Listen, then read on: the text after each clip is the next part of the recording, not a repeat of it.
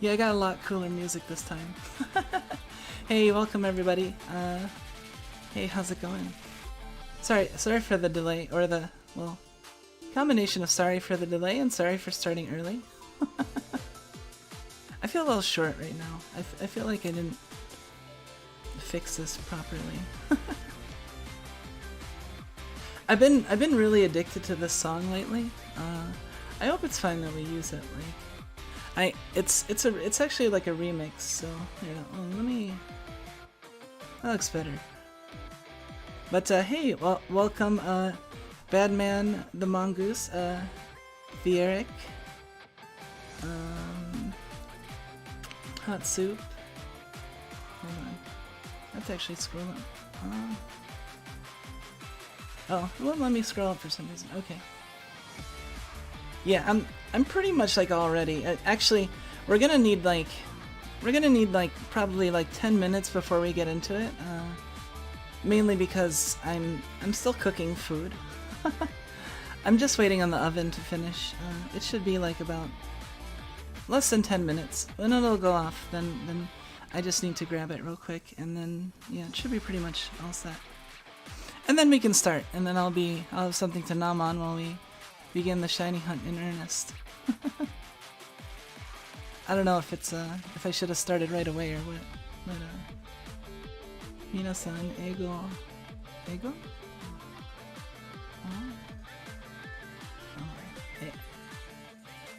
Oh, ego? No, isn't that the, wait, Kyono. I'm trying to read, like, I feel like I can understand the first, isn't that talking about Uxie though? Isn't Azelf the willpower one? I don't know. Ego Yosei? That's Yosei, right? I'm not really. See, my kanji is pretty bad, so it's like, I don't know. Let me see. Yeah, just about like 5 minutes or so, I would say. And then we can begin. How's everyone doing today? I managed to get a lot of sleep, I feel like.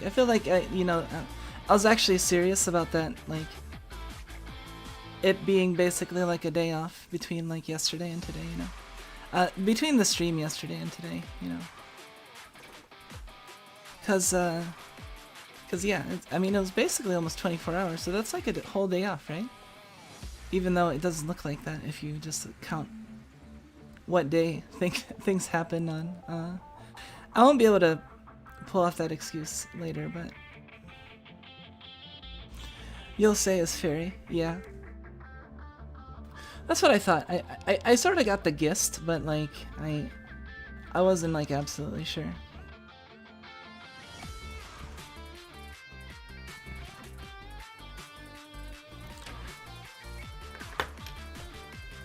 My sense of timing is kind of really weird too, because it's like I scheduled it at 1, and then I'm like, oh, I'm gonna start an hour early, and then I have to schedule it 15 minutes later than that, and then I'm still like rushing a little bit, and it happens, I guess. Hold up, let's see. I wonder if this song is like too much juxtaposition to my like really calm. Second message is, yes ma'am, today the mongoose is house sitting. Ah, okay. You're house sitting. Like, that just means you occupy someone's house for them, like, and make sure it doesn't get unlived or something, I guess. Well, I mean, if they have pets, I guess it's yeah, I mean, I guess I don't know if I've called it specifically that, but you know.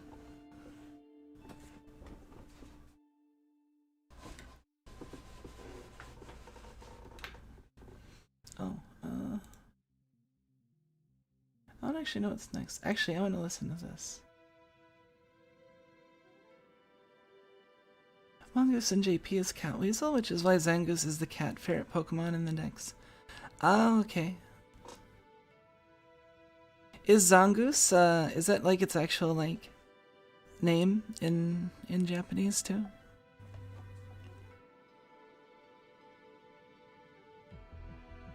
I guess while we start, like, I can talk a little bit about my history of shinies. It's an easy one. I've never encountered one before. I've been playing since Gen 1 and I've never encountered a shiny. Not once. I mean, except for scripted shinies. Like, I mean, I played Gold and Silver and like Red Gyarados, you know. But like, I haven't actually. That was in Gold and Silver, right? I'm not thinking. But you know, I've never actually encountered a shiny before, so like. I've never really been like super like hungry for them, I guess. Like the achievement was always there, but it always felt like just kind of like a out there achievement, you know. I didn't really have a lot of people that were like super strong into Pokemon and would get hype about like shinies, and you know what I mean. Like it was mainly just like me playing Pokemon and maybe a couple people I knew, but.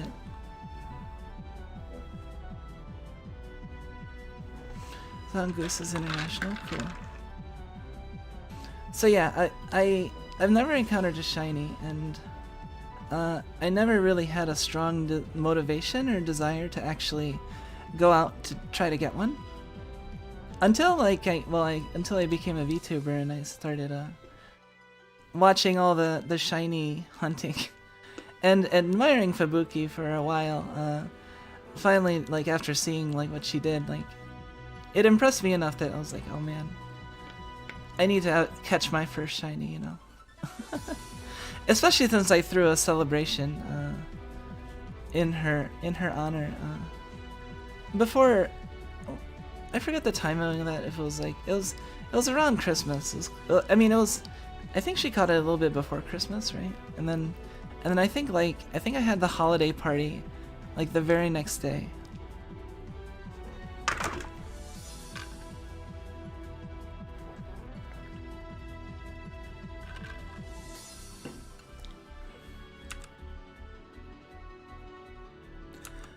Hey, welcome, Eamon. Nice to have you. Many shinies are an underwhelming green tint. Yeah, I've seen like the ones that are like green that are like isn't like Espeon like all green and stuff. Who else? There's a couple that are like really like distinct. I thought like Umbreon too was like. I know Espeon or Umbreon is green like. Yeah, and some of the shinies, like, honestly, like, it's kind of annoying because, well, I think Raichu's shiny is not too bad, but it is not that distinct, but, like, my other favorite Pokemon, Flareon, is even less distinct, like, I honestly think I might like the non-shiny colored Flareon more. Like, it's a deeper red, like, why is that, you know what I mean, like, I don't know, I guess it's more subdued, maybe, if you like that. But I kind of like my Flareon to be a little bit, you know, fiery and stuff. So it's like, do I even really want to get a shiny? Yeah, so I can also explain a little bit about how I decided on this shiny in particular. The reason is because, well, oh, there's the oven. Hold on one second. just give me a minute.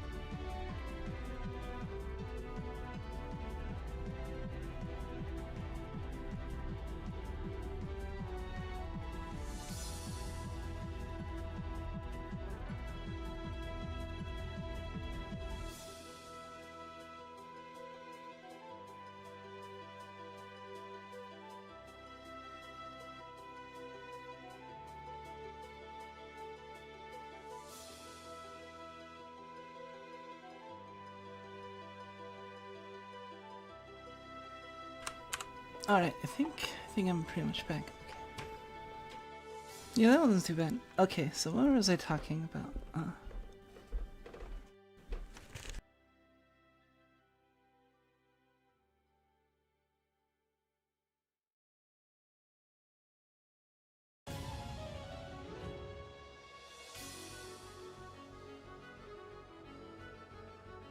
Clefairy just has green ears. Oh yeah, it's really... Isn't the tint just a little bit different though, too? Zubat is also green until it turns into Crobat and goes off the rails being pink with golden wing skin. Wait, no shit, really? Crobat?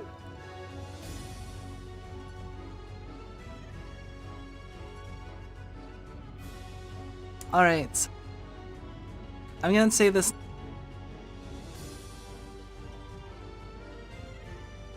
If we get this on the first day, I'll hunt a shiny Zubat so I can get a shiny Crobat, and we can have like the EX Zubat, EX Zubux, like. Why Azelf? That's what I was wanting to talk about. The reason why Azelf is because, well, I wanted to do a Pokemon that like not a lot of people have been talking about. So like, and I no one like really like big had I had seen like try to hunt that in particular. You know, I know Callie's hunted like Giratina, Sana's hunted Rayquaza, Fubuki's hunted. I mean like all of those. And what else? And people hunting like Phoebus and assorted like ones, and I didn't really hear anyone talking about like hunting specifically the like trio, and so Azelf's actually like a few different reasons. One is, well, I'll give you the inspiring reason, and then I'll give you like the more well, okay, I'll give you the more efficient reason. The reason is because Azelf is the most competitively viable of the three. That's not the action. That's like part of the reason. Like honestly, I would still go for another one, but like I because of the competitive goodness of it, I was able to justify the other reason why I, decided to go for Azelf after all. The reason is because, well, Azelf's like the Pokemon of like willpower. And I feel like willpower is something I've always kind of like struggled with my whole life, and it's also something that I really like admire in like my heroes, and the the VTubers and stuff that I look up to and stuff. So I think like willpower would be appropriate. So it's like, and it'll take like a lot of willpower because I did say that like one of the reasons I got into VTubing was because I struggled with willpower, and also just like getting a better schedule, but also like just like I feel like my stamina wasn't as good as I want it to be because and partially to do with willpower, and also I've had a history of like procrastination, so like that too. So like willpower is something I always feel like I struggled with, and yeah, so. Now it's like, yeah, so I feel like if I do the shiny hunt, I don't know, that'll be a good omen, especially to start off the year, especially since like a lot of the stuff I've had to do over these past like, well, whole year at this point, since I really started like, I really started around this like last year, November, December in earnest to like become a VTuber. So it's really been like a full year at this point. I think those three tend to be forgotten for the most part. Yeah, see the thing is the Azelf's actually pretty good. Like psychic Pokemon with like I think like one like 120 like 130 or something attack and special attack, and like 110 attack or 110 speed. It's pretty high, like in all the stats you want, and the attack or you know, the defense and whatnot is nothing to pretty decent as well, you know. So I was thinking, like, you know, having Azelf would be cool. I honestly, like, actually, you know what? I just realized I haven't decided what to name Azelf yet.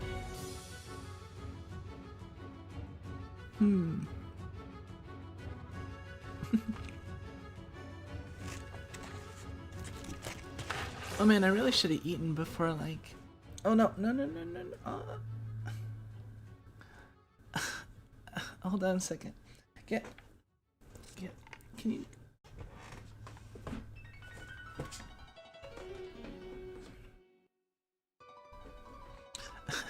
Sorry, my cats like to, Nep has been, like, getting on my computer every so often, and it's like... I get really paranoid because the power button's on top, and she's like stepped on it before and turned off my computer. She's never done that during a stream, but I'm always like, oh shit. I found it so weird they gave Zamazenta the weaker type combo in terms of defense. Really? Yeah, what was his name? Zacian, and has like the steel fairy, right? I only know about those legendaries because of Pokemon Showdown videos of like temp jousting noobs.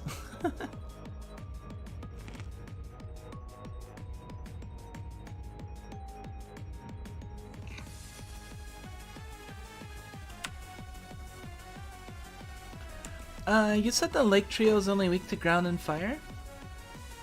I don't think so, unless I'm like not knowing one of their abilities, because they're just psychic Pokemon, so they have all the psychic weaknesses. Do they have some sort of weird version of like... Hold on.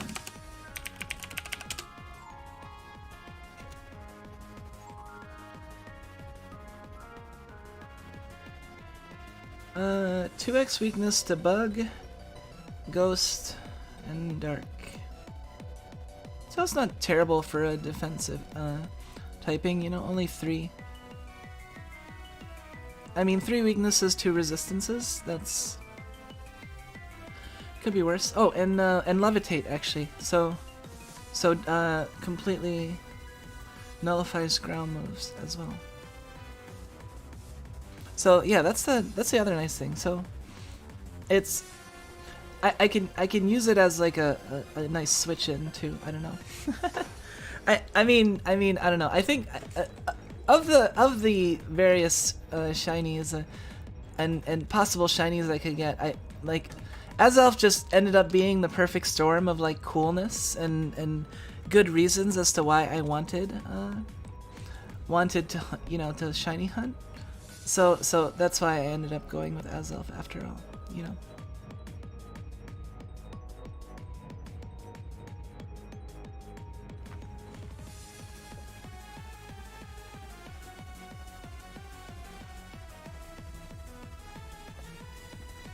I was wondering how they were Game Freak was like regarded by the Pokemon community, like in terms of like balance and stuff, you know, because I don't really get into like the thick of like, you know, how good the meta is, or like, see, that's the thing, like I don't know that much about like competitive Pokemon, but that's because I've never tried. I just know stuff because, like, you know, I mean, okay, I tried like a little bit like when I was younger, but like in recent times I haven't tried to like really get into it, you know, because I you know, I really like get into if I'm gonna make a serious push at it, then I'm gonna try to know as much as I can.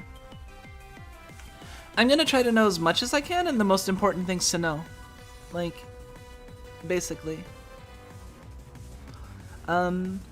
So like I don't really know like how good the meta is, or how good Game Freaks is regarded, or did I say Game Freak? Yeah.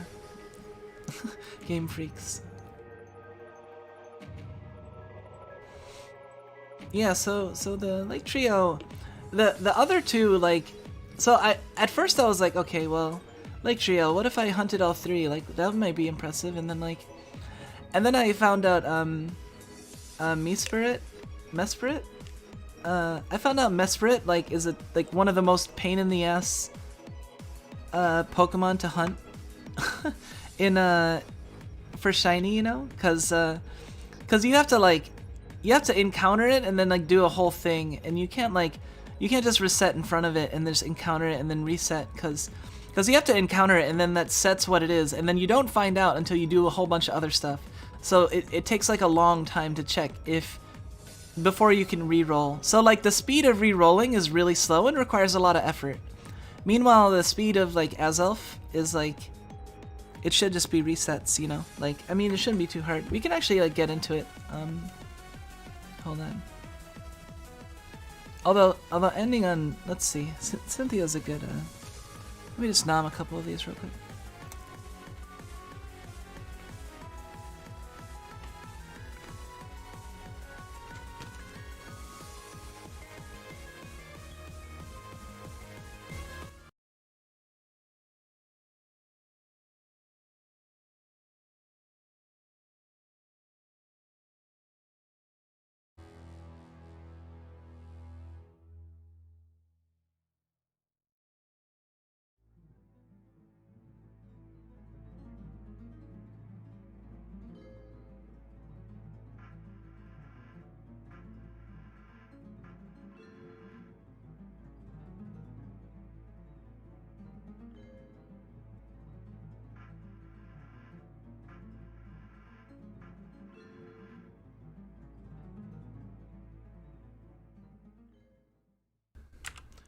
All right, we should be good, I think. Everyone can hear everything, all right? And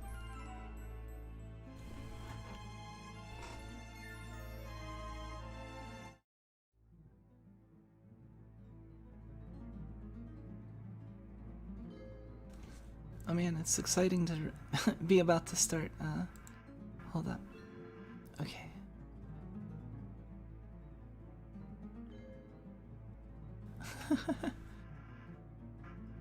Oh, it's exciting getting ready to start. I guess without further ado, let's get into it. I'm trying to think if there's anything like appropriate to say before starting, but I guess let's just start. Let's just not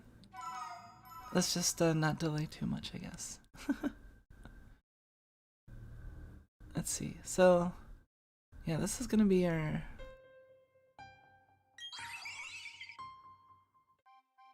It's basically gonna be our process.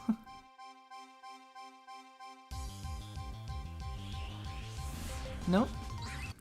Alright, and then so I have to close. I'm really clunky with this so far because I've hardly done it, of course, but I'm gonna have to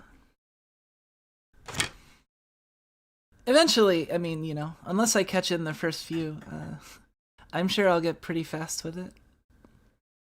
I'm pretty good when it comes to muscle memory stuff, I think. Like, generally, like in any like part-time job or anything that required like some sort of skill, that required like hand-eye coordination or other stuff, I got to the point where I was like usually one of the best people there. If I actually cared, like, which I usually did. Like my tendency in see, I'm already starting to go off into tangents. I'm sorry if I missed anyone's reading, but oh, we should keep count, right? Like, so this is the 6th time because we did it exactly 4 times the first. Nope.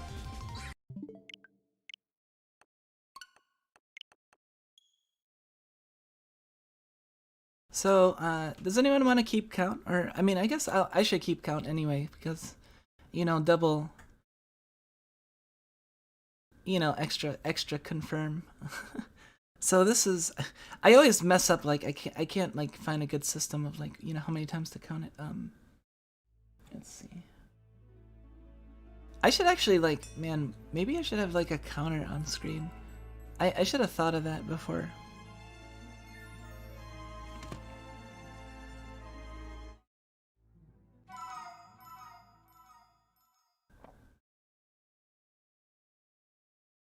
Well, this is try number 7, like right here, right? So that's the thing. It's like deciding At what point do you start counting, like incrementing? That's what always like. It's hard for me to be consistent. So like I would count it like the moment you see the shiny and confirm, or the moment you see it and confirm whether it is or not. So we just saw the 7th one, so the next one's the 8th one. I'm trying to think of the best way to keep count, like... The boomer in me wants to just use a physical tally, but... I feel like I should really get a... Hold on.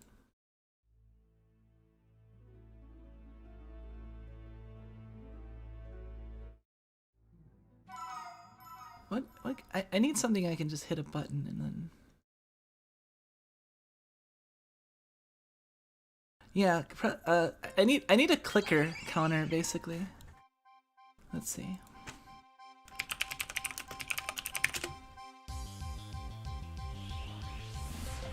Nope. So that was 8.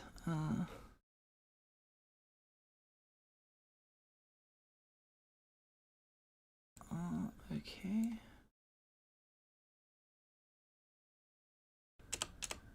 Wait.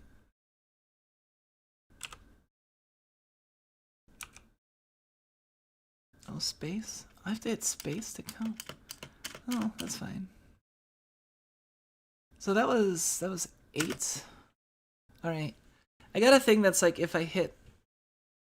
I'll figure out a way to format it so it can like appear on screen. I may need a little bit of help on that later, but yeah, we can...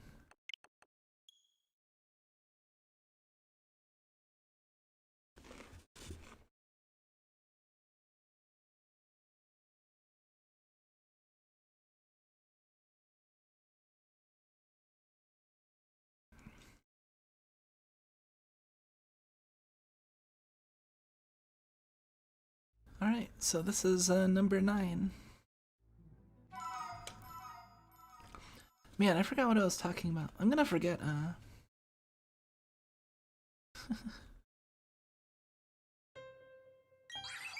forgot what I was talking about, like, right before. But, expect that to happen a fair bit, just...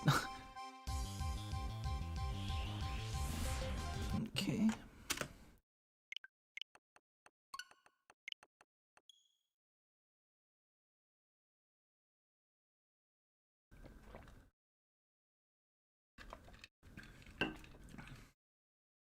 Oh shit, did I... Yeah, I did post this on Twitter, I didn't forget that this time.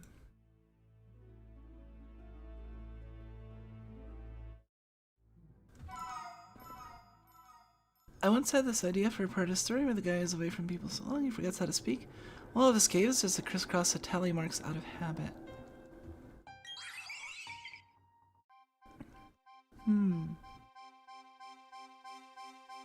I can't imagine forgetting how to speak, even if I was like abandoned for 100 years or something. I don't know. That's just like something that I feel like has never... I mean, that's... I don't want that to... Yeah, but just like, I don't know, I've always been like comfortable with language as far as I can remember, and you know, as... I didn't hit this, okay. Start some sort of inane rambling about your favorite zoo animal to pass the time. So do you guys think we'll get it today? Because like I said, if we get it today, then I think I'm going to try hunting shiny Zubat so we can have shiny Crobat. And then we can replace Zubooks with EX Zubooks. Inane rambling. I'm pretty good at that. Well, I'm not like that inane, I guess. Nope.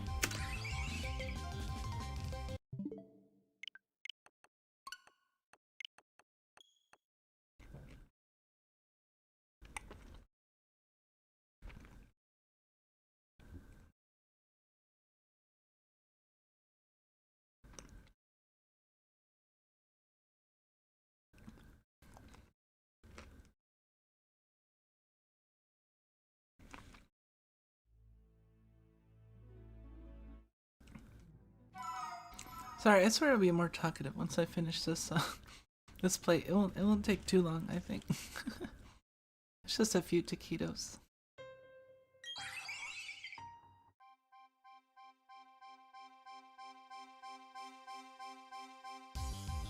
I guess there's not always a cut-in, huh? No?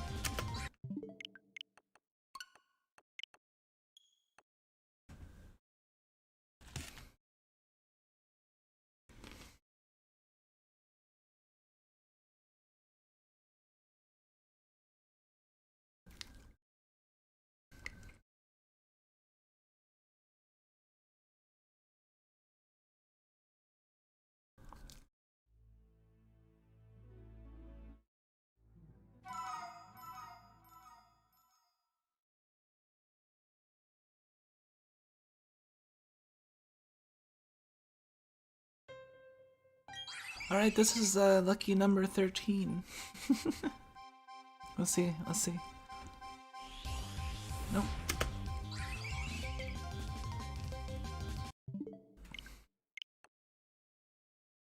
Hey, welcome, Akarin.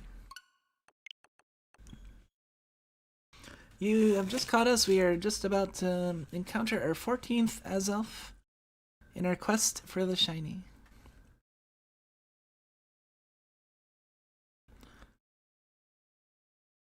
People are free to take bets. How long it'll take or what number it'll be on. But... Aoina. Yeah, it would be Aoina, huh? It's 1 in 4096? 1 in 4096, yeah.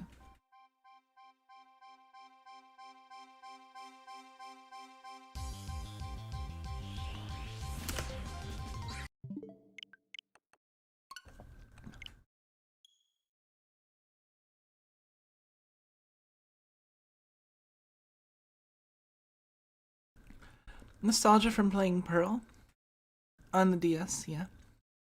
Oh man, I recently like dug out my old copies of like Diamond and what was it? I forget if I have black or white, but yeah. Gen 5, like I think most of my like good and competitive stuff is like on Gen 5. Like, I don't know where my Porygon Z went, though.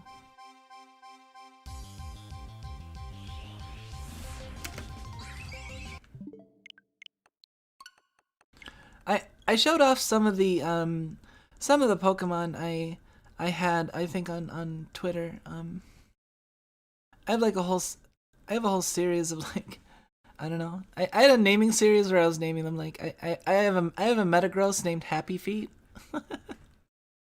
And Ain't Falco is a Breloom that's I think a Toxic Orb Sub-Puncher with Spore, I think.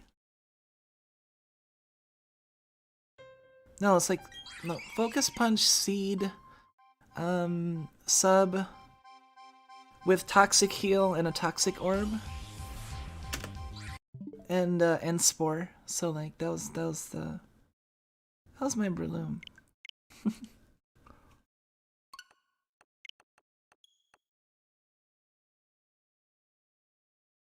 Jolly, of course. I'm pretty sure Jolly.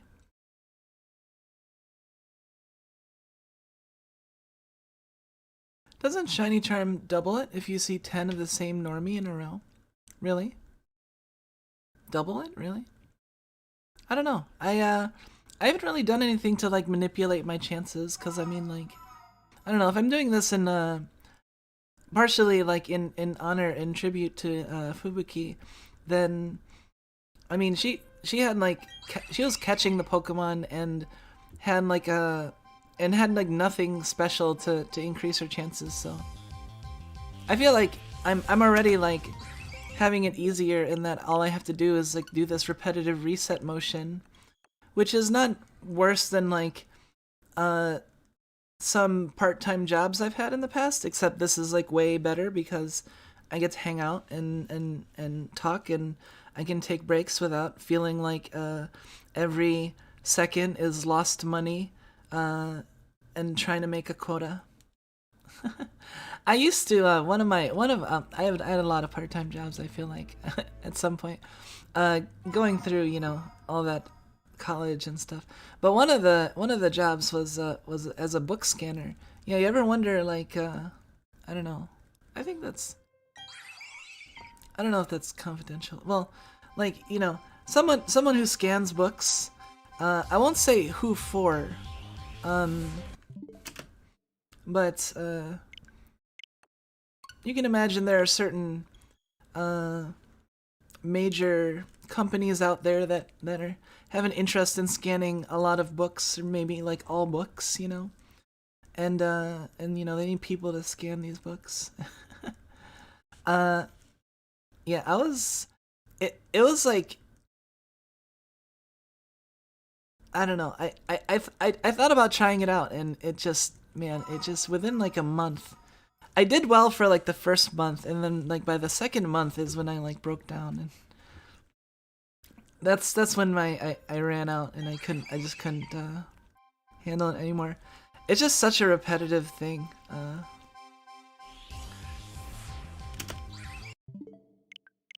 Like, I mean, it's basically like, you're lining up the book and turning a page, and then lining up the book, turning a page, and if it's slightly off or anything, then you get then the whole book is basically thrown out, and you don't get credit for it. So it's like there's a real big problem with failure because it messes with your like numbers, and your numbers directly influence how much you get paid. So that's the thing that sucks. It's like they can be like, oh yeah, like here, get this job, like you can work as much as you want, and people can make up to like a lot of money, but it also requires you to be a fucking machine, and just like I couldn't do that. I couldn't do that job for more than like a month, and maybe a month and a half before I had to quit, because every day I was just in tears by like a couple hours in. Yeah, it was pretty bad. When will Nintendo finally be satisfied with the number of fish Pokemon? Is there a mantis shrimp Pokemon at all? Like, that would be kind of cool. Oh, there's like Crawdon. Isn't that basically like a mantis fish? Cause like mantis fish can like punch the fuck like mantis fish are basically like One Punch Man, right? Like of the fish world.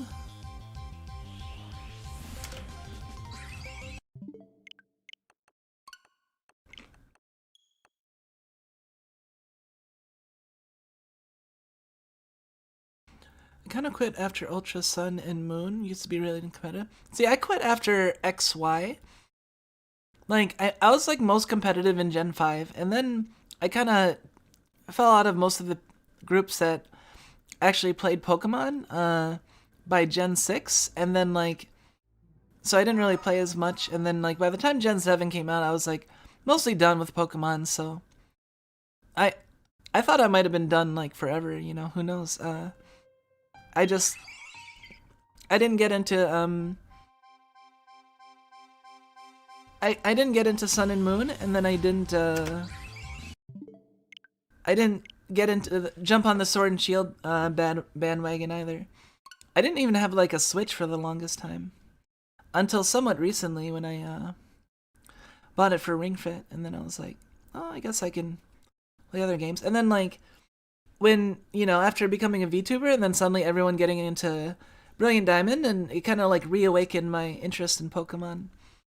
And because here's basically like this whole community of Pokemon players that are like similar to my interests and demographics, and I mean, like we're all kind of the same, like I guess profession, or the same. We're doing like the same thing. It's it's like almost like the ideal setup, right? To have friends, to even though I've been pretty like sorry, I'm like not even Um,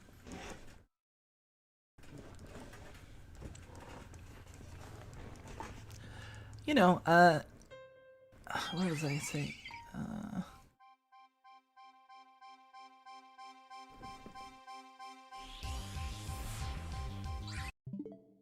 I didn't get into VTubing specifically to be social, but like that is a positive, like, I feel, for me, like not having like that many like mm,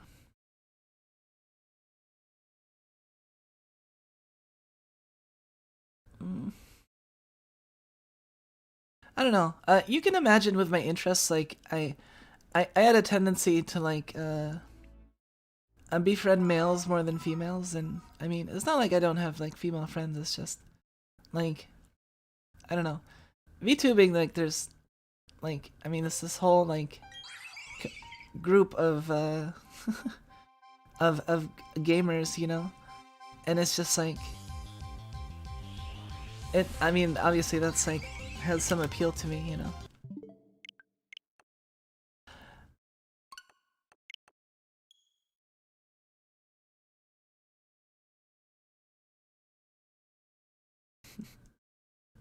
I always preferred Digimon, yeah. Uh, I never really got into Digimon. Digimon always felt like you know like the when it came out, like you know it was back in the day, and it was like I had like just gotten into Pokemon, and a lot of people did, and you know Digimon comes out, and I feel like some people jump ship, and then like but like a lot of people that like were already into Pokemon and were also like really little, probably like rooted into Pokemon a little bit, and kind of like I don't know. So it's hard for me to like see Digimon as like something cool or interesting because it's like I don't know. I was almost like ingrained as a child, like oh Digimon is like that knockoff Pokemon with the weird shit, you know. So it was like like maybe if I was introduced to Digimon first and then had a more even playing field, then but like you know I was firmly you know in I was firmly like you know in the US and when like the Pokemon craze started and in the right age bracket, you know. So like I was basically like perfectly targeted.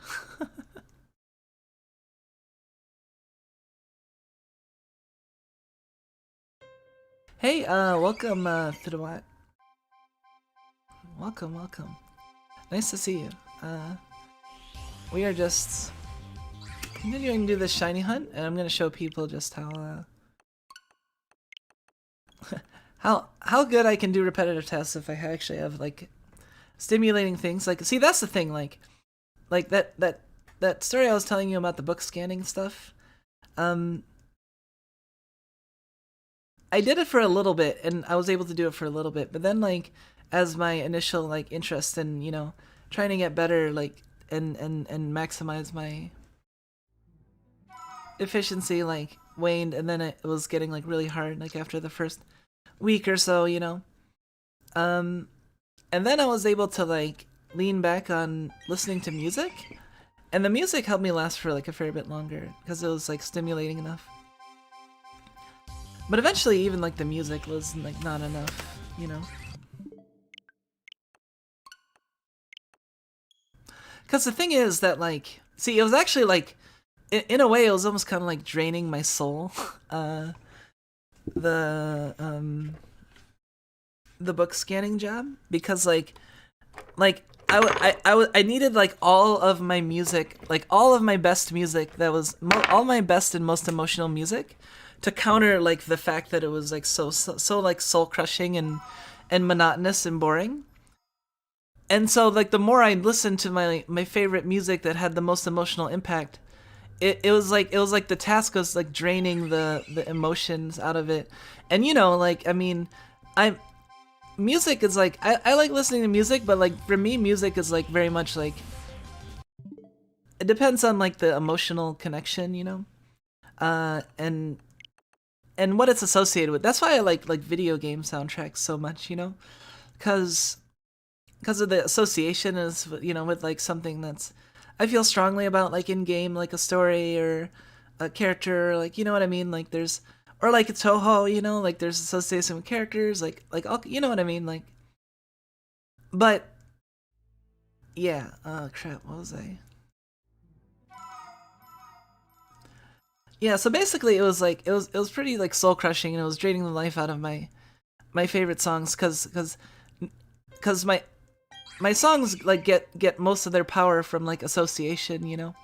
So like doing an activity that like was so like soul crushing to all of my favorite tunes was basically like draining the life out of me, you know. And I think that's why I was starting to like break down really. I don't listen to like music all the time, but like that's because if I'm doing all right, then I won't necessarily need to rely on the emotional like impact. I can kind of like content myself with my internal like jukebox and my internal just thought processes and internal chatter, you know. But music is still important for me to like rely back on because it's very important, and you know it's important like I really like video game soundtracks.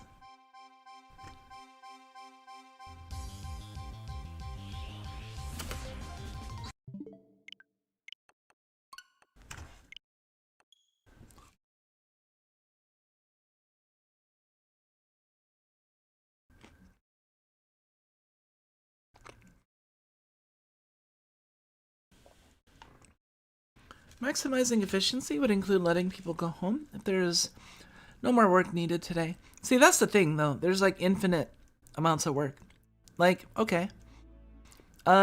People can go home once the work is done. Oh, when's the work done? When every book in the world has been scanned. Yeah, fuck you. Like damn it. That's a grind I don't want to like do.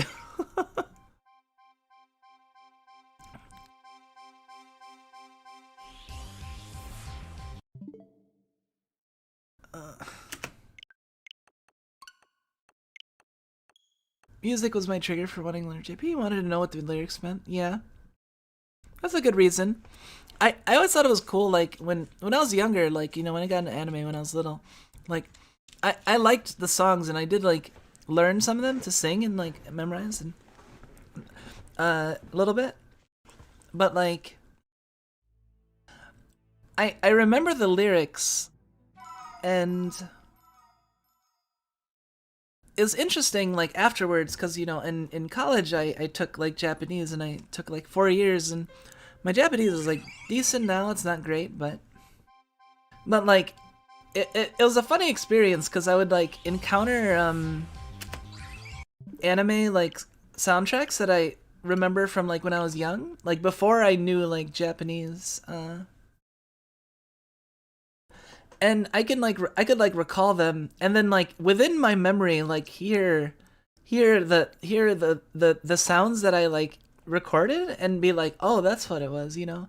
Like for example, like you know, kind of like if you remember like how a song went, and assuming you weren't just like making up complete like garbage sounds, right? Like I remember some of the old songs, like Slayer songs, like.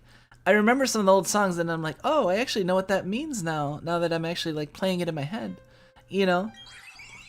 So like that's what I think of the cool effect of like you know that learning Jap like actually from just having you know been around so long.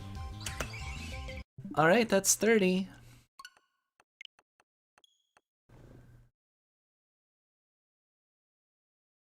All right, when we get to a number, no, I don't want to. No,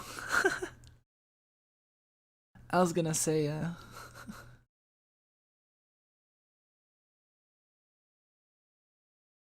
we're not machines. We do need to have things to keep us engaged in what we do. Yeah, see, that's the thing. Like, I feel like you know, hanging out with chat and talking like is a self-sustaining activity. For me, for the most part, you know. Obviously, I can't do it like infinitely, right? But like you know, with adequate care and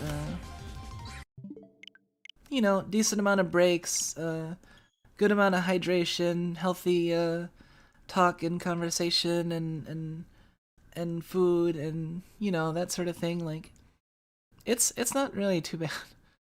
You know, I don't mind it. It's I mean, if you think about it one way, I mean, see Fubuki had it like the ideal way, because it's essentially the perfect way to think of it. Think of it as just like you're fishing, and you know, you're talking with people, you're hanging out with people while they're fishing. Like imagine going back in time and being like, yeah, in the future, like there'll be like a fox girl fishing with like a window that like, you know, like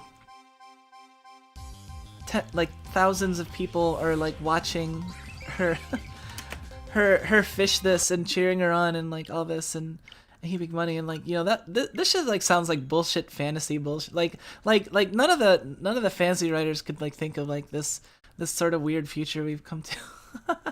I feel like maybe they have. I don't know. There probably someone has gotten it close, but like just like some of the things, like if you just like sum them up and then you like think like, oh man, if I told the past like what this was like, they'd be like, what the fuck? Really? Like really?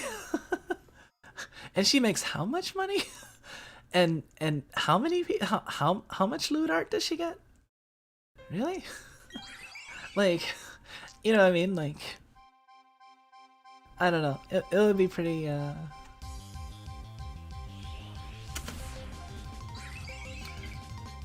far enough back, people would think you're possessed. Oh man, people would absolutely think you're possessed. Like, if I mean, people, if given like little context and seeing like some of the stuff that happens in like the future, would probably think it's like devil magic and other crap. I mean, how else am I communicating with people all across the world while I do something in my living room? You know, like that alone is like ridiculous, right? Like.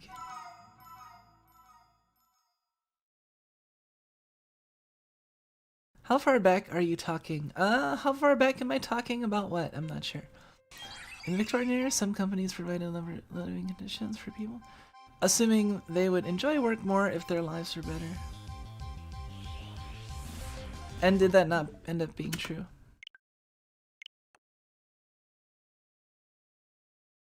What's the thing about sufficiently advanced technology looking like magic? Yeah, I mean, basically, sufficiently advanced technology is indistinguishable from magic. I mean, yeah, that's pretty much,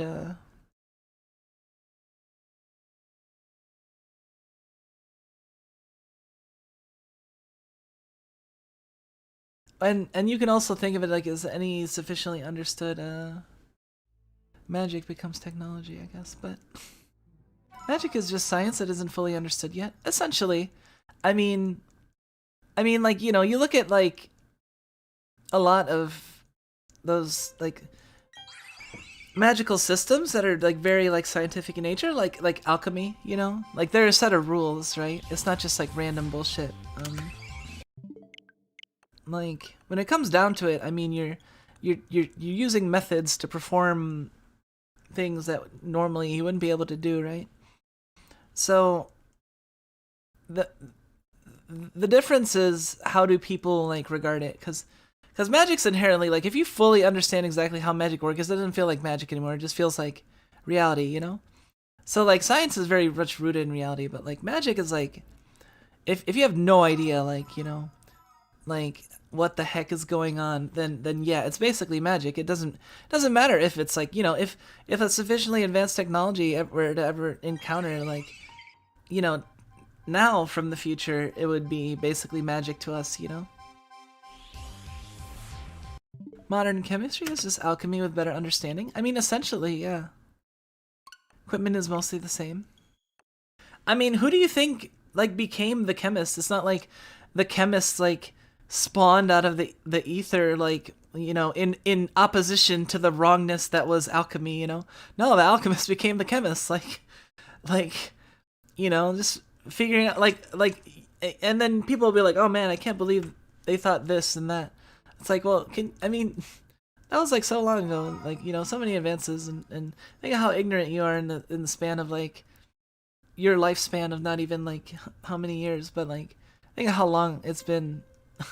In the past, people didn't have nearly as much, like, just the fact that we have like access to all of this information of like the modern day is like insane. It's like, I feel like I'm very lucky to be in the current time period. I don't know, personally, I feel like a lot of people are like, oh, this time period sucks, but I'm pretty happy like where I am. It's just like, yeah.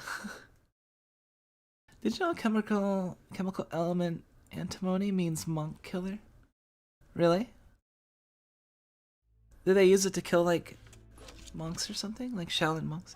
VTubers are basically magic. I mean, when it comes down to it.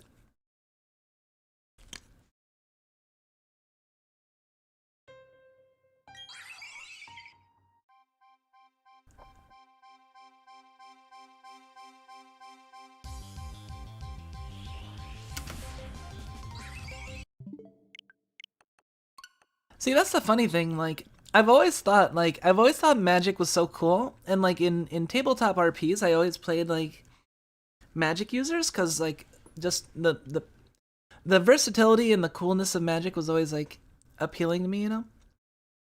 So like I was always like, man, I wish magic was real. If magic was real, I'd learn how to do it. Like absolutely, I would just dedicate everything I can to like learning it. And in a way, I feel like I kind of did that, you know? I identified the thing that was be most magical to me in my existence, and I seeked it out, and I learned how to do it, you know? By myself, for the most part. I mean, I did have support, but like, you know, no one was like really pushing me along. That like, you know, no one was really like, oh man, you should definitely do this, do this, do this. You know, like, it was basically like my idea, and just like working myself up to it, as I got like into other VTubers, like at the end of 2019 or so. Because I had like a tangential interest in like VTubing, but like VTubing before, like the old age VTubing, you know, like the keys in the eye and stuff, like was a lot more focused on like produced videos, you know. Meanwhile, like when I started getting into VTubing, it was like the more new age stuff. I started watching like Korone, you know, and that was like my introduction to Hololive for the most part, because I'd seen them around, like, but I didn't really start watching them until like Korone's cuteness was just like, wow, she's really cute. and then like, oh, and she plays like cool video games. Oh, and some of these are pretty old. And then I'm like, you know, and then there were like one or two people around me that like really liked her too, and I'm like, huh, I'll try watching her. And then I got like really into her, and then for certain reasons that people can imagine, like in 2020, I started spending a lot more time indoors, and that's how like I got like more and more into Hololive and VTubers, you know. And yeah, then essentially like I had been like entertaining the idea of becoming one for like a while. Like, I mean, I think I'd started having that idea like the Keys in the Eye era, but it didn't really appeal to me as much. Like, I mean, the idea of becoming like a anime character basically did, but the produced videos as opposed to like streams and like the kind of like more impersonalness didn't really like appeal to me as much. But like once I started getting into like Hololive, I was like, man, this is so cool. I enjoy it like from the audience perspective, but like I could see myself doing this, like you know, playing games and being social and all this stuff, and you know, I feel like I feel like, you know, if I just need like technical know-how, then and I can just teach myself or find things out, you know, on my own, look things up, then I could accomplish it, you know. So then, yeah, then I guess I made the plunge like in December of 2020, when I was finally like, okay, I've been tossing around the idea, I've been kind of working on a design here, and then I'm gonna put like, I'm gonna actually like, you know, take the first like big jump, and I put money down on a model and rigging, you know, to be done. And the line was like pretty long. Like it wasn't set to be done. It wasn't set to be started until like April, you know. So like that was I had a good amount of time to just like learn like the basics of like streaming and practicing my setup and getting used to kind of just like speaking to myself and stuff, and because I mean it wasn't really too hard to come to me, I think. But yeah, like just being able to like hold I basically like worked on all that, and then like there was a switch though. Like the person I had originally like got to do my model and rigging, like I had been considering, like, you know, I had found somebody like, well, I don't know if I, oh man, I'm giving like the origin story of crap, wait. Oh man, do I want to give this now? This is like, have you guys unlocked social links high enough to reach this story? Did I hit spacebar for this one? I think I didn't. Oh man, we're starting to lose it. Oh shit, I hit it twice. No. Hold on. Okay, we're down one. I think we're on 44. I'm pretty sure I didn't hit it because I was just kind of like talking, and I'd let it go until, like, you know, Raichu came out. I talked about part of it before. Oh yeah, I guess I did. I don't know. I'm just being cagey because why not? We're gonna be here for a while, so if I give out all my secrets in the first like couple hours, then you know.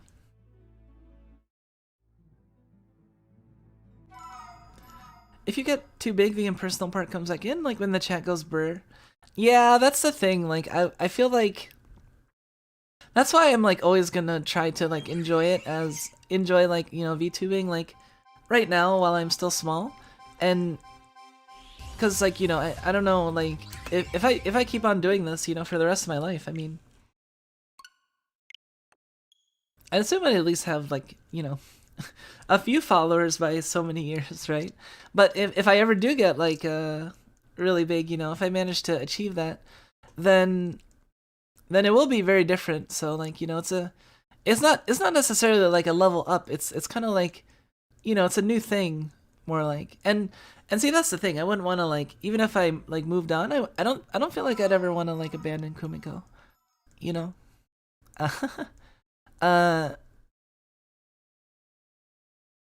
I'm too much myself. Like, it's not even a matter of like, you know, I can't imagine a design or a character that would fit me more than this. I mean, wait a minute. What the oh wait.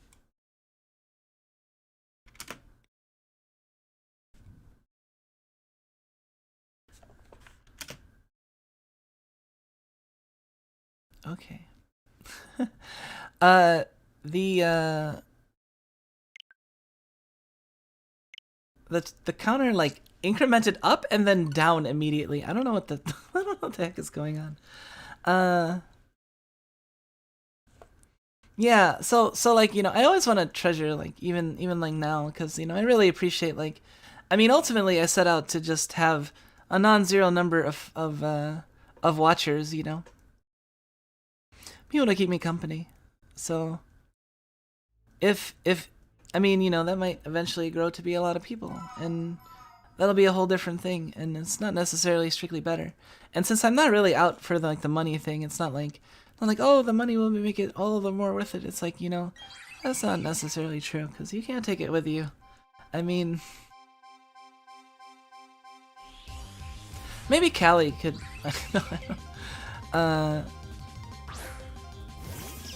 Anyway, oh shit. That wasn't a shiny, right? I didn't actually look. I don't think I looked. Did I look? Hold on.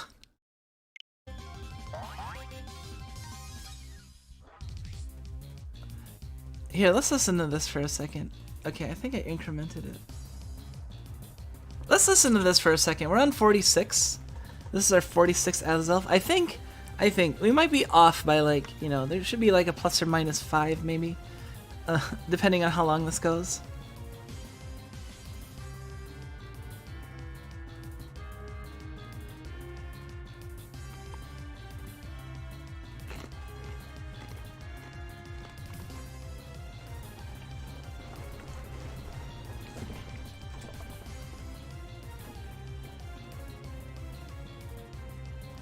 Yeah, I actually like this theme. Like, it's pretty cool. Big ones I watch mainly VODs to avoid frustration on the chat wave, yeah. I mean, that's yeah, one of the nice things about like kind of like a lower volume like Niji Sanji, or you know, as opposed to like the super big so yeah, that's why I'm in no hurry to like apply anywhere or anything like that. Like my plan is like I'm not even thinking of any sort of like of that sort of thing until at least 2023, you know.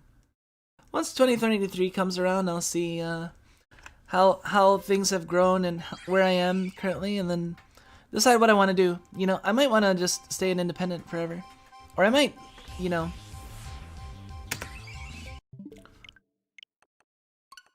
but yeah. Who knows?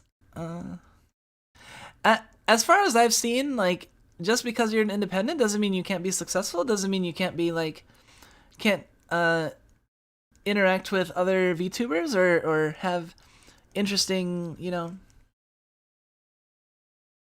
interesting stuff, you know. So I feel like it really depends, like, when 2023 comes around, like how much potential I feel like I have, and like how worth it would be to try, like, you know, just try trying out for something new. And then, you know, it wouldn't necessarily even mean the end. Like, I don't even know if I would graduate. Like,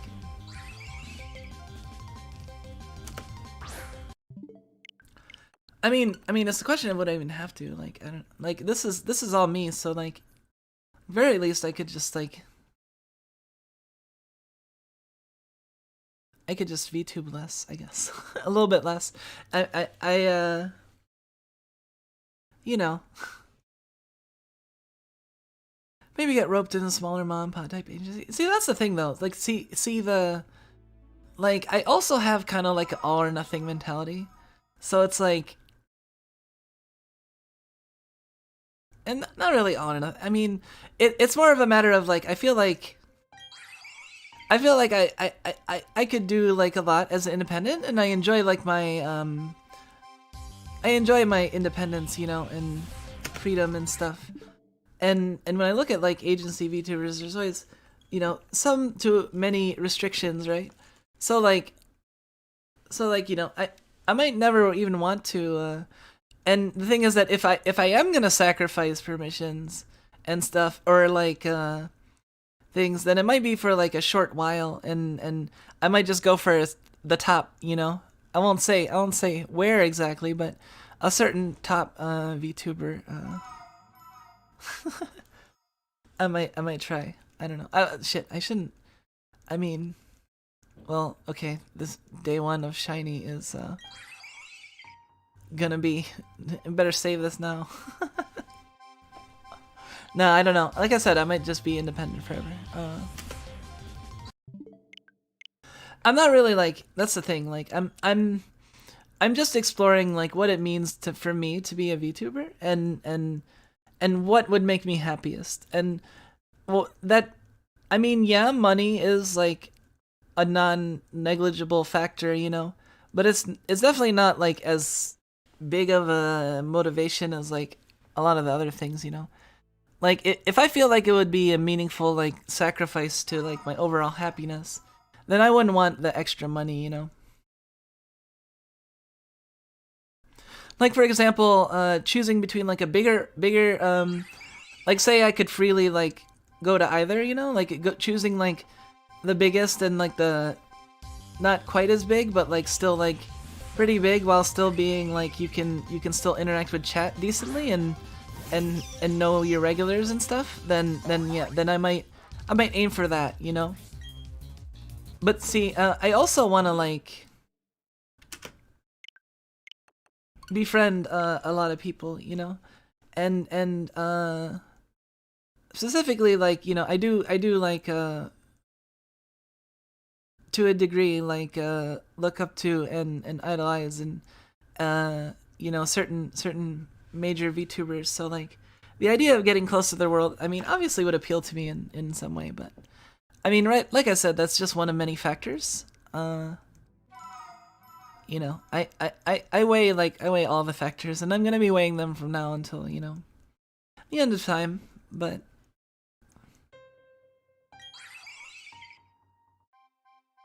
biggest struggle for indies is promotion. You don't have much reach without a popular company to advertise for you a bit. I mean, yeah, I guess that's true.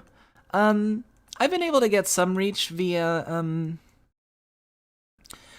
Twitter. Like, Twitter gave me like the basic foundations to, like, so that, you know, there would be at least some people, and the debut and everything. Like there was a decent number of people in my debut. I'm like, and then like, yeah, it dropped off. But the fact that, like, you know, it gave me the initial push, and then I've been streaming consistently, like 5+ days a week for like over 6 months now. So it's, and then like I had posted on some memes, it does seem like I'm starting to break through. Like recent content is like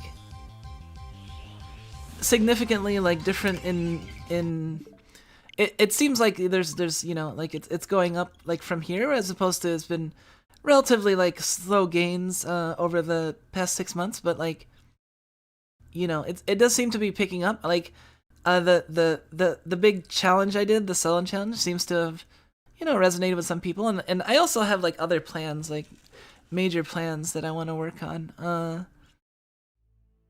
In hopefully I can, I don't know when to figure out a good goal. Like maybe the end of by the end of January. Let's see, it's, I don't know. It depends on how long the stuff goes. Like, maybe in like a week or a couple weeks, or like I have a major project I'm working on, and yeah,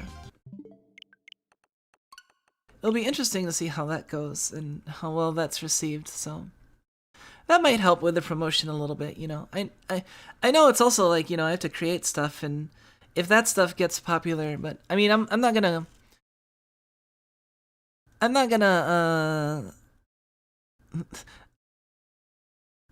like go just indiscriminately like promote myself, you know, because I do care about like the type of people I attract, you know. I don't want to attract like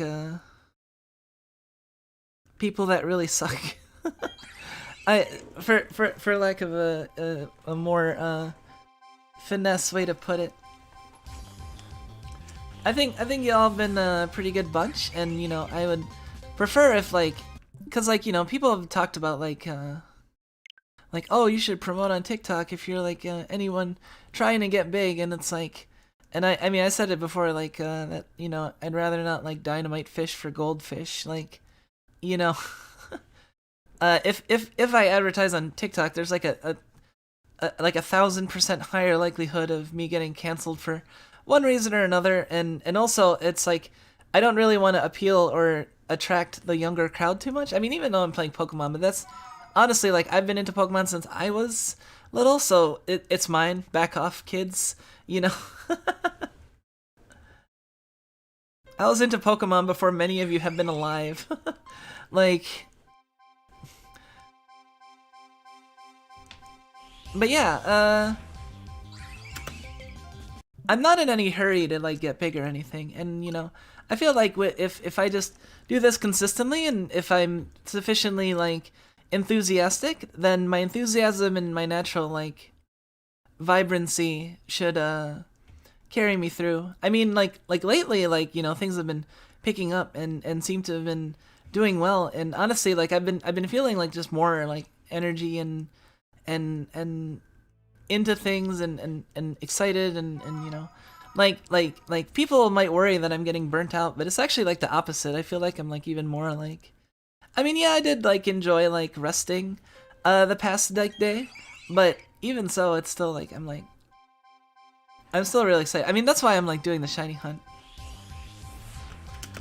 I mean, one could like draw similarities between this and like the whole like book scanning, like, oh, putting a repetitive task and it draining the life out of your other activities. And I don't feel like that's the case, because, like, you know, book scanning, like, you can't make memes about book scanning that to share with like like tens and hundreds of people or more, and have like a whole theater and quests associated with it and all kinds of, like, I don't know, it's just it's it's different enough that I don't feel like it would be like I mean, I'm sure you could find a challenge that would be just like really grueling, but I feel like VTubing has enough, at least for me, that I can I can do even like difficult endurance things, not too much problem, because I just enjoy, like, playing games and having pleasant company, and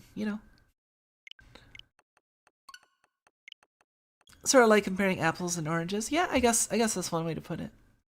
Make a book or book scanning. Did I say welcome, Lord Aski? I'm not sure if I did, but if I didn't, welcome. If I did, well, you're still welcome, but I take back the second welcome, because otherwise that wouldn't be fair to the others. Well, I only welcomed once, so yes, take your single welcome.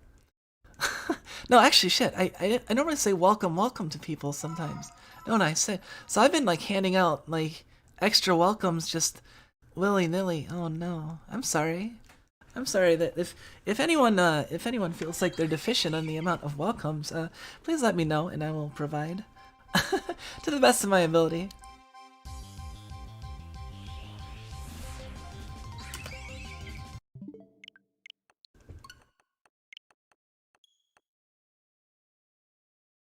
Make a book of book scanning memes and someone will eventually scan it. That would be...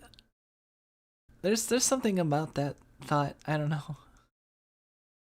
The welcome economy is going to crash. Yes. YouTube doesn't want people to aim at kids, but also demonetize even slightly ecchi stuff. Contradictory.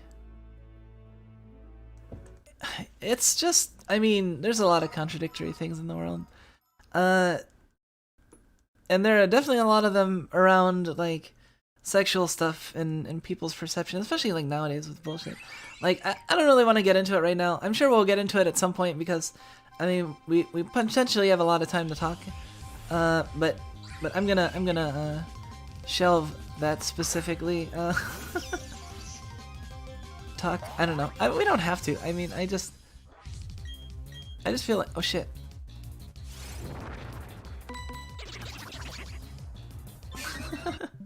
All right, I don't. Did I hit the button? No, because I always hit the button and then I reset. So like, hit the button.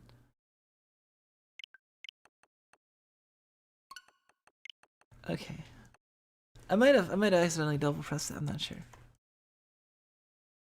Yeah, it does suck. Like the I feel like I've gone into certain diatribes like a lot, so I'm gonna like I'm gonna move, like, avoid certain things, at least for a little while. I don't know.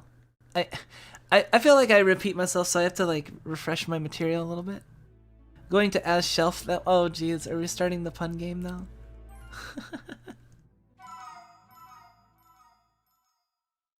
I think I get what you mean. Blood, gore, bullets. Oh yeah. I mean, that's why, like, if you see some of like my more sassy Twitter posts, that are just like, I don't know.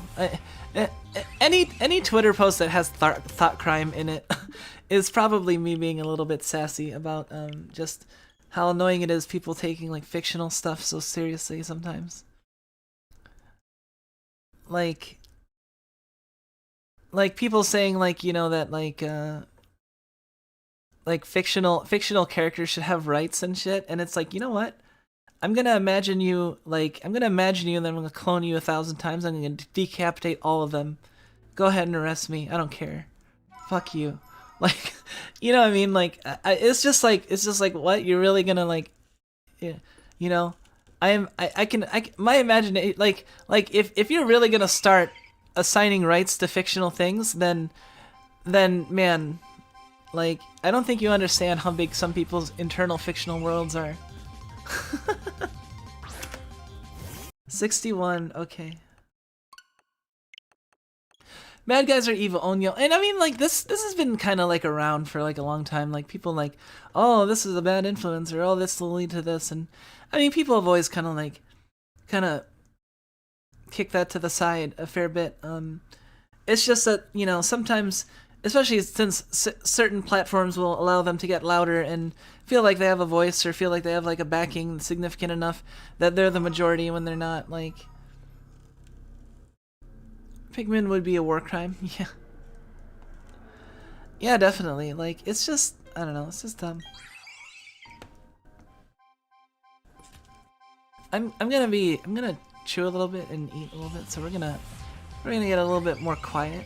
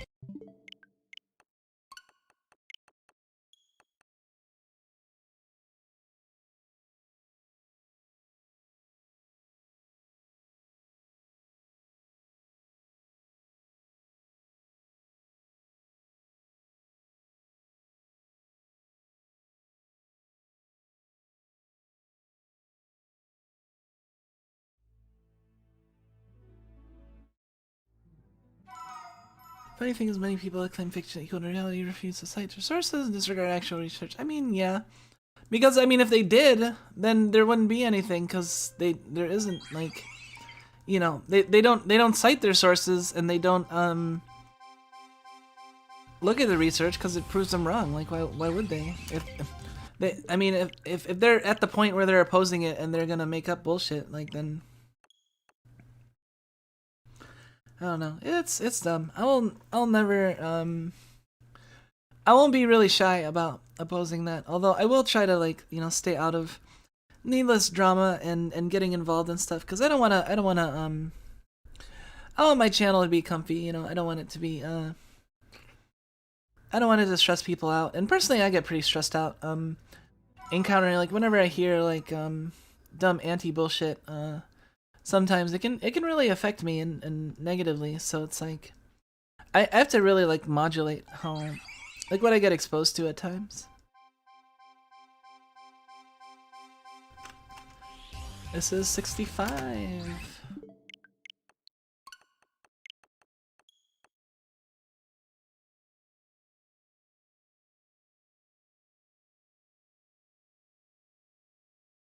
Mostly laugh at that stuff, can't take it seriously. This is an anti-anti zone. Basically, I mean, that's essentially what it is.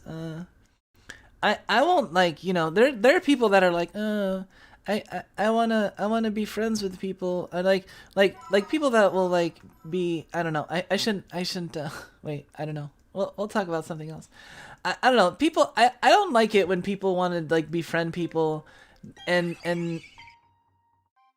like forgive, like, stuff that's bullshit about them, but, like, oh well, I don't know.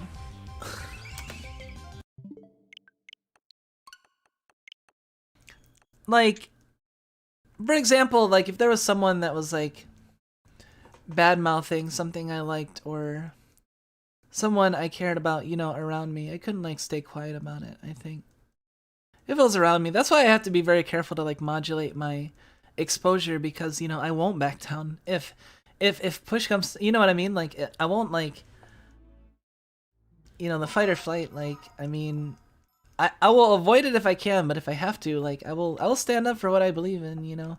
Uh, even if it's just standing up by, like, you know, telling someone to fuck off and you know, saying what's on my mind regarding that topic. Like, I'll do it. I don't care if like it get canceled and, like, you know, 10,000 angry 12-year-olds start sending me death threats, you know, and hoping that, like, 3 of them can, like, get on their shoulders and equal, like, 1 of me in age. Not quite, but, well, actually, well, over quite. Wait, I confused myself. So you can't take that as a sign of like what's true or not regarding my actual age. By the way, that's definitely reasonable. I mean, you're here to do your thing and brighten people's day. Yeah, I mean, like, yeah, that's the thing. Like, I've never, like, everyone, like, I mean, there's just so many different things and so many roles and so many possible, like, avenues and stuff. Like, for a single person to expect to have to handle them all, and, like, I feel like, you know, there's something to be said about, like, finding your niche and kind of going at it as hard as you can and without, like, sacrificing anything too important, you know? And I mean, for everyone it, like, differs, like, what they decide, like, what's too important to ignore, you know? Or to overlook, right? I mean, that definitely differs per person, but, like, I feel like I've had times in my life where, like, things were really messed up and I had to really, like, focus inward in order to make it through. And that's given me a kind of, like, you know, appreciation for the fact that, you know, you can have a support network, you can have people that look out for you, but you have to also look out for yourself too, you know. You can't expect everyone else to this was 6'9", by the way. So during the sex number we were talking about something serious about you need to look after yourself. By the way, 69.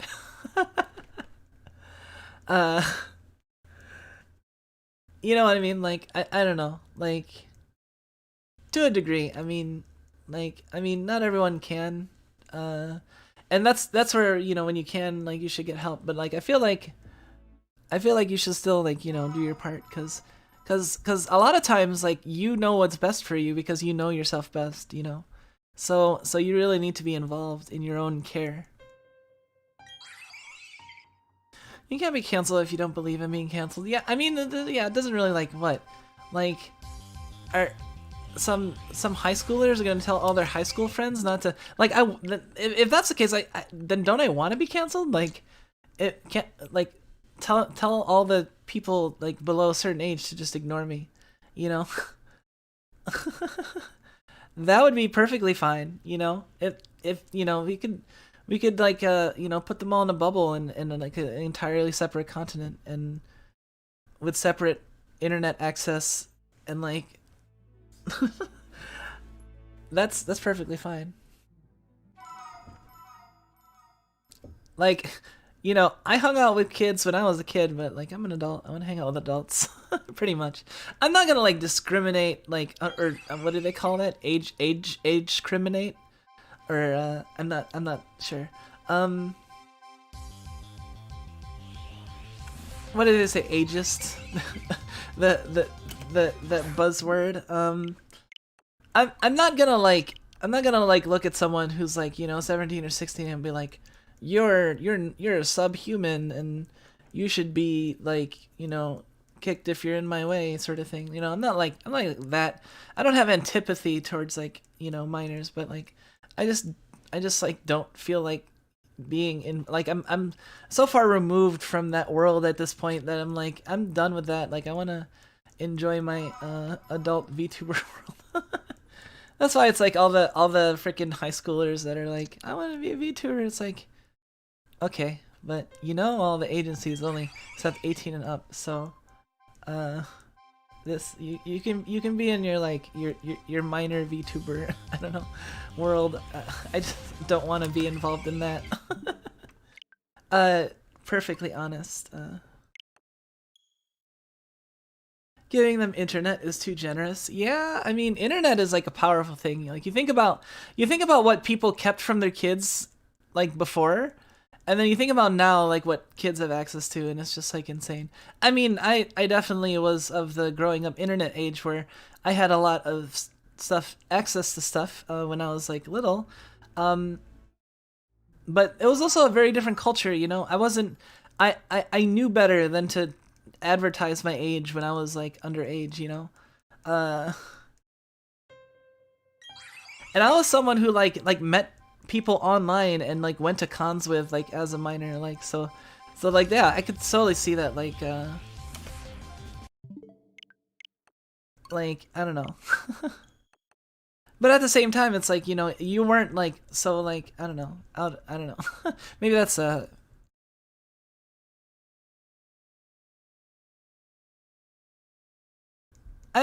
mean I didn't really do anything like illegal. I mean going to anime cons as a minor is not like illegal, but uh I did have like online friends like way back in the day, back when it was still more common to be like, you know, don't trust everyone on the internet is a stalker and stuff, you know. Now people seem to think that there are just no stalkers anymore. I don't know, or like bad people on the internet, you know. Like there's a that's honestly another reason why I like VTubing. Is like there's a nice there's a certain degree of separation that's like appreciated, you know. Like I'm not really keeping like important details from you, but like stuff that's like not really on a need to know basis, like you know, that you realize that with a lot of people that you know are close to you, you don't really care about said details that much. So it's like, you know, if certain details are uh different as a VTuber, then it's not really that big of a deal. I mean, I mean, I think most VTubers are not really like being completely different people when they VTube, but people in general are too willing to put too much of themselves on the internet. Well, you're looking at someone. I mean, you're looking at someone who's a VTuber and it's gonna be spending the next how many hours, if not days, hunting the shiny. So I'm sure I'm gonna share a fair bit. It's funny because as much as it's so said when we were growing up, our parents tend to trust a lot of people from the net back when. That is true. Like, well, see, it was do as I say, not as I do. You know, like, obviously the only people that the kids are gonna talk to are the stalker types. But like, you know, for us adults, there's no like creepy people or scammer people. I guess there's like even more like I don't know, like everything's like ramped up these days. It's kind of 18-year-old no different from minors. That's why credit card companies target them so hard. Their brains aren't developed enough to make good life choices. I mean, that's not like yeah, like I'm just not gonna get into that because you know I have like a background in psychology and I don't want to get like I don't want to get into like I don't want to say anything that's not like properly like researched. And at the same time, I also don't really care that much. So I you know I mainly just want to focus on at least when it comes to like you know how close are 18-year-olds to actual minors and at what point like I'm not gonna get into the politics of or the discussion of like what should be considered. You know what I mean? Like I'm a VTuber. I'm trying to hunt shiny Azelf right now. Uh, this was 77, I think. Yeah, double lucky number. But I, I need to be really careful because I feel like I'm probably like one of the people more likely to accidentally like skip an Azelf that's shiny. If I'm like not fully paying attention, if I'm talking and then like I don't fully look at the Azelf and I'm just skipping, I'm afraid that I might like. So I have to be a little extra careful.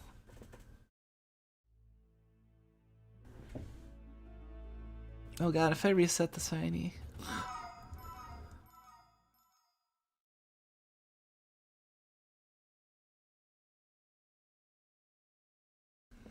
It's okay, because we'll get it on this very next one, right?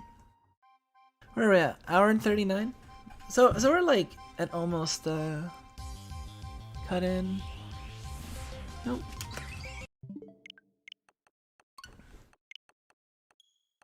So we're almost an hour past what we let's see, we got about 6 more hours to go today, and then tomorrow I haven't decided when I'm gonna start. Like, what's tomorrow, Sunday?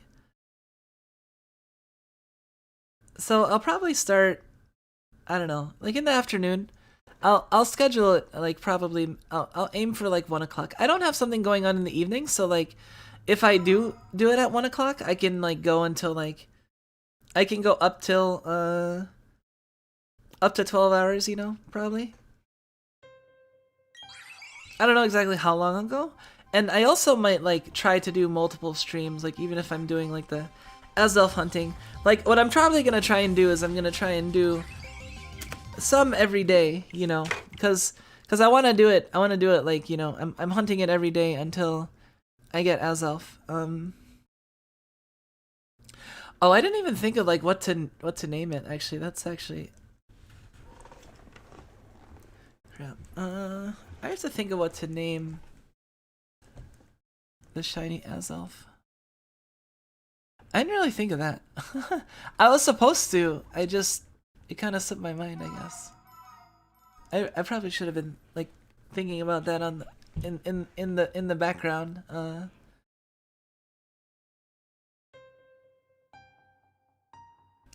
That friend that showed up to your 11-hour endurance stream a few weeks ago was someone I met on fanfiction a few years ago. Not sure how he remained. No worse than crit KOing a shiny. Yeah. Well, I'm just gonna throw my Master Ball at it. Fuck it. Like, I don't know if I'm planning on catching like anything else. Like anything else, I can spend the time, but like I don't want to risk it at all. And also like having it in a Master Ball would be cool. Wait. Hold on, I want to check something. Nope, okay. That was number 80.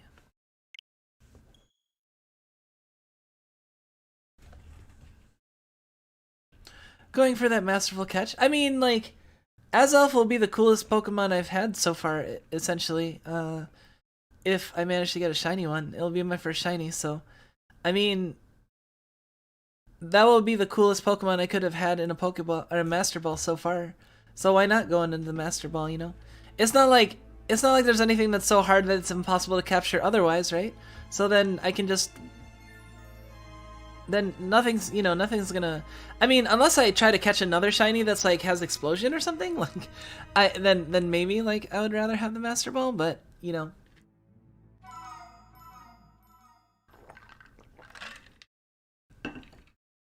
Although let's be real, how many times did you use your Master Ball? I probably only used it like once. Maybe once or twice out of all the Pokemons I've played, so it's like, whatever. This is perfect timing. Like, if I'm not gonna use it on this, what am I gonna use it on?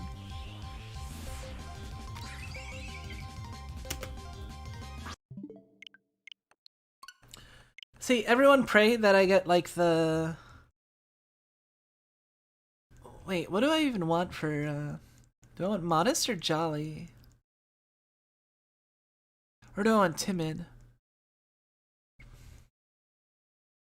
I think I want either a timid or a jolly one. I think a jolly or timid would either would be good, but like plus the speed, minus to like one of the attacks. Actually, minus to one of the defenses might be better because if I had Azelf as a mixed attacker. I haven't decided man, what do I name Azelf?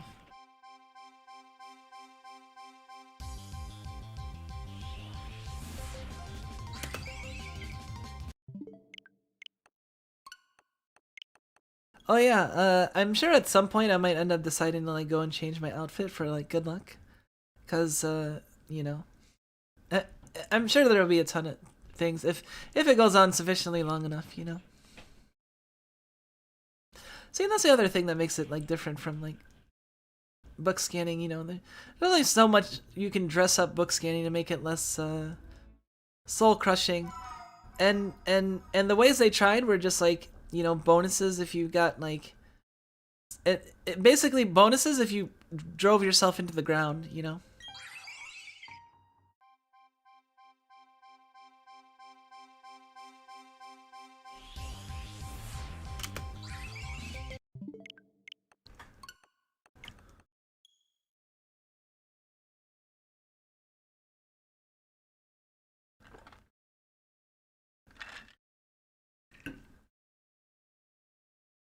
Going for a perfect nature and perfect IV shiny would take months.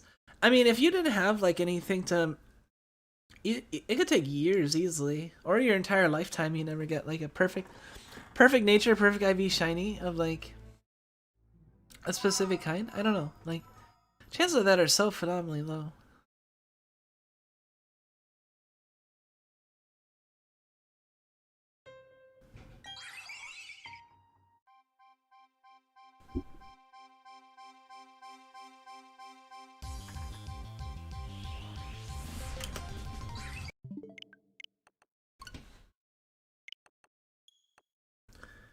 I get about 100, I'm gonna take a Hirokumi break. I think timid is usually the go-to, yeah. Although, you know, surprising people with a different attack, because I think Azelf has equal attack and special attack, so it can function as either.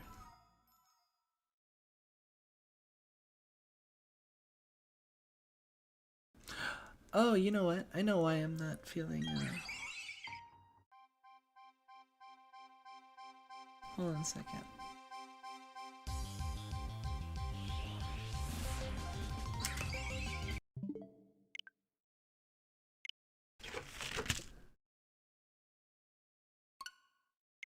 Knowing you, you'll likely end up with a nature that doesn't work for it. Yeah, watch. I don't want to jinx it, but like, you know, everyone knows I've been ending up with a lot of speed minus natures in my runs.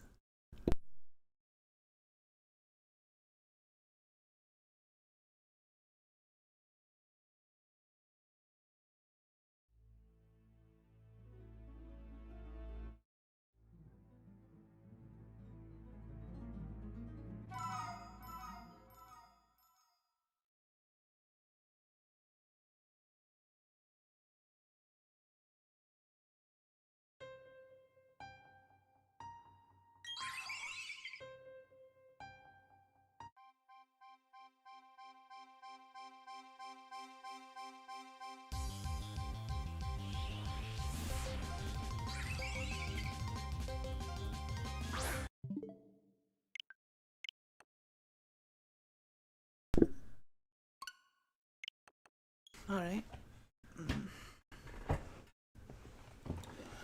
Any nature works if you're creative enough. I suppose. Although minus speed on a really high speed is kind of difficult to even, like, I don't know. Trick room, I guess.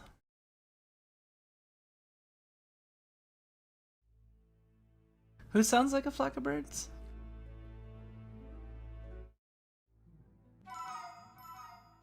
The Azelf does?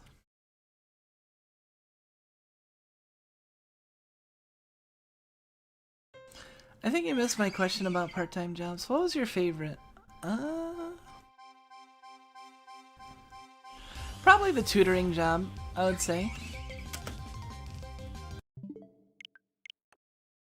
Unless you count like grad school as a part-time job, because those part-time student teaching, you know.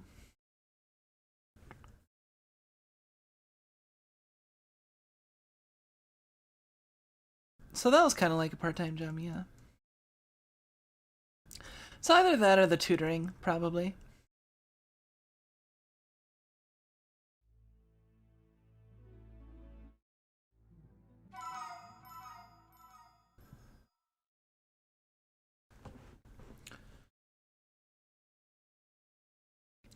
We're on number 80. This is the 88th one.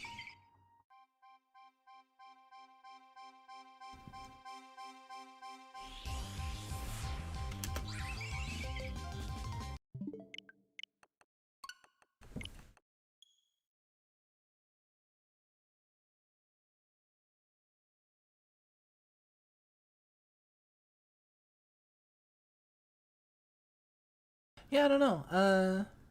I don't know, like, if I mean, I don't think I'll go, like, quite as long, like, every day.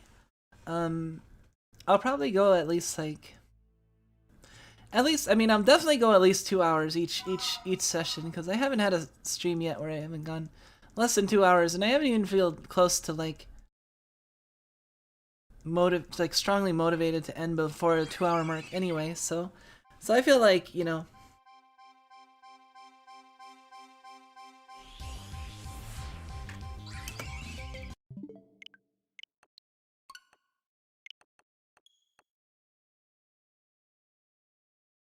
Azelf dead. I guess officially Azelf isn't it. Yeah. Officially.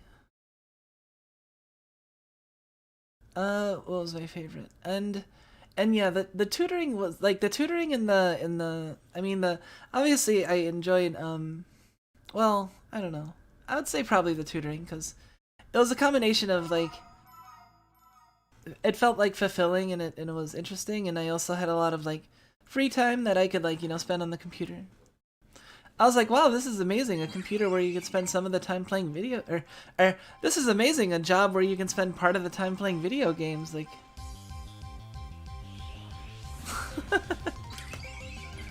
I don't know, like, I mean, I said this before, if I went back in time and I was like, oh man, and I explained to like past me, like VTubing, I would be so excited.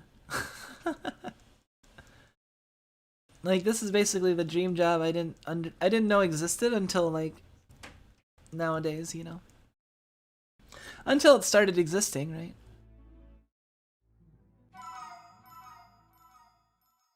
Most fulfilling thing I do right now is walk dogs at an animal shelter. Yeah. How many dogs do you walk at once? Like, is are you just like, do you have just like 50 dogs? Like, is it just like one of those like movie things you see with like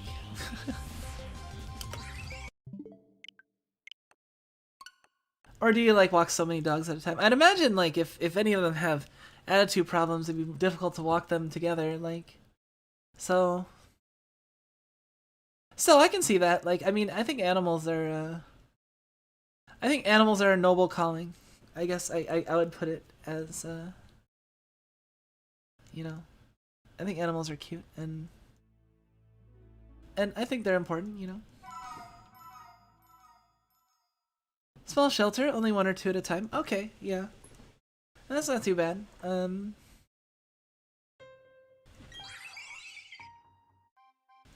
I think it's important to have something that, you know, you feel like some amount of fulfillment. I haven't always felt like I've had that in my life, but I've always tried, like, honestly, like, most of the time I have, I think. I've had, like, rocky periods, but I've been mostly fortunate in that I usually always have something that I'm, like, interested in, or I'm currently, like, focused on, or, you know, except for, like, once or twice where I lost my way. And I don't know, I'm just things have been getting like increasingly better since I left grad school. Because after I left grad school, it was basically like my lowest point, and then I gradually like climbed out. That's where I met Misha. Misha's of course my partner, my snake that you see on my arm. Well, you don't see right now because under the screen, but is this? I didn't look. Wait. Okay. You know, I was joking like, oh man, I can't believe Fubuki didn't see it, like the Magikarp right away, and then I'm like, now that I'm actually in it, I'm not even at 100, and I'm already like almost skipping it without looking, like okay.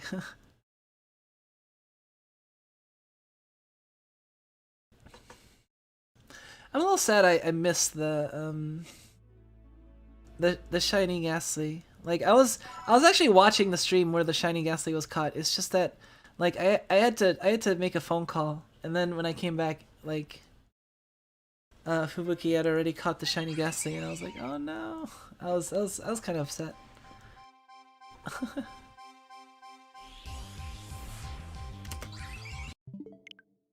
Alright, 94. Yeah. Alright, it officially feels like we've done a little bit of shiny hunting, so we're not I mean, this will still be like early if we get it within the first 100, but still, like, I wonder how long it took Fubuki to get the shiny starter and the Luxray. I'm really curious about that too. Or the Shinx, I think.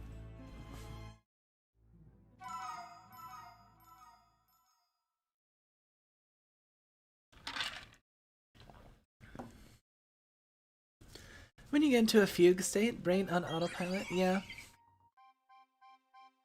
Yeah, it can be quite bad. Although sometimes the brain's autopilot can save you.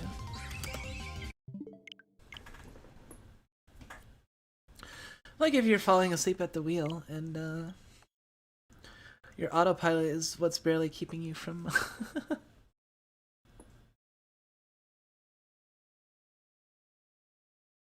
Yes, everyone make sure to get rest before you do any sort of long driving. Pull over if you get too tired. That'll be my recommendation to any new drivers, especially ones that have like that are like overworked or don't get much sleep. You know, just be careful. Doing repetitive activity can make you get sleepy. Driving can get pretty repetitive once you start getting used to it.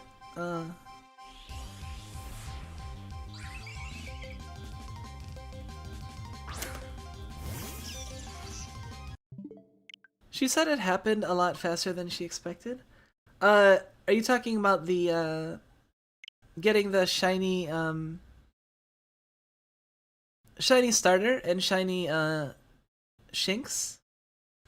Well, I'd imagine it didn't take her long because she started her shiny hunting thing within like so many days after like everyone else started playing, and she had already gotten like her first 2 shinies and was starting the Magikarp. So I was like, oh, she's already at 2 shinies. That's insane. Like I was like amazed. I was like, how the did she get 2 shinies already? I've never encountered a shiny before, and I'm like, how the and I was just amazed. And then after that reaction, and then seeing her go like 27 days without getting it was just, I think that's probably like what combined to impress me the most.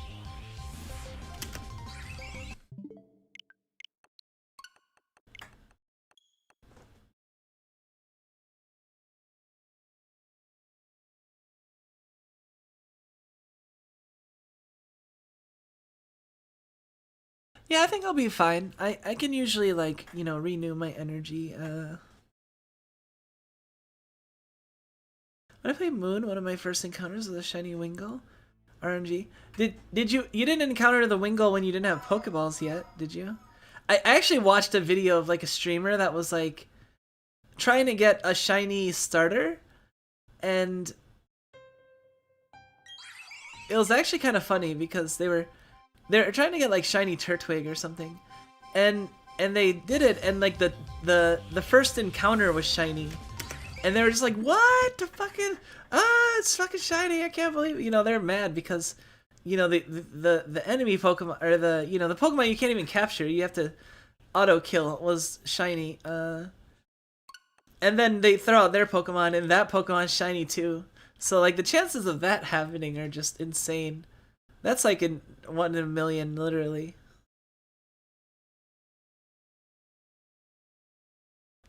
The double shiny, and that happened on a stream, like a Twitch streamer got that. I wonder if they got a big surge in I'd imagine you get some reach for that, huh? Law of large numbers, they call it, is why gamblers believe in streaks. Yeah. Gamblers believe in a lot of things. I've talked about my past history with gambling before. I mean, yeah. I mean, not really like my main, like, I honestly, like, if you count, like, it depends on what you count as gambling. Like some people count like gacha as gambling, and some people count CCGs as gambling, and some people count like street craps as gambling, and in all of those cases I have won more than I have lost. So I used to like when I was little, I used to like just be around at my family, and they used to like to occasionally play like some games for like money here and there, and sometimes they get really into it. One of the things they would play is like street craps. You roll 2 dice, and if you get a 7 or 11, you win. If you get 2, 3, 12, you lose. Otherwise, you get a point, and then you have to get that point again before getting a 7, and then you win. And if you don't, you lose. So, and that was 100. Let me make sure it's hold on, I'm gonna let it play because this is 100. But so yeah, that's street crafts. And when I was little, I like, just because I knew probability and math, and you know, and my family didn't. You know, I was able to manipulate the odds and also like have them take bets that they wouldn't normally. You know, their guard was let down. You know, like I was young and female, and they were just like, you know, she can't be that good. She only has a few bucks. We'll just let her play. But I ended up just with that few bucks in my pocket, I would just play all night and then eventually grind all of them out of money and leave with like hundreds of dollars. One time I left with one time I cleared out like everyone, including like it was like my cousin's birthday, and I cleared out like him and everyone in the room as well, and like they wouldn't let me leave until I like gave like 100 back to both like him and his brother, and then they were like, okay, you can leave, and I was like, here you go, happy birthday. And yeah, but I still left with like a fair bit, you know. You ever read any Discworld books? And those Luck as a Goddess, who deserves you if you call her name? Really? I haven't read like Discworld books. That's what's his name? I think I even have like 1 or 2 Discworld books, but I don't think I've read them. What's the author's name? A kid hustled her entire family into bankruptcy. No, I did not hustle my entire family into bankruptcy. Just my cousin and his friends, and their birthday money and other stuff, and you know. I mean, people might be like, "Wow, you were vicious to do that," but you realize like everyone was gonna do that. Like if it wasn't you that won, it would be them that won, and they're not gonna give you money back. You know, like I mean, I gave money back to my cousins because I was like, well, you know, it's your birthday, and I'm not like cutthroat or anything, and family and everything. But besides that, you know, I was just like, I'm just gonna leave, and they didn't really let me play much anymore after like I did that twice, I think. and then it was like, and then I was like, you know, treated with suspicion because they didn't really understand that, like, you know, I wasn't cheating. I was just manipulating odds in the rules of Street Craps that doesn't have restrictions on certain things that can increase your odds that the casino would never let you do because it would increase your odds higher than the house. So they don't let you do that. Like for example, like if like you roll, right, you get a 7, you win. So like you can roll and you get a 7, but like let's say you get like a 10, right? 10 is really hard to hit. So you're more likely to lose. Like it's like the moment you set the point as 10, like you're more likely to lose than you're to win because you have to roll a 10 before you roll 7, and a 7's much easier to roll than a 10. There's 3 ways to roll 10 and 6 ways to roll 7. So it's roughly like 66% chance, I think, to roll a 7 versus rolling a 10, right? So 2/3 of a chance you're gonna lose. So like if you know people are willing to take bets, right?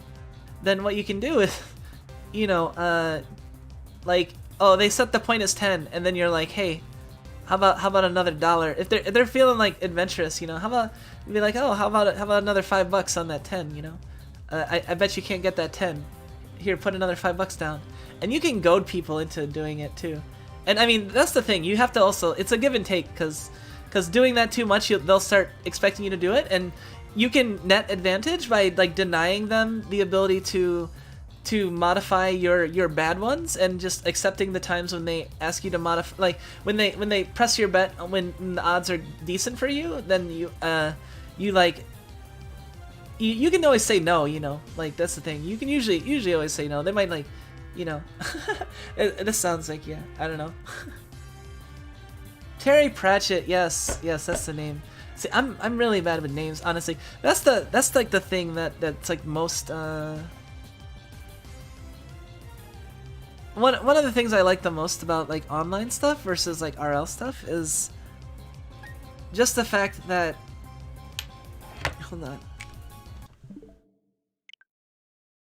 I don't have to worry about memorizing names online, really, because you know people's names are like right next to their communications at all times. Like in real life, I have to like be very careful because I forget names very easily. Sometimes, you know, especially if I haven't seen or used the name in a long time. So I've definitely had a lot of embarrassing situations where like I've forgotten somebody's name and it, I actually had some like amusing strategies for figuring out someone's name if I like forgot it and they were like interacting with me. Like I remember one time I got another girl to like I think like I had made up something about like they changed something on the on ID cards recently and I wanted to compare like my ID card to her ID card and see if it was different. I've done that before. Like just so I can remember what someone's name is. There's a Chohan game where you gamble on an odd or even number in the dice, high stakes coin flip. Oh yeah, Cho and Han. And then there's Chinchiro.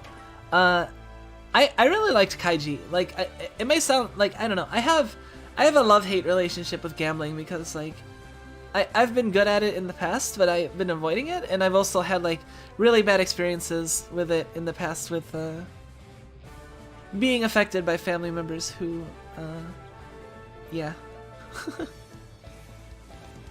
Without really getting into it. Let's do 101 and then I'm gonna take a minute to you know, get some Hirokumi. Thank you guys for keeping me company during this though. I do appreciate it. I'm very pleased that I can actually have like, you know, a shiny hunt and people are interested in seeing my journey.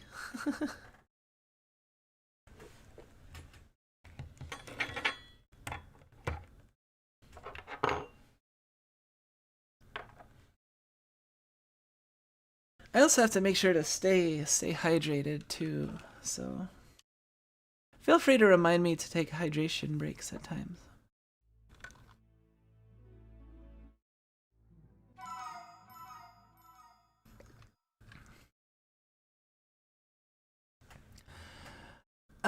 Akagi and Kaiji are like two of my favorite anime though. They're a lot of fun, and Akagi is like one of the reasons I like got into like mahjong too. All right, that's 102.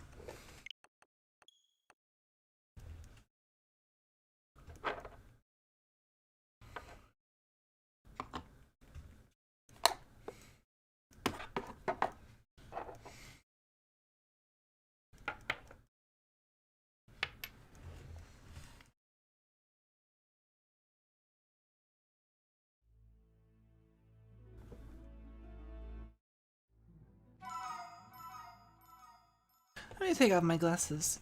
I think part of the appeal of glasses is that they can come off sometimes. Don't you think so? I mean, there's a lot of appeals to glasses. I definitely cannot come close to the level of Fubuki's rant about glasses, which is legendary. But I do appreciate glasses in much of the same ways. Oh shit, did I hit that twice? Oh no, wait. No, I think I only hit it once. Yeah, I'm pretty sure. Okay.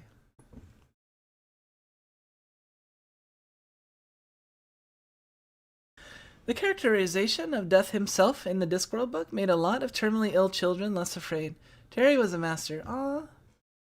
That's actually very sweet to know, I guess. Like, I don't know. like I don't know. This just I haven't really like read much like Terry Pratchett. Like I think I tried reading like a little bit, but I didn't really get far. I think I'm gonna need a minute in a second. I think with this next one we're gonna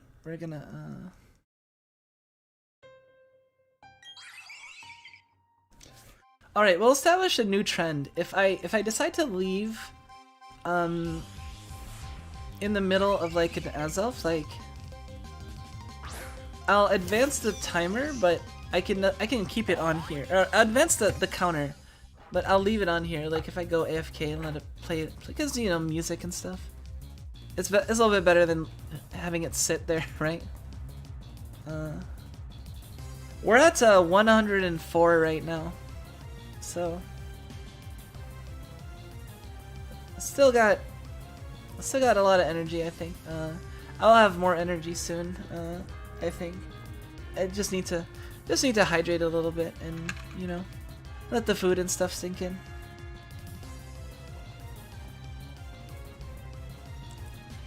I remember the title.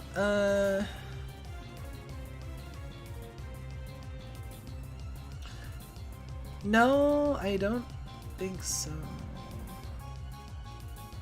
Oh, didn't Neil Gaiman and Terry Pratchett do like a collab book, like Good Omens, or I think so. I think I might have started reading that. I'm not sure. I might be thinking of someone else, but was that Terry Pratchett?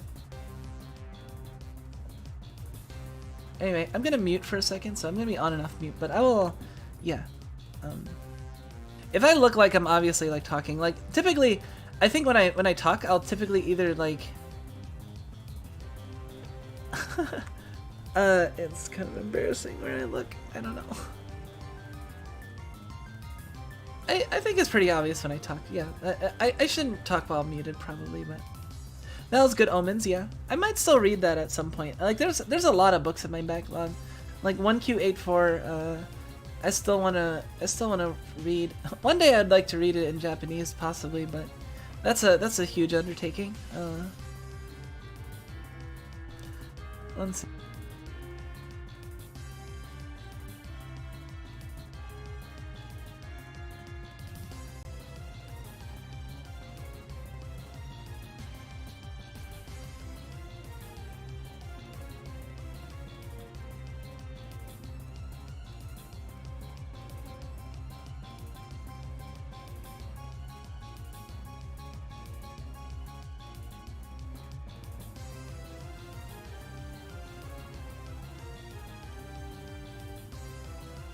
This is how you know this is how you know I'm purposely muted.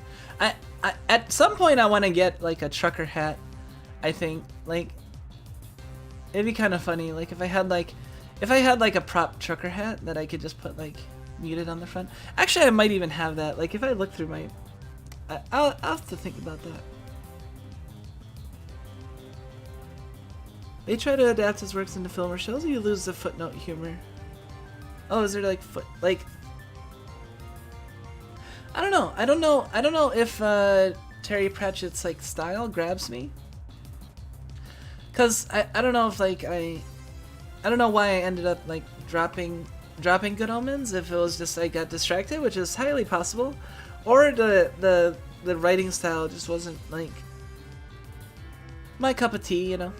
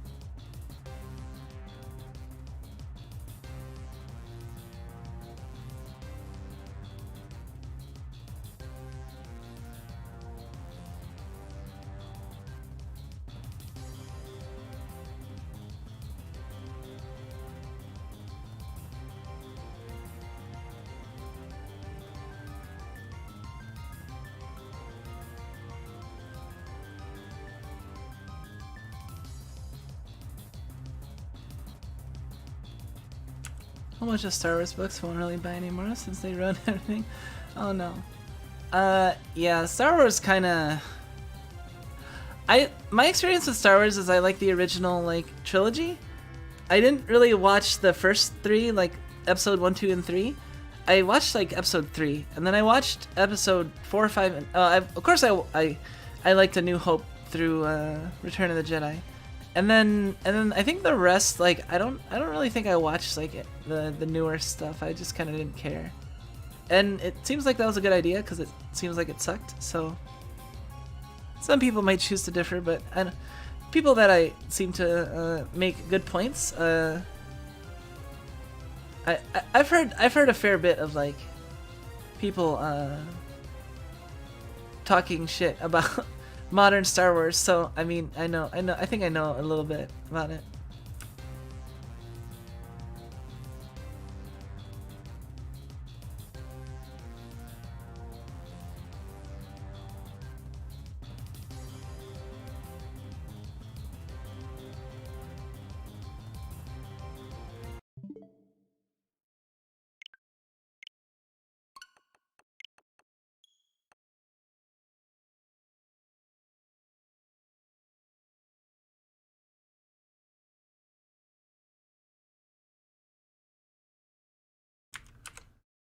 Just got Uxie last week, yeah. Congrats. Did you over like 4,000 resets in Azelf, really? Oh, that sounds painful. We're at 104 currently. so we still got a ways to go. Possibly. I mean, you never know. It could be the very next one. It could be, a few thousand from now. I'm just hunting Azelf though. But yeah, welcome. What is that? Big G? Yeah. But congrats. Are you trying to get Mespirit or Mespirit? Wait.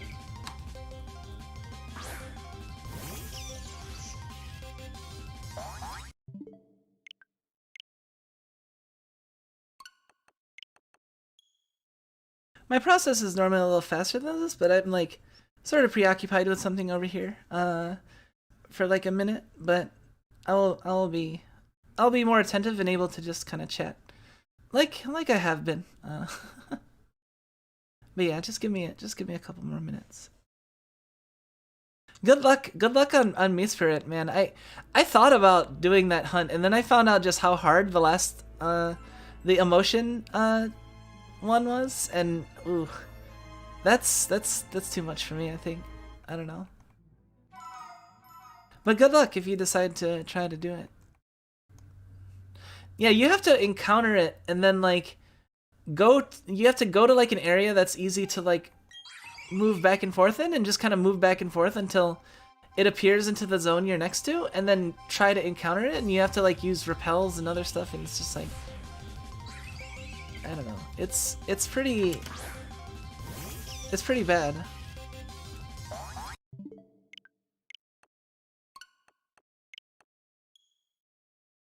Okay.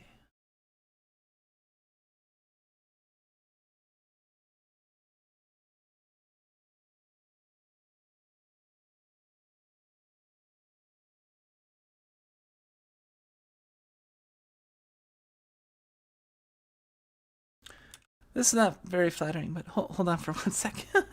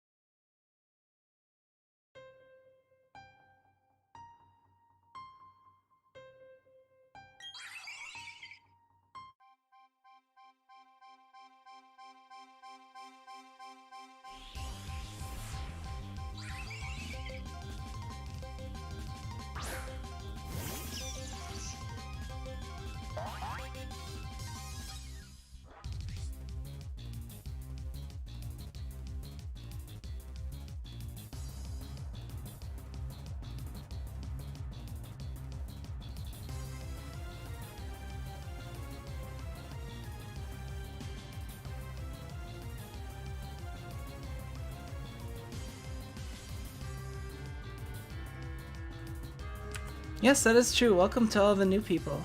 I do appreciate it.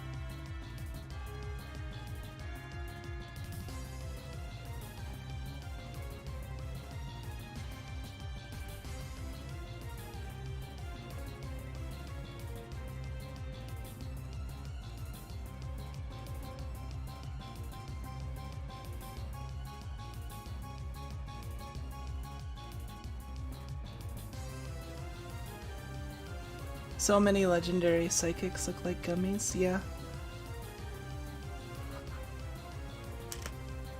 Oops. So this one was 107. My Raichu's not even at a full health.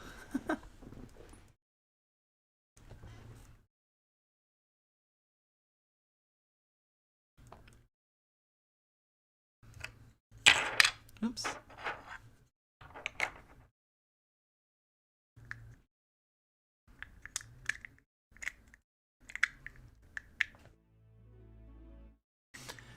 Yeah, honestly, like, I wonder what would be more difficult. Like, well, I mean, it depends on how long the shiny hunt takes, but...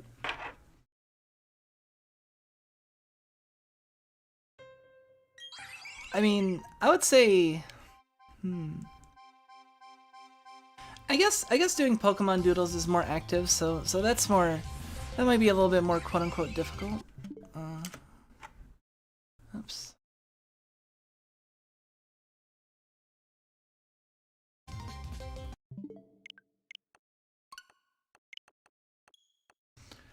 I mean, if this goes on for many, many days, then that will be obviously more difficult, but... The drawing was like, you know, in addition to the... Like, I don't think I would be as fatigued from like 12 hours of doing this than I would be the 12 hours of doing the drawing, because the drawing involved a lot of like actual like you know, thinking and spending time, like, you know, doing stuff like you actually, I mean, you have to draw 252 Pokemon, even if you're drawing like the shittiest drawings imaginable, if you're also trying to make them at the barest level of identifiable, then oh, to those of you that don't know what I'm talking about, at the beginning of the year, I did a Pokemon Draw Challenge in honor of Selen Tatsuki, a member of Niji Sanji, who did a stream saying like Gen 1 and Gen 2 Pokemon today, drawing Pokemon from memory. And she had actually, like, based on what she was saying during the stream, she had actually intended on drawing all the Gen 1 and Gen 2 Pokemon, and just kind of an offhanded like, oh yeah, I'll just draw all those today, you know? Because she was saying like, oh man, I don't even know if we're gonna get to Gen 2, let alone complete all of them, you know? Like, she was saying stuff like that, so I think she actually meant to do all of them. I might be mistaken, I have to like maybe look over that, but like, still the people were making fun of her because, you know, she only did like 10. And I still thought like the art was great, but I thought I got the idea in my head. I'm like, I think it was during a stream actually. Yeah, cause I had actually gotten the moment I thought of the idea like on stream, and I took a video of it and made a clip, but I was like, oh, how hard would it be to draw all Gen 1 and Gen 2 Pokemon in like one day? Or in like one stream, you know? Like, that would have to be like within 12 hours, cause of the YouTube stream archive limits, you know? So I was like, how hard would that be? And then I planned it out, and, you know, 90-second draw, 30 seconds of reaction. It was roughly pans out to like 9-10 hours or so. We ended up rushing a fair bit, like near the end, because we were not making pace to finish by the end, and it was a good thing we rushed. So.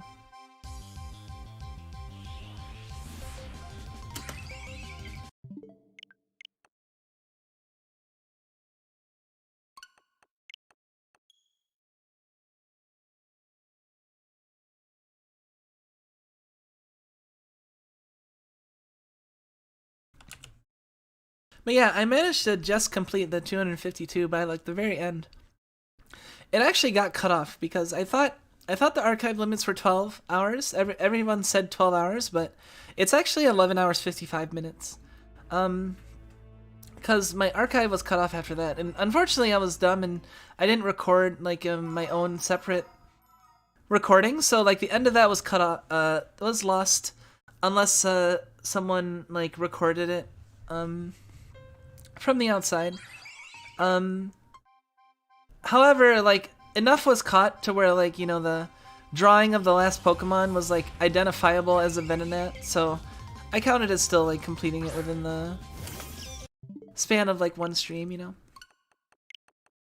But it was pretty intense. It was too bad it cut off at the end because it was like it was intense like climactic finale where with like, you know, playing Libera Me from Hell as I finished the last couple and I actually had played it earlier and then it transitioned into Sora Iro Days and I thought I had been playing it with the chat, but then it turned out that I had muted the audio to chat but not to myself, so I was hearing it and chat was just hearing silence, and I was like, oh man, are you serious? You guys didn't hear any of that? And then I felt really bad for a second, but there was still a few left, and I'm like, okay, let me start it again, and I started Libera Me from Hell, and I managed to get like I managed to get the moments at the ending, so it was still good. And it's too bad the ending got cut off because I would have liked to still see that, but like even just I can't like watch the video or even think about the moment of the video actually where like, you know, the music kicks in when I kick the music in and it's like the last few like it's just too emotional for me. Thank goodness Love Disc and Aomomora aren't in those gens. Love Disc isn't what was like wasn't there like a fish legendary like or was Cresselia not a fish? Solrock and Lunatone are not legendaries, right? Those are just normal Pokemon.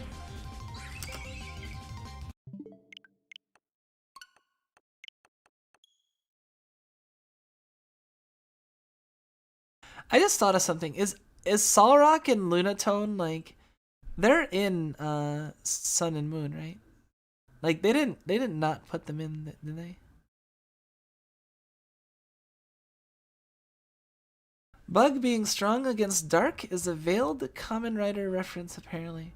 Really? That's why Bug is good against Dark? Man, I thought of all kinds of like possible reasons, like maybe the fact that like the Bug is like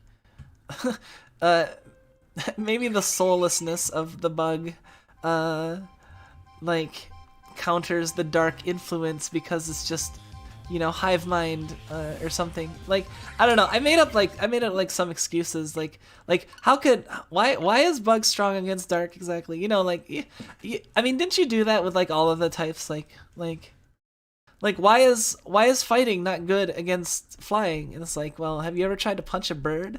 Like or you know, like the different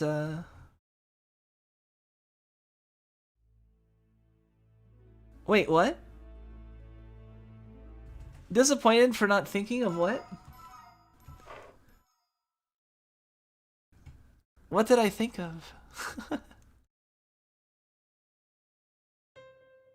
Bug is strong against Dark because a lot of bugs see well in the dark. Oh, that's a good one. I think that's a good reasoning actually. I mean, if you take Dark to be like literal darkness and not like... But I mean, bugs do have like other sensory capabilities like that you'd expect might actually be good in like a dark situation. But I don't know. I biting or tackling it does, yeah. But yeah, I don't know. That's how I thought of like the Bug versus Dark, and I think I don't know. How did you think of Psychic versus Poison?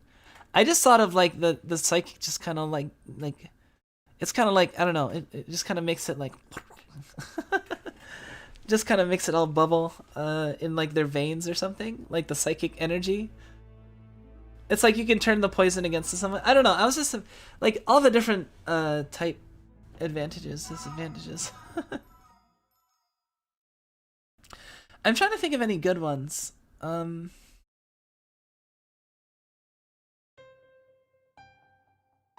fighting in rock and fighting in ice are both obvious. So is, let's see, what?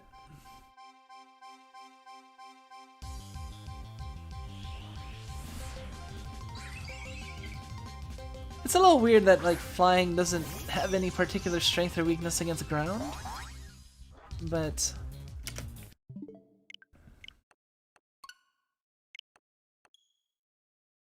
mind over matter. I mean, like that whatchamacallit, mind over matter. Hold on a second.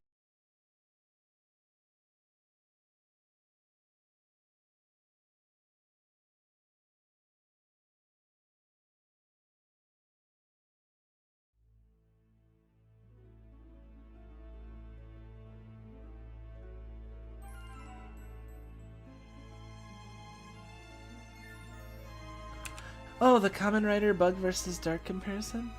Yeah. That, I'd imagine that'd be hard to kind of like catch, you know, because are bugs the first thing you think of when you think of Kamen Rider? Or like, is Kamen Rider the first thing you think of when you think of bugs?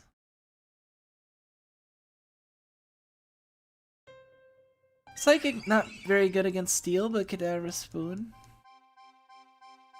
Well, the thing is that Kadabra can only bend this. Well, okay. One way you could think of it like that is, Kadabra has the spoon because since steel is strong against the psychic energy, by bending the steel, it shows you're extra strong, right? So like you and you're gonna train with something that's resistant, right? You're not gonna train with weak objects, right? So you're gonna train with something that's actually strong. So yeah, you'd want steel because it resists, you know. If you made it out of poison, then it would crack easily, and also be weird because how is it made out of poison but is a physical object? And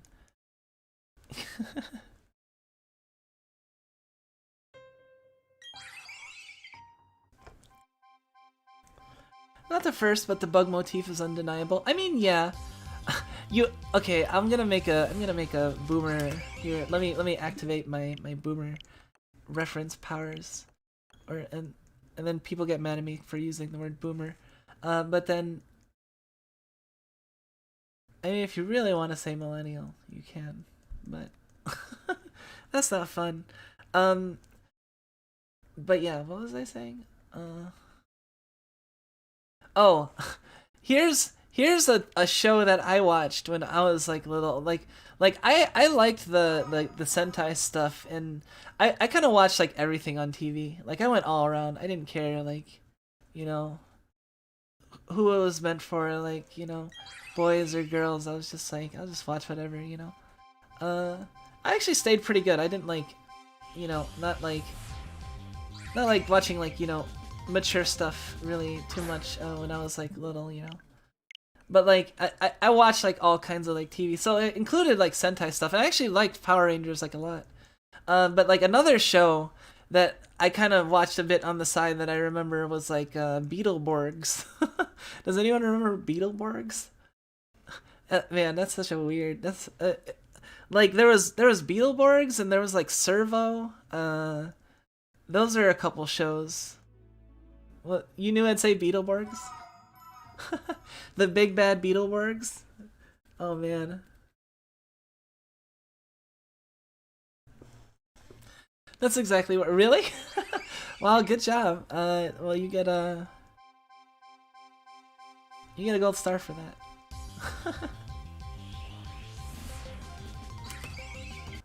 That would have been see that's the thing, like we have to see like what will we be talking about like when the shiny comes up? Will we just be kind of like zoning out and then like the shiny appears? Or will we be in the middle of talking about like some sort of audacious weird thing, or you know, that's part of the fun too. It's like pulling the roulette on like what will you be doing when the shiny appears? It's kind of like waiting for a meteor to hit the earth, except a lot more fun. VR Troopers? Yeah, I remember VR Troopers. You want to hear something really silly that I did as when I was little? Like, this is actually kind of embarrassing, but like I watched like that servo, right? And like the whole thing, like, you know, like they had the, I had a pretty active imagination, as you can imagine. But I remember like in the show, like, you know, they type like on like a fucking DOS prompt, like a command prompt, and they type like servo.exe blah blah blah blah, and that's how they transform. And like I remember that, and then like I remember like whenever I would go into like computer stores, when I was like pretty small, I was like really young at the time, so I probably like made a lot of like store people mad because like I would like go onto the computers that were on display, and then I would bring up like command prompts and then just try typing like servo.exe. You know what I mean? Like I'm like, oh man, if I type the right command, maybe I'll just get like transformed into like some sort of like Sentai hero. I hit the button this time, didn't I? I'm pretty sure I did. I might not have. We might have lost one. It's okay. We'll probably lose a few. I mean, it's unless someone was keeping like exact track, and I mean, I guess if all the footage is recorded, then we'll know exactly how much. But and if someone wants to really keep count and see if it's correct in the end. But I'm at 122 right now. This next one will be 123. I don't know anything about Gavan. Kamen Rider fan. I've actually not watched a lot of Kamen Rider. Like, that's something I'm kind of deficient in, you know?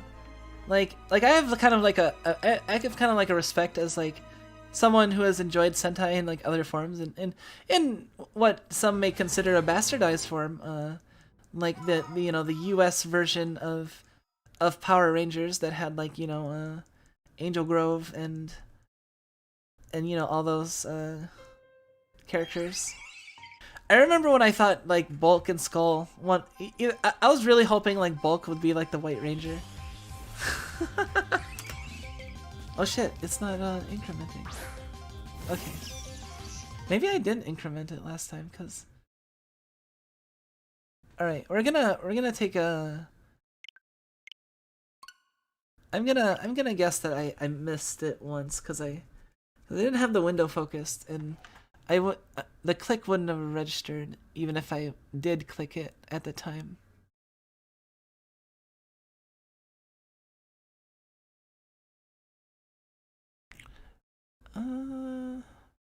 Kamen Rider was inspired by the Kafka story Metamorphosis. Ray Dark started to retool into a superhero. I haven't read Metamorphosis, but I have the book. I think I might have borrowed it indefinitely from my high school. I swear I'll give it back.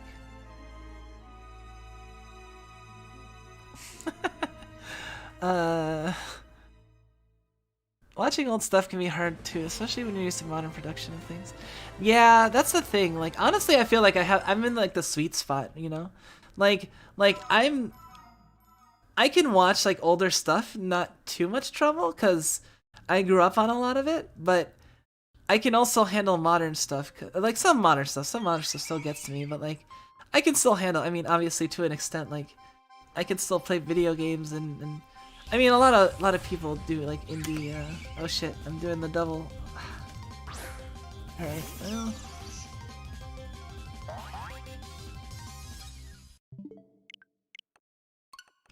We're at 125, so we're doing it.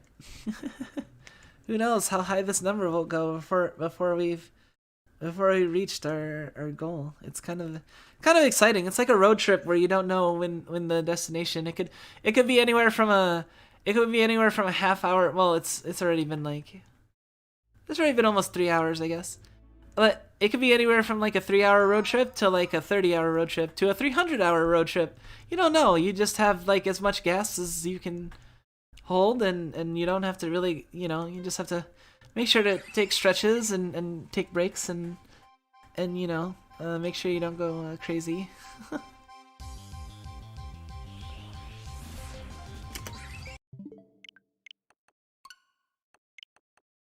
I love old black and white movies, so it doesn't bother me. Bride of Frankenstein, yeah. I haven't really watched much like old black and white movies. I remember there was what was it? I remember does anyone remember Are You Afraid of the Dark? See, I don't like horror, but like my some of my more positive experiences with horror was like Are You Afraid of the Dark was like not quite like so scary that I would be kept up for like nights and forever and but like it was still like a little spooky and kind of like aroused my imagination a little bit, you know. But like and you know, I have some nostalgia for like that stuff.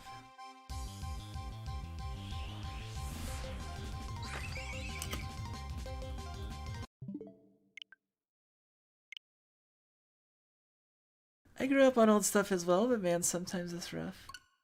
Oh, yeah, I mean, I guess so. I honestly like I might be more used to like newer stuff than I think. Like I haven't actually tried like to get into like really old stuff recently. Like I'm trying to think of the oldest thing that I've like spent time on and like actually here, you know this see this is gonna be good, like the stream. Like honestly, I might need to get up and grab my notebook because I think I'm gonna start like a section like notes made during endurance streams or something. But ideas that I have. So speaking of like you know nostalgia and like old stuff, like one of the first computer games that I got like really into, and was Colonization. Like it was a Sid Meier game. It was specifically like it was specifically like Civ, but related to like discovering the new world and picking one of like four different. Like you could play as like England, France, the Netherlands, and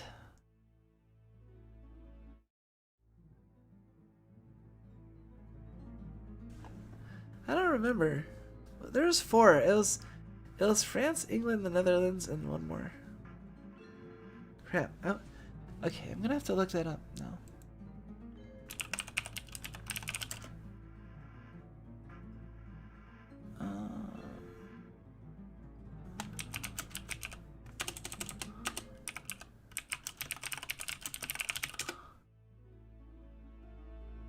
Oh, Spain. Yeah, right, Spain.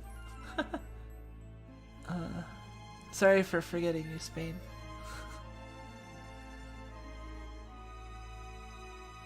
Let's see. Alright, we're on 128. This is gonna be the 129th.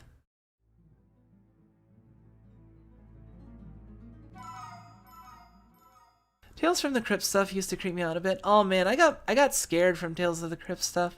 Like actually like seriously like scared. Like I think that was one of the things that slightly contributed to my overall like trauma against horror stuff is Tales from the Crypt. Specifically like the movie Demon Knight was very scary to me. It was that's the thing though. It was cool. But it was scary. like really cool, but like really scary. Like the thing is that like it was about like these demons and like the world ending and stuff, and so you had a really active imagination. So like movies that really leaned in hard on the evil and the scary and the horror, like well was like really spooky to me. But then it also had like this like fantasy story of like there's these like basically like this it was like a horror movie where like people were dying, but like there was also this person that was like a demon hunter essentially, and it was cool because he had like this I think he had like this key, right? And the key like held like blood, and the blood like he could use to like put on like door frames and like make barriers and like do special stuff with magic, and like it was basically like blood magic, right? And it was really cool, and like the fantasy stuff in there was cool, but it was also very scary, and like yeah, I just remember just getting like traumatized with it. I wonder how actually scary it would be for me now, if it how silly it would be. I don't want to try, but like I remember being like simultaneously scared after watching it at like my cousin's house and then kind of having to like sleep like on the couch and being scared that like demons would like come and attack me. But then I would imagine like using the blood. See, it was like there was like blood in the key, but like the blood was like it was cool because it was like it was basically like the blood of Jesus mixed with everybody that like was passed down, that the key was passed down to.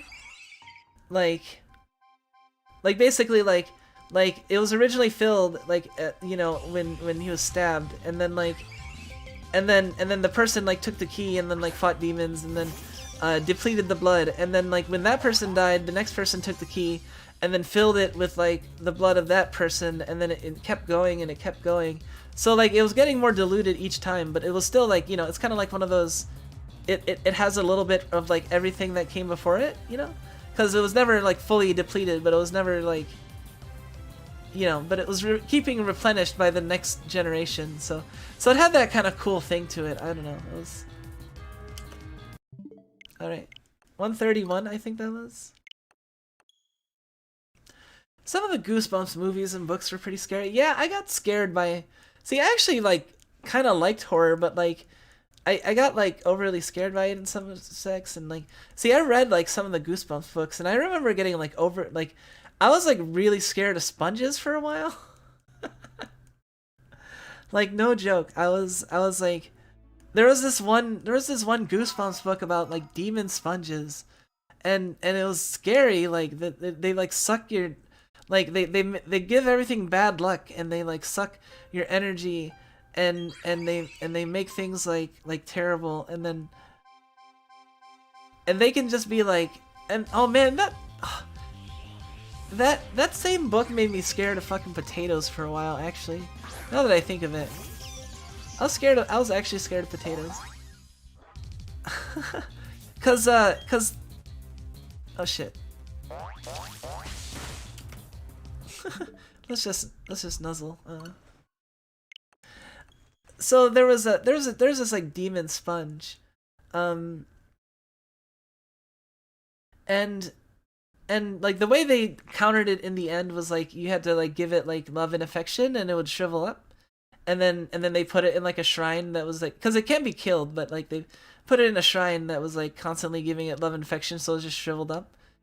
But then, see, they had this book that was telling them about all these, like, weird... That's how they found out, like, what the sponge was in the first place. So that made me scared of sponges. But then the end was the twist. They were like, oh, they also read about, like, this potato... Like, this monster that, like, looks like a potato, but, like, has teeth. And then it'll, like, bite you, and it'll, like, never let you go, and then it'll, like, suck your blood, and you'll die. And, like... At the end of the thing, like, I don't know, their like dog brought in a potato, and then like the potato like went ah, and it was yeah, I was scared of potatoes for like a little while, I think. Yeah, the sponge under the sink thing, that actually scared me. It was kind of some of the books scared me, some of them gave me new kinks, I think. I'm pretty sure at least one of them is responsible for partially responsible. There's a lot of things responsible for my thing for transformation, but did I hit the button? Crap. I think I did. We'll say that I did.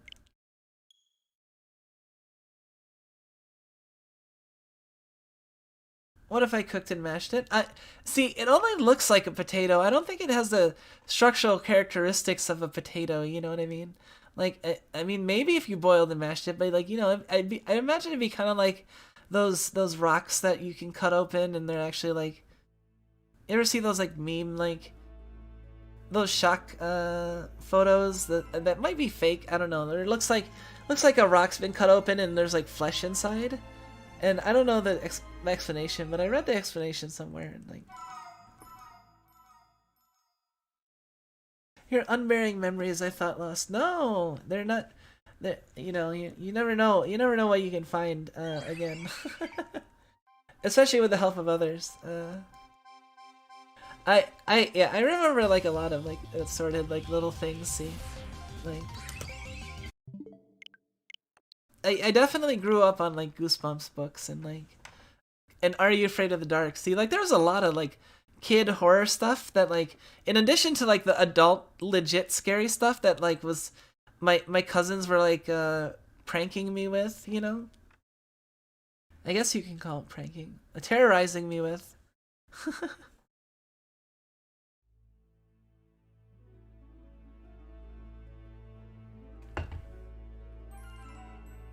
Yeah, see, that's the thing. I think I actually like horror to an extent. It's just that I've had the issues where like, you know, it can get to me really bad. So I just nowadays I just avoid it entirely. I have to be complete. Like the closest thing I'll come to horror is playing like Hollow Knight. And Dark Souls 3, like, and Dark Souls games, I guess. The Dark Souls games, actually, it took me a while to get myself to, you know. It was partially thanks to just, you know, having Misha around to watch me play games. Yeah, I don't know if I made it clear, but, you know, like, I do have Misha here watching. Even though you can't see, hold on. I don't know if I clicked it. That wasn't a shiny, right? Yep, okay. I'm gonna click it, and then I'm gonna show you guys Misha real quick, because I realize some of you haven't probably seen my like full design or anything.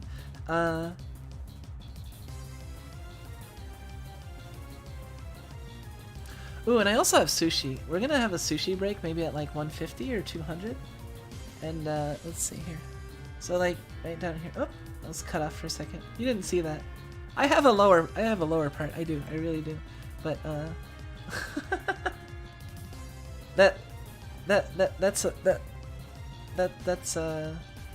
not the subject of this this lecture. but yeah, this is Misha. This is my snake and my partner. And yeah, we're partners. There's lore.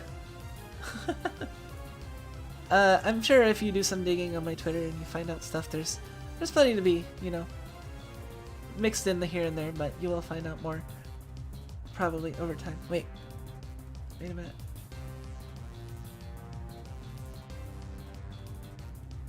Hey, welcome, Terrence. Sorry, I just saw you after moving my model. Yeah, I do have a full body model because I have shown off that like I have very nicely crafted feet by my mama, Ramdear. That if you're at all into like the Toho fandom and familiar with she's very prolific as a Suwako Moria artist, so that's not coincidental, at least in regards to me working with her, you know. Let's see, I clicked it already, so, and that's not a shiny. We're gonna close. Yeah, I have sushi, so I'm kind of excited about that. We'll take a little bit of a break in a little while. We're at what, about 3 hours now, so I think, I mean, I had like a pseudo partial break, but we'll take like we might take a break in a little while. We'll see. I mean, I want to go for it at least a good bit, so.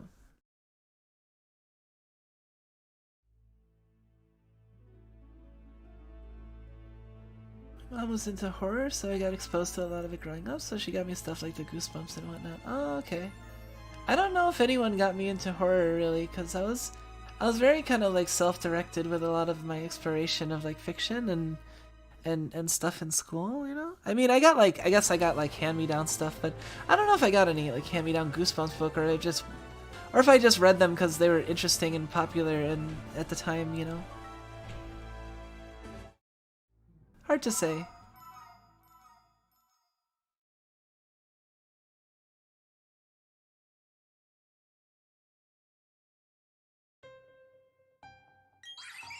Yeah, I will say that, yeah, I remember the animated series of Goosebumps.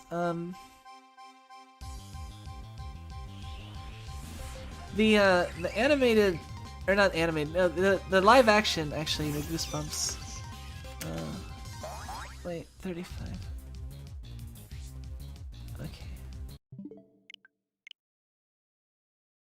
The closest games I played to horror are Resident Evil and Silent Hill. Yeah, I played Resident Evil 4, and I didn't play like any of the other Resident Evils, and Resident Evil 4 was gamey enough, you know, like with the welcome person. I love that shopkeeper dude. Uh Resident Evil 4 was gamey enough that like the horror didn't get to me as bad. And I feel like I feel like I was actually better with horror when I was younger. Maybe because I hadn't been exposed to it as much, and then I didn't get as fed up with it over my lifetime. Like I've already said it once on stream. I will not I will not play a horror game until like I don't know, collabing with Fubuki on like Phantasmagoria or something. I can dream big, you know. I would be like terrified, trust me. That would be very difficult for me because I would be like, I don't know. That actually might. I don't know if I still don't know if I'd do it. Like even if I was like in the situation where I could play like Phantasmagoria with, you know, one of my heroes. I don't know if I could actually still bring myself to it. I probably would. I mean, I would. I don't think I'd miss out on the opportunity, you know, realistically. Like, even if it was at slight danger to myself, even, I would just have to train for that, you know. I'd probably do a training montage, you know. At that point is when I would like, okay, I need to break myself on this dislike of horror through a gradual training session of like, you know, getting desensitized to random bullshit jump scares in horror. Like that's just like a process that I just don't want to go through unless I really have to. You know what I mean? Like that's an undertaking. Like I'd rather learn chess or something. I still have to learn chess. Like I haven't touched chess either. That's another thing I talked about. Like, and at some point I do want to learn chess and kind of go through the saga of going from a complete chess noob to like someone that's actually good at chess, you know? I'm not like, I know how to play. I know the basics of like how the moves go, and I can still probably beat like most like amateurs like that are like just by lieu of like being good at other strategy games, you know? It's not even like I don't know any specific strategies to chess. I'm just able to figure it out on the go enough that I can usually beat most amateurs that haven't had any specific training on it, you know? Go is my game of choice. I haven't had a Go stream yet because I feel like that was something I wanted to kind of wait until I felt like there would actually be people interested in watching it, and where I'm actually to the point where like I feel like I could actually have a Go stream because like I mean you guys have been like, you know, coming to a lot of my streams like regardless of the topics, so I feel like even with Go, I mean I think I could make it interesting enough if I explain things and people were like receptive, you know. I feel like I have enough of an audience that it could actually work if I did a Go stream, you know. And who knows, maybe there's someone in the audience that plays Go, you know. I'm guessing Hatsu plays Go. Being into Go explains the thing on your head. Yes, yeah, it's the crosscut. That is the ultimate explanation. There's actually a few things like it's like a multi, like honestly everything on my design is kind of like a multi-tiered reference to something. The Go symbol is specifically because I think that like the pinwheel and the crosscut is a nice design. For one, it's a nice design. For two, I searched it and I didn't see anything like using it as a logo for anything. So it seemed like it was free real estate. And it's called the Kirichigai, I think. And yeah, so I decided to use it as a symbol. And I like its symbolism because it obviously like has similarities to the yin yang and what meanings that has, but then in addition, like it in Go, it's kind of like an inherently like conflicting, like it's it's actually like a very contested, like it involves a lot of like conflict, and it kind of speaks to my like liking of friendly competition and the like it looks like a you know, harmonious shape, but it's actually like 4 separate groups that are kind of all like fighting for themselves, you know, like it's kind of like a Mexican standoff almost, cause like yeah, each of like groups only connect to each other if on like. With Go, it's like about like it has to do with like groups, like your groups get bigger if you have the same color stones adjacent, like in the cardinal directions. But like so like if you have a stone like so like all 4 of these stones are separate groups from one another is basically what it is. So that's significant in its own regard. Are Othello and Go related, or is it just coincidence? I'm pretty sure it's just coincidence. There's nothing really similar at all to it's like comparing checkers to basket weaving? I don't know. Or rocket surgery.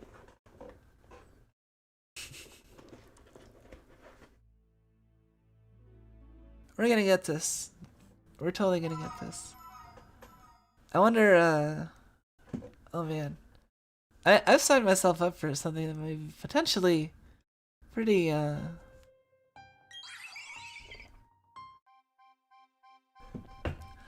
don't know. The thing is there's a lot of stuff going on, like, in the next, like, week and beyond. Like, I hope to be done with the shiny hunt by, and with my Nuzlocke by, like, the time Pokemon Legends comes out. That would be ideal. I don't want to still be playing, like, finishing my Brilliant Diamond run when Pokemon Legends comes out, because I want to hit Pokemon Legends hard. But I want to be at least done with the shiny hunt, so I don't have to worry about playing it every day. But I am planning on doing this every day until I get it, so I don't know how long it'll take. I need rocket surgery and never be late again. Yes. Oh, that just reminds me of, like, Teardown.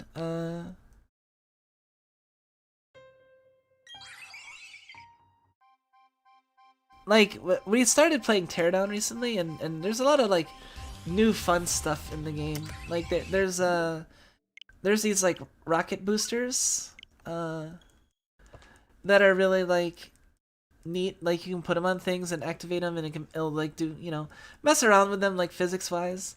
And they also have, like, vehicle thrusters, and those are cool. Like, there's a lot of fun new stuff to play with.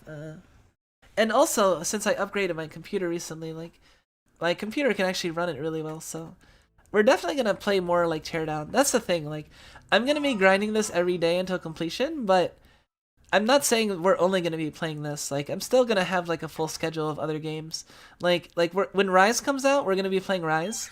If I have to do 2 streams a day until I catch Azelf, then I will do it. I think, you know.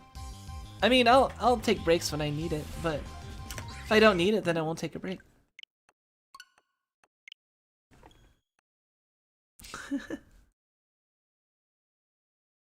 I mean, and it can always, like, you know, make up for it. I don't have to, like, do, like, you know, 9-hour grinding session of shiny every day along with, like, a 6-hour other stream or something, you know. Like some days, if like, you know, it goes long, there might be some days where I might only be able to shiny hunt for, like, 3-4 hours or 5 hours, you know. In those cases, it's like, okay, well, that's fine. I can just do that, and then I don't always have to, like, stream another thing on the day that I do a shiny hunt, but, like, I still want to be able to, like, stream other games, like, even if I'm still hunting the Azelf, because I want to start playing Rise, like, the moment it comes out. So, like, I'm definitely scheduling, like, so that's when, like, if we're still hunting shiny Azelf by the time Rise comes out, then we might, like, then our shiny hunts might end up getting a little shorter and being, like, you know, in the realm of 3 to 5 hours, and then also, like, doing Rise as well. I assume you're not gonna be playing this off stream? Nope. Nope. I plan on doing it all on stream. I think Fubuki did all of the Koi King on stream too, so it should be, yeah.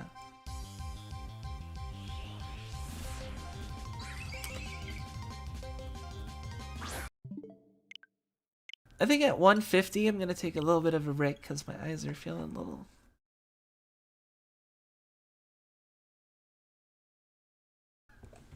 We're at 146 right now, and I've also been kind of like chattering like a lot, you know.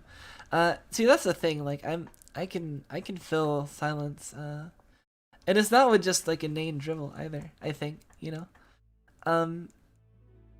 That is also somewhat a weakness because sometimes I can't stop myself, and then I have to like, okay, I need to stop.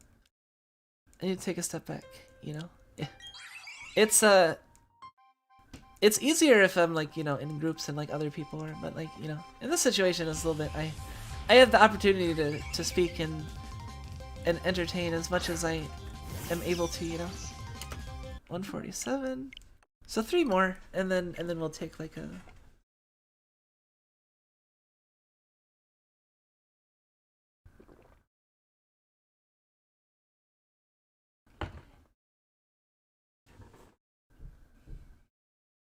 Yeah, I think I'm gonna go grab the sushi, and then, yeah, we'll be...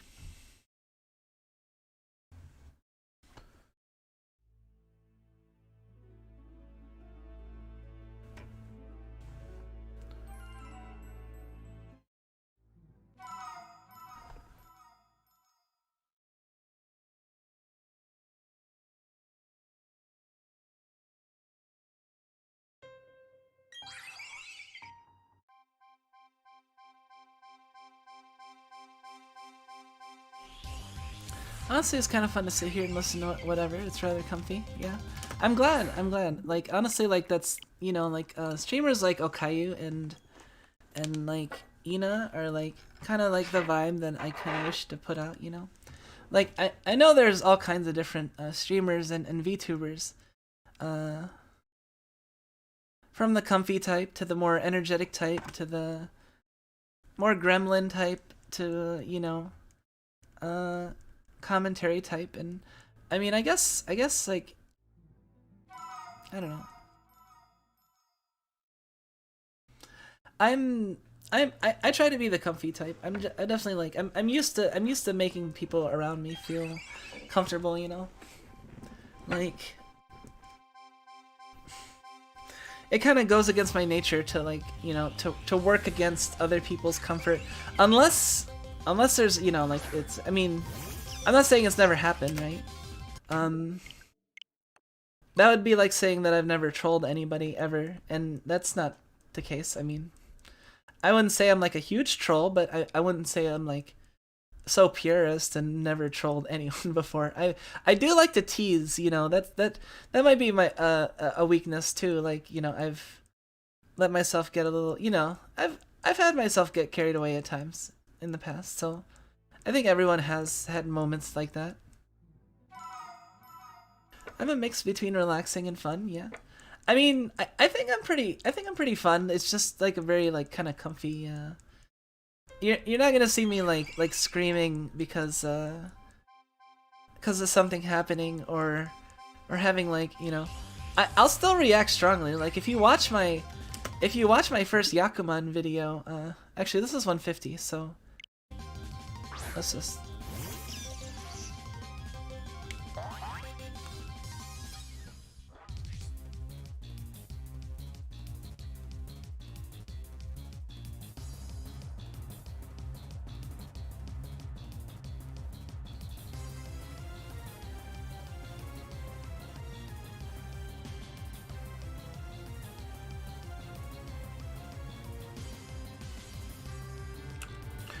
Teasing is fun though if you do it in moderation and with tact. I mean, yeah, that's true.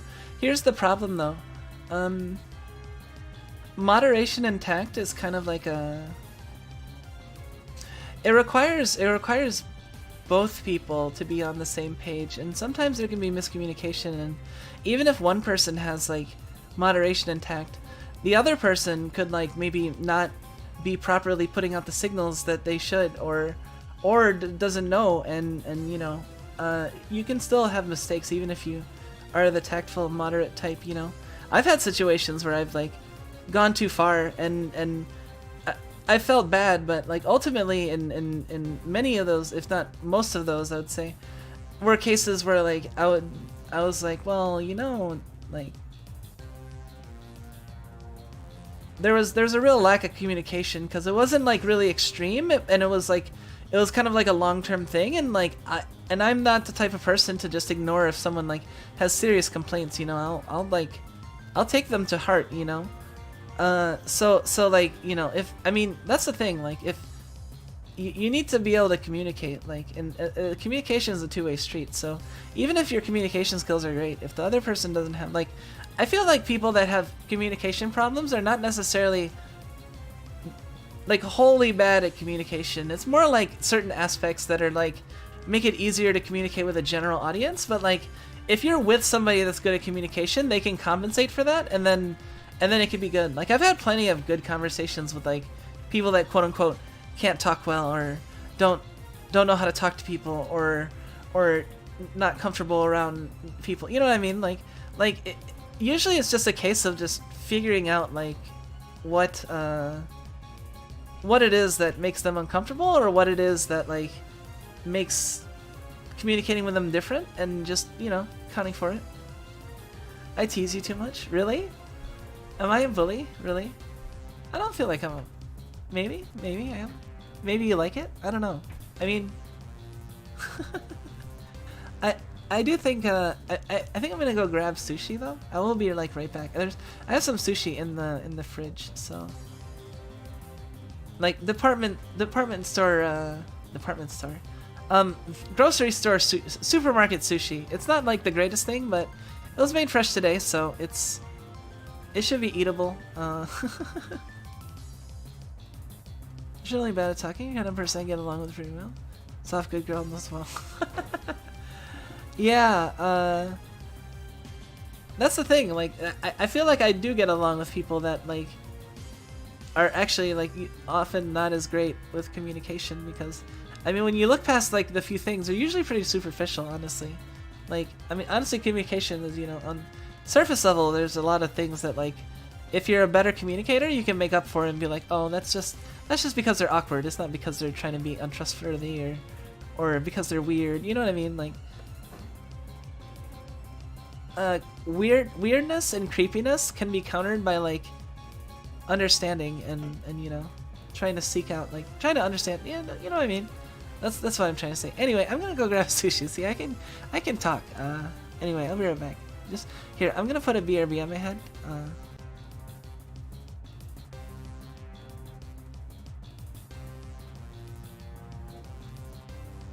Holy crap. Let's see, what time is it? 3:30, so...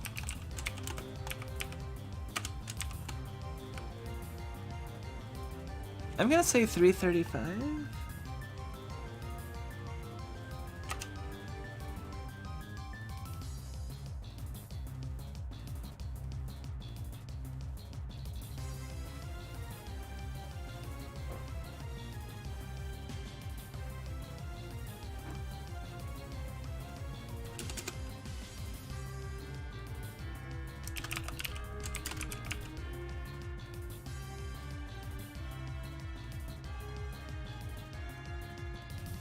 Anyway, yeah, I'll be right back. Let's take 5.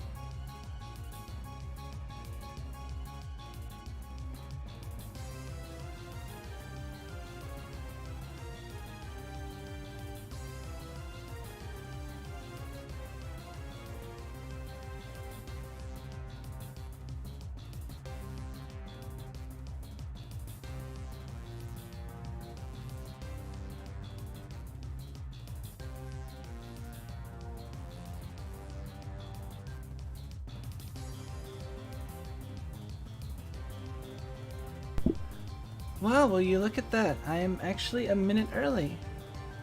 Because I had put down that I was coming back at 3:38. But it is in fact not 3:38, but earlier than that. Don't even think about it. I didn't have to think about it. It was just automatic. I didn't think about it. I saw you change it. Dang it. You got me, I guess. Hold on, I gotta put up this sushi. Let's get our Pidgeotto. I need to actually fix this Pidgeotto because it doesn't have the white on its beak, so it looks like it has no beak. It's a little bit less gruesome than that. No, where's my sushi? There's my sushi.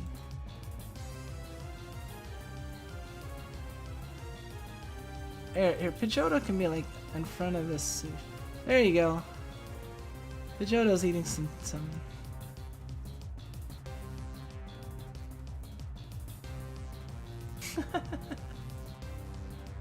I have to remember if I have any good ones.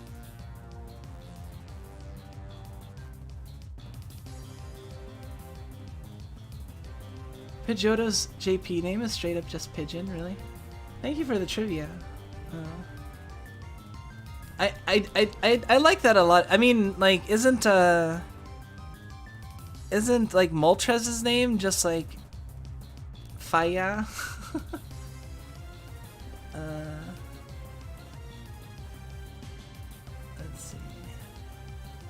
Let's see if I have any of the good doodles that I can put.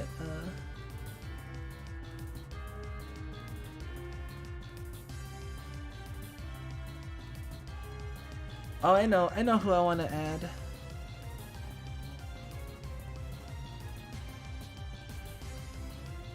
Check out how awesome this coughing is. I'm like proud of this coughing.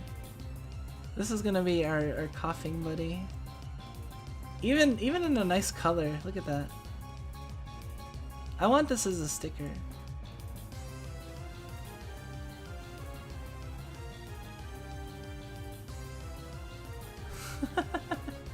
Yeah, we're gonna sit here. I'm gonna enjoy my sushi.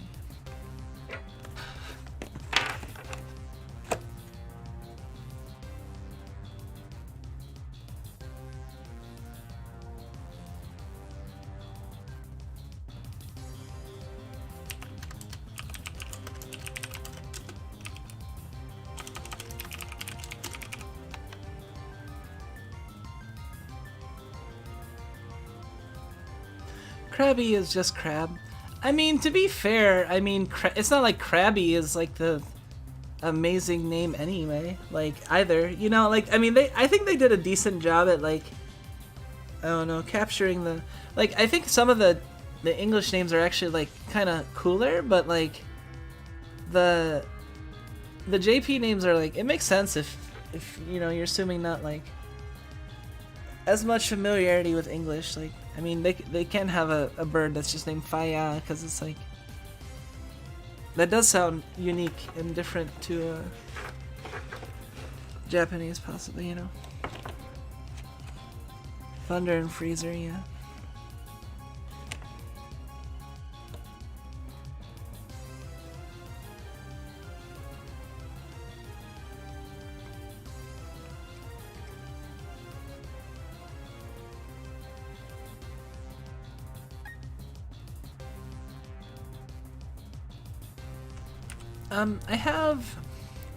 I mainly just have, I know it shows a lot. I can describe for you, I think, most of the sushi that are on this plate over here, if you're curious. But the sushi I actually have is it's just some tuna and salmon nigiri.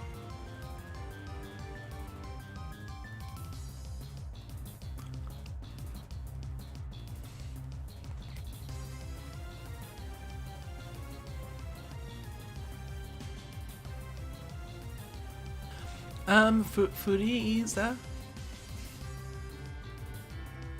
Well, it's kind of, you mixed like katakana and hiragana, which makes it kind of gives it a unique effect, I suppose, but typically you would use like a dash instead of the lengthening with like the E. Yeah, like that.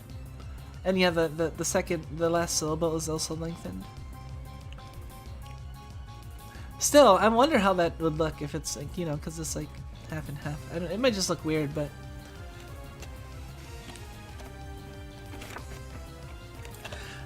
that is one of my resolutions, is to get better at Japanese, because my Japanese is like I said, I actually have a degree in like Japanese. It's like a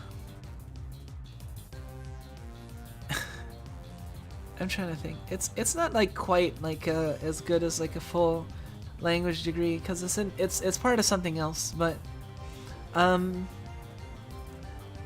it's part of like a general program that was like a focus in Japanese, you know.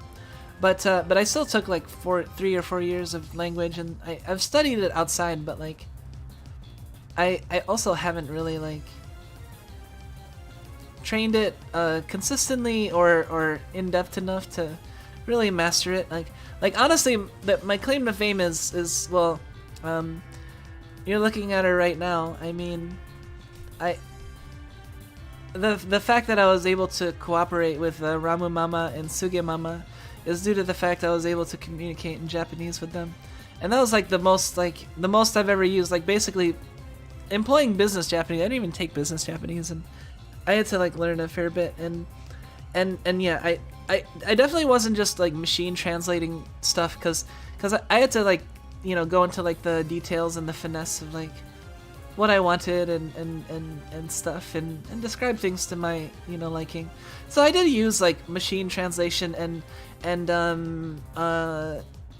dictionary to kind of double check, you know. I would like double check everything, because I would be meticulous, making sure that my message sounded actually not just like understandable, but actually sounded good in Japanese, and trying to be like respectful and polite, you know, and all that, because, you know, I wanted it to be a good experience. And you know, Ramu Mama is an artist that I've followed for like a long time, and I've always admired her Suwako, and so to be able to work with her, you know, I was like, that's actually what originally happened. Is I was arranged to work with another artist, combination artist and modeler, and then they gave the option of just doing the modeling and someone else doing the art. And then I told them that okay, I'll contact people, and because I also found out from, like, I saw other VTubers that had like dream artists and like good artists, and I'm like, man, maybe I should have been more adventurous and gone for like an artist that was significant to me, as opposed to just an artist I found like in the wanted section, you know. So I ended up contacting the first artist I considered a few artists. I did not become the Asanagi VTuber, sadly. I wonder how that will go down the line.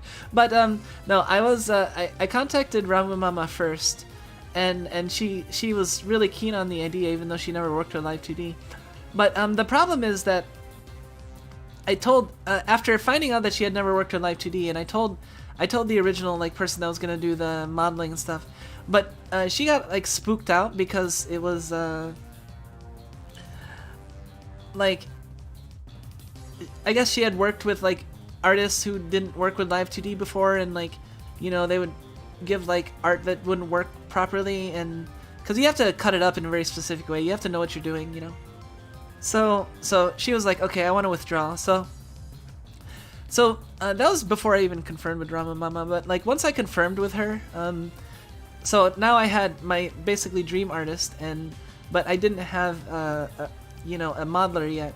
So that's when I like went and searched, and I decided like already, since I'm communicating in Japanese with Ramu Mama, I'm like, well, I should get a Japanese you know, modeler, because that way, if there's any communication that needs to be done between the artist and the rigger, I can you know, communicate. They can communicate, and I can communicate between them and stuff. So that's partially why I went like all like Japanese language only people, and also because like it was hard to find like work in like the combination of quality and like the price range that I was interested in working in, you know, in like English, you know. basically. Like, I wanted to make sure that I got like a really nice and a really good rigging job, because I wanted, you know, I wanted to do Mama's art justice, and I would feel terrible if it came out badly and, you know, it didn't like make her art the best it could be, you know what I mean? So like, and also because, you know, I mean, I also have to live with it. So like that too, that's important. But like, you know, that's essentially what happened. And yeah, so I'm really glad it ended up happening and it turned out the way it did, because I can't imagine what it would have been like if I didn't get if I had gotten art and modeling by that other person. Probably way different, but you know, it's interesting. Like, I'm very, that's why I don't think I could ever like abandon like Kumiko, you know, even if I move on to other stuff. Like, no one seems to have to like just, even if they move on to other places, like people don't seem to have to like close up shop in their previous places forever, you know. They can still be around, so like, you know, just, I won't disappear, trust me. Well, I mean, you can't guarantee anything in the world, and you know, stuff happens, but like I'll do my best. I won't like just up and decide, yeah, you know what, fuck this, I don't care. I don't care about these people and this stuff, and you know what I mean. I'm a lot more consistent than that. I would say I'm consistently inconsistent, but I'm pretty consistent about some things, and that's something I can be consistent on, is you know, trying not to let people down.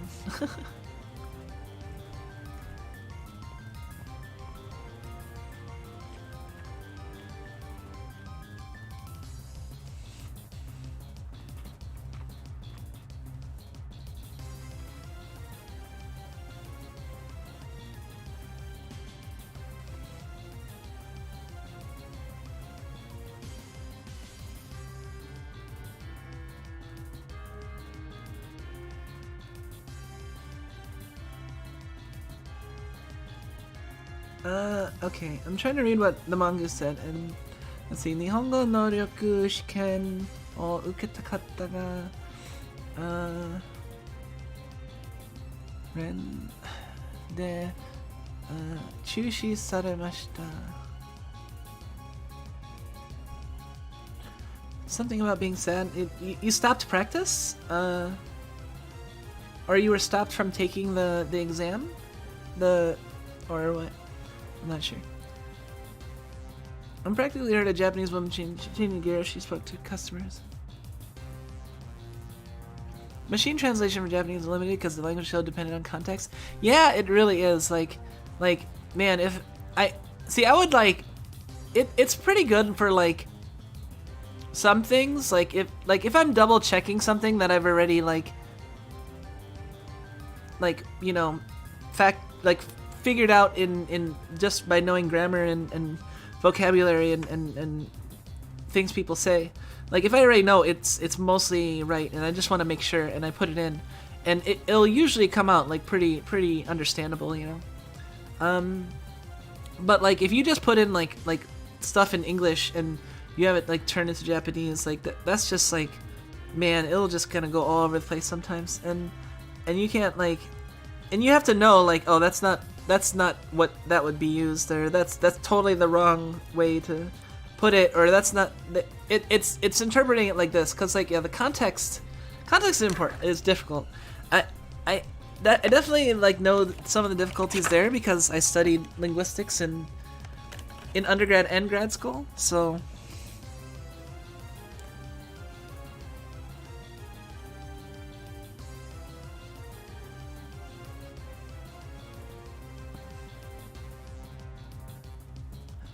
test says once every 6 months. It was canceled in my country four times. Oh no.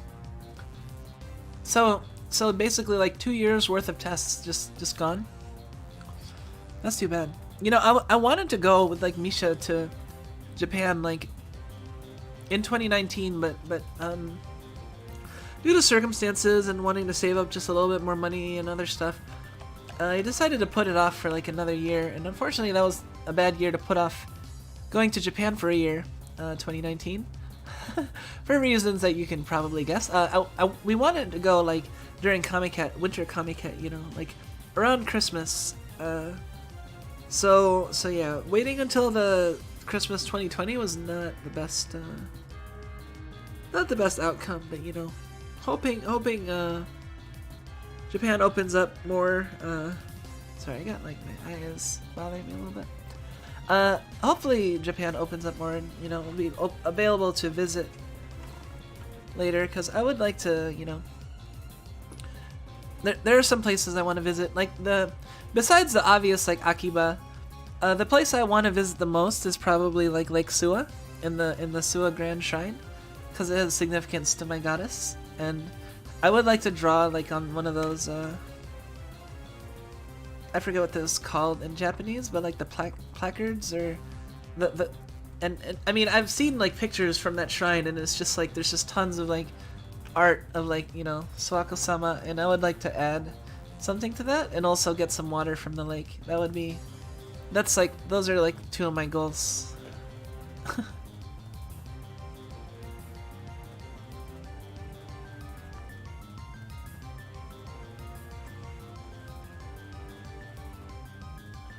Oh, Emma, yeah. Okay, that's what it's called, right? The card things, yeah. See, I need to like, that's the thing, like, I'm not like, trust me, I'm like way past any like approximation of like anything like Duolingo can't help me like at all, you know. Duolingo's like spinning the wheels like completely, because it's just so like at the point I'm at like mid like level 27 of like Wanikani, so like plus like the grammar I know is actually better than like the vocab I know, I think, in general, so I can usually get things like pretty well and be able to, you know, usually get the gist of things and stuff. It really is just the hardest is reading when I don't have like the time and luxury to like look things up to check kanji and stuff, and, you know, double check everything, because I'm kind of, that's my weakness, like studying Japanese. I need to get better at getting comfortable with speaking, like just speaking and being comfortable with being wrong sometimes. Like I'm really self-conscious, and I really don't want to be wrong, so I really like that's partially why I like it's hard for me, because it's like I know that it's not gonna be perfect, but like, you know, I don't judge like, you know, my like my fellow VTubers that are, you know, Japanese trying to speak English. Like if they mess it up slightly or even like considerably, you know, as long as I know they're making the best effort, I know like I don't like look at them poorly or anything, you know. If anything, they're being brave, you know, they're trying their best, so it's like admirable, you know. So it's like I have to think like, okay, well, I have to think of myself like in the same way if I'm trying, you know. So it's just hard though, you know, because I'm very critical of myself, I guess.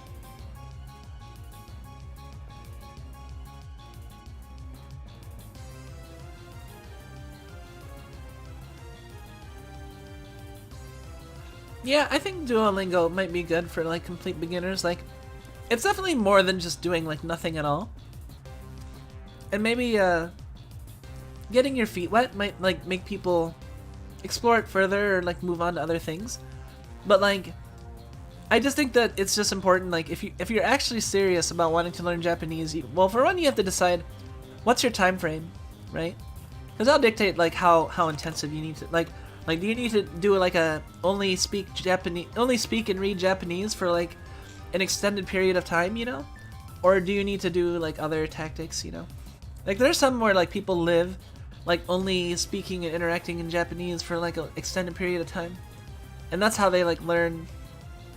Like they it's basically like, you know, sink or swim.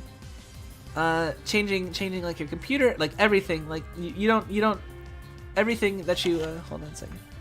Everything that you do is like in the language, target language. Like that's like total immersion. Like really, some people try to do that, and I guess it's pretty effective. But like, you know, not everyone needs to learn Japanese that fast. I certainly don't, but I would like to learn it faster. So like Wanikani is like a nice balance, because as long as I don't get bogged down in past reviews.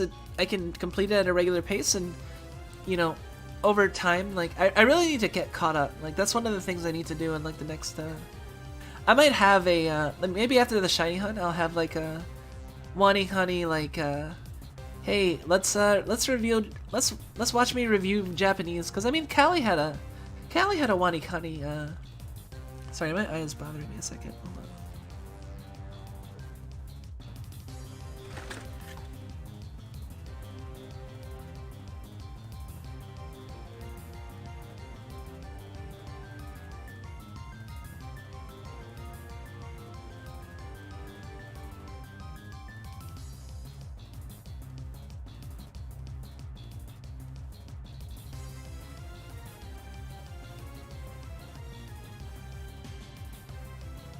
I tried to explain to someone why Nihongo Jozu can feel like damning with faint praise. It can, because it feels like, since that's like all you hear a lot of times, and like you hear it even if you're like doing terrible, it does feel kind of like a non-statement, you know, and kind of like a little bit, maybe not even condescending, but just kind of like, you know, like, oh, good job, kind of token appreciation, you know, and it might feel like you're not being listened to, that sort of thing. And hey, welcome, well-wisher. Welcome to the channel. Welcome to the stream. We're currently on a sushi break, so we've encountered 150 Azelfs. That's not a lot in the grand scheme of things, but I'm not like trying to rush these as fast as possible. Currently nomming on some sushi.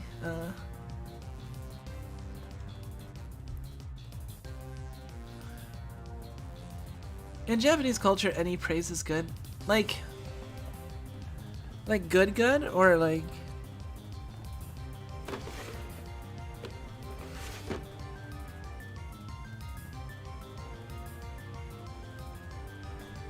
I don't know. I feel like there's a lot of holes in my knowledge and stuff. Like more so than there should be. But maybe I'm being too critical of myself, because I've been around a while, and there is a lot that I've learned that I've forgotten. But I'm not like, there is still a fair bit of stuff that I know, you know what I mean?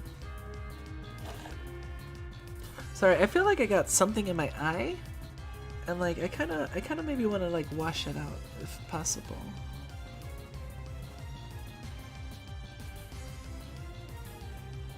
Like I feel like I got like a piece of dust or something in my eye.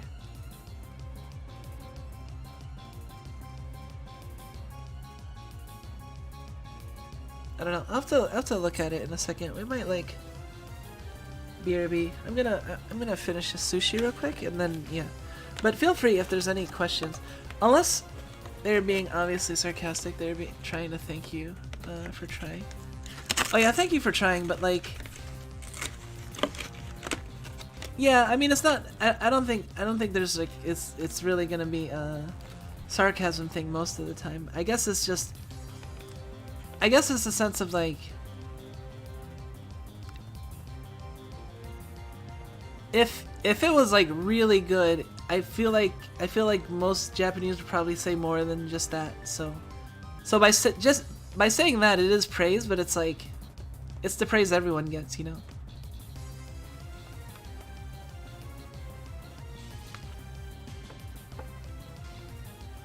I don't know. I still think you shouldn't give horse in the mouth in a way. Like, you know, if someone praises you for something, that's still meaningful. But I mean, you can be wanting like a more significant praise. That's fine too.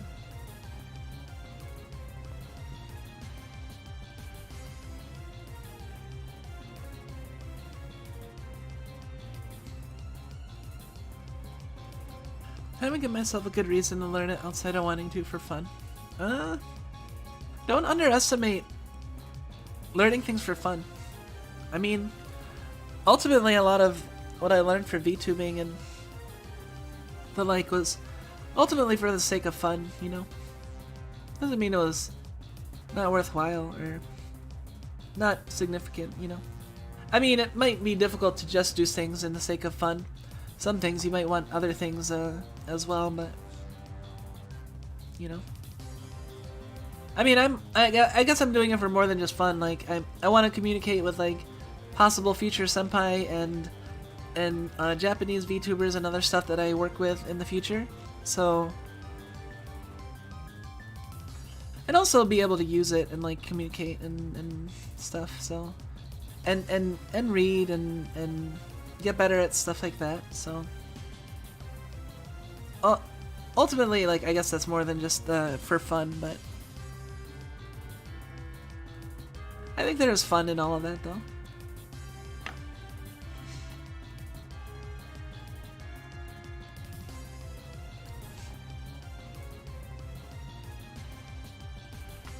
How, I'm trying to think, like, in Japanese, is it,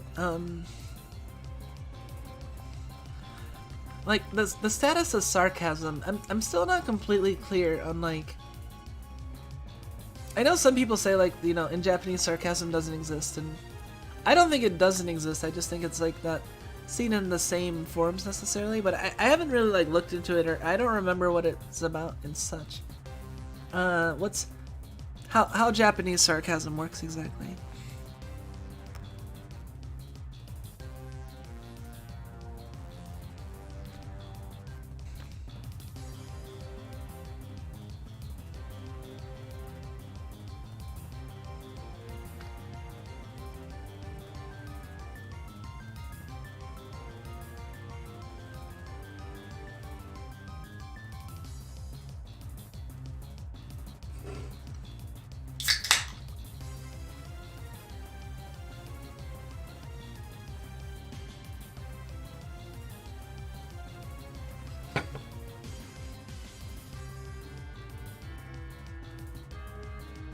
Now, would you say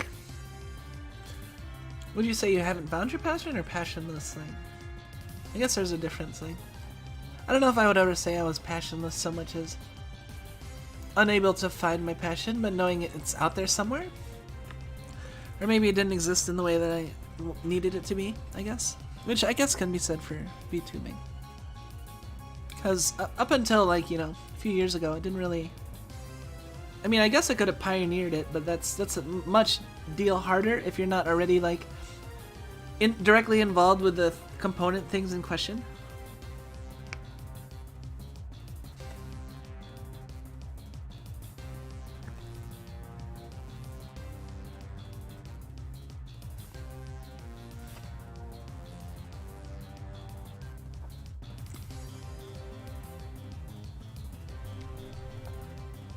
Yeah, that's fine. I mean, I don't expect anyone to share anything they're uncomfortable with, of course. But at the same time, like, you know, I realize sometimes you want to, like, share because people are sharing and stuff like that. But, you know, don't share anything that you don't want to. And, you know, as long as it follows the rules, for the most part, it should probably be fine. But yeah, but I mean, just don't worry about being pressured, because that's the last thing I want. I mean, people can feel free to lurk, like, you know. I mean, Badman, if you decided, like, oh, I just feel like lurking for an hour and just not talking, I mean, that's perfectly within your means, you know. I'm not gonna seriously razz you for it or anything, you know. But, like, I do appreciate that you're, like, you know, constantly around and talking, but, you know, it's not something I would put on you as, like, oh, you have to. I don't know. I know some VTubers, like, play around with the idea of, like, you know, being more critical about that sort of thing, and I guess it's understood that it's mostly, like, joking, but I don't even think I can joke about that, because I feel too bad. Like, I can't, like, I don't know. Does that make sense?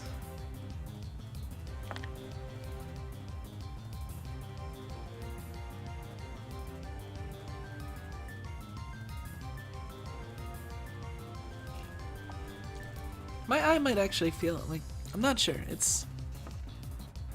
I still feel like there's something, it's not quite as, like, watering, so.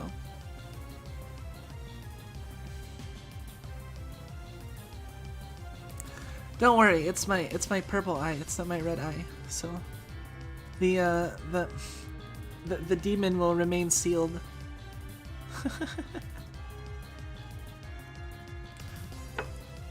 Or wait, no, maybe it is. I'll get back to you on that. I don't know how chuny I should be.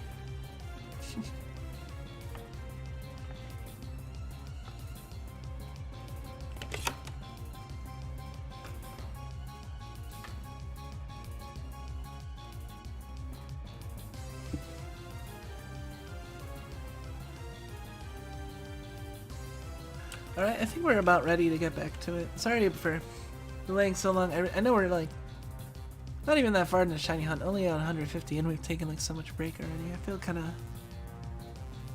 like we're going a little slow, but eh. Hold on. Yeah, I might run to hold on.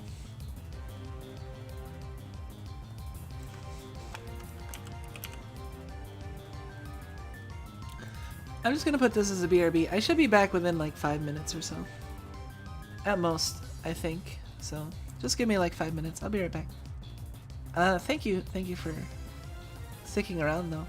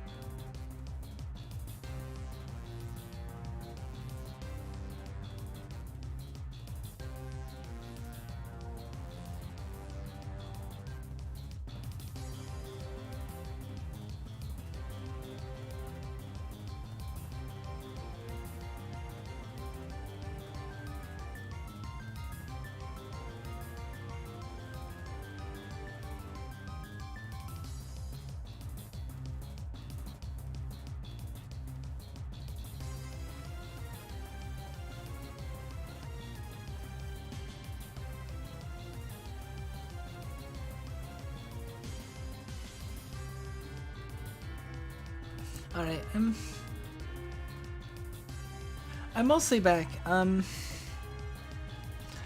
can't... my eye is like bothering me, and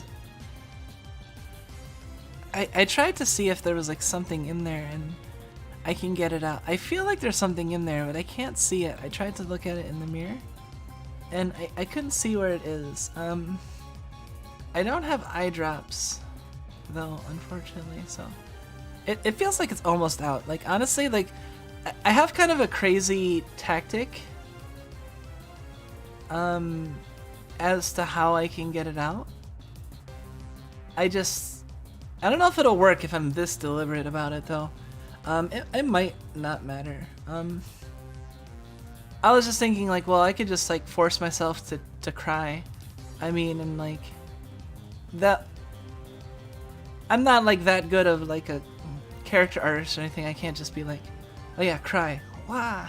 You know what I mean? Like,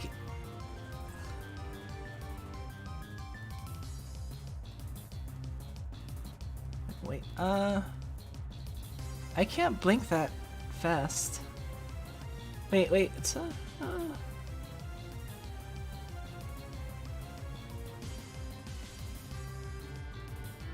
I guess it is my chuny eye.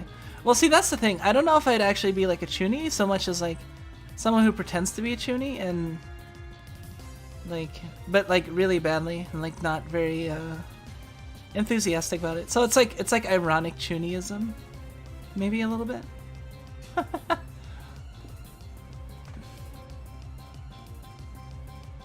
don't know. I kind of like wouldn't that kind of be like Mai from Nichijou?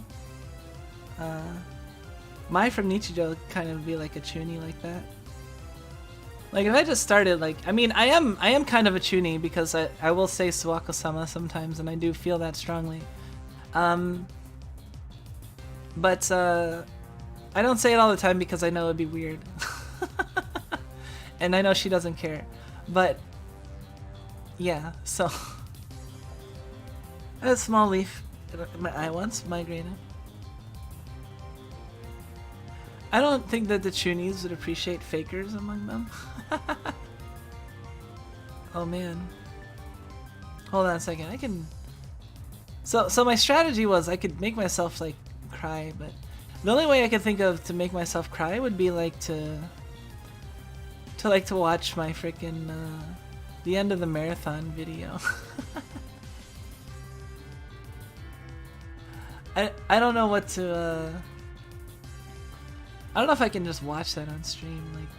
I'm trying to think of how I could watch it while also not subjecting you guys to it, so I can just get the tears. Because I just want like tears. I just want to cry real quick. But I can't like while I'm thinking about it like this. I can't. But like I think if I watch, I don't know. It's kind of weird to just be like, hey, I'm gonna figure out a way to cry to fix my eye real quick. I'll be right back.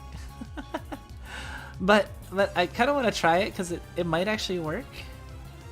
Although it's kind of mostly gum. Maybe there isn't something. I don't know. But I feel like the cry would actually help my eye though. That's the thing. So maybe I will try that. Let me see if I can. Hold on.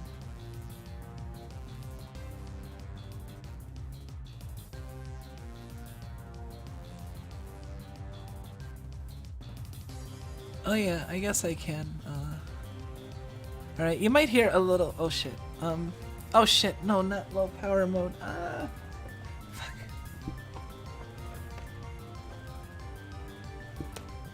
I don't know how to turn off low power mode.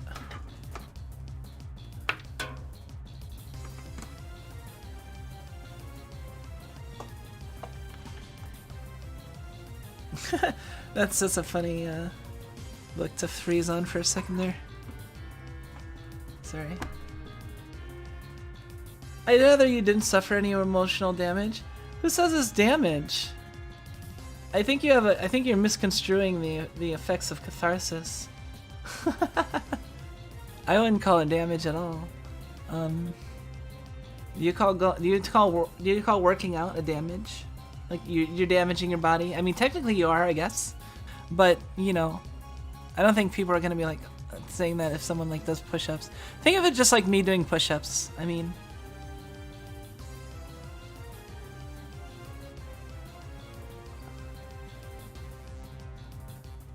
Did you know men find it physically harder to cry smaller tear ducts? Really? I didn't know that. Huh. Where is... Where did I put it? Recordings.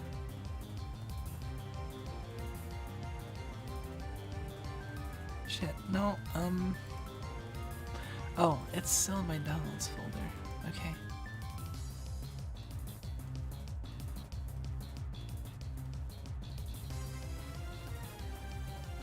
Sorry, just give me a second.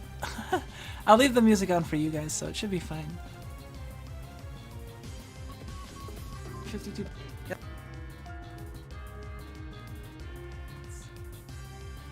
Sorry.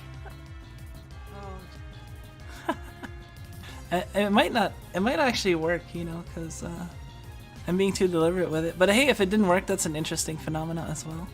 So.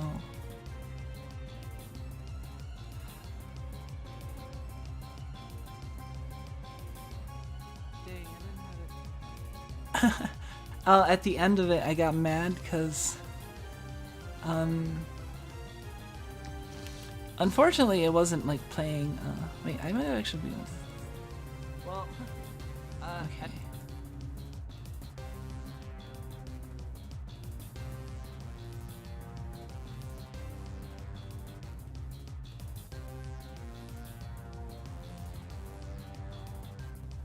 Okay, you can.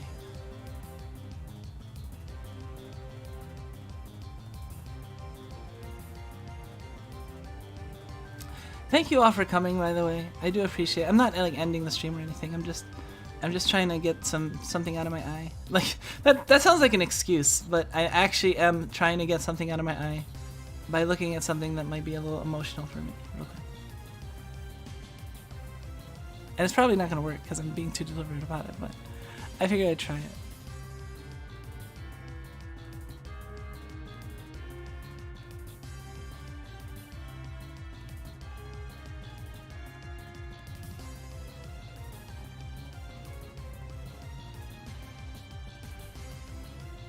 The shiny head's turning. Oh no, wait, hold on. Crap. Fuck. I'm being too distracted. Sorry.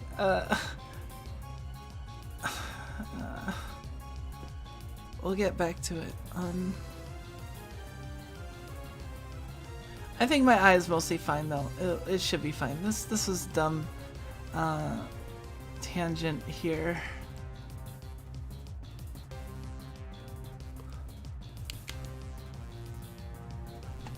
Alright.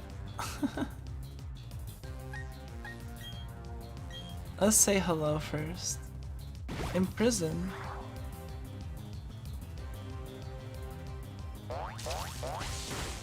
There you go.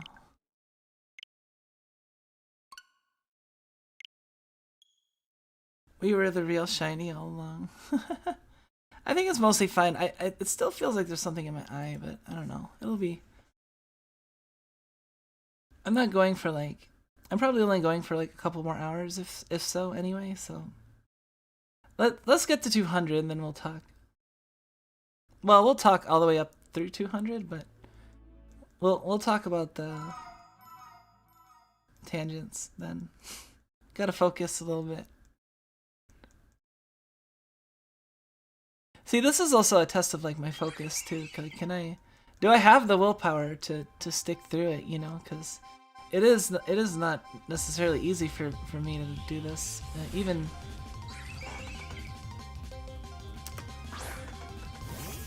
All right, that's 151.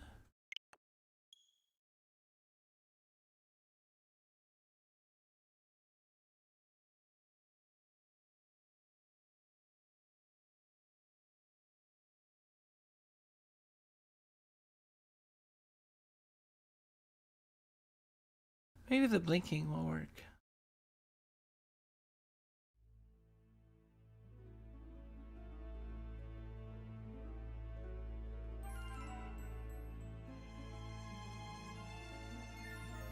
Ah, that's so annoying.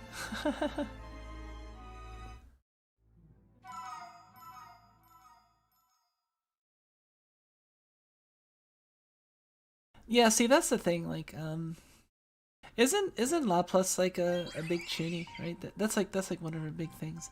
I haven't actually like the new how was it? Hollow EN Gen 6 or not EN? Hollow Gen 6. Like, I'm trying to think.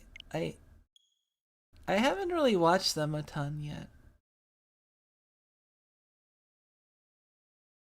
Every Kumiko stream is secretly a Datsudan, naturally. I mean, yeah, I mean, I didn't even make it a secret. I was basically said comfy Zatsudan. Although, yeah, it is true, like every stream is a Zatsudan. See, I would actually like stream something else tonight, but like I have Pathfinder, so I will, you know, I will be enjoying that. So tomorrow, though, what I might do is, well, it might be a little early to talk about that, but my plan is, yeah, I'm gonna try to stream every day until I catch the shiny. And let's see.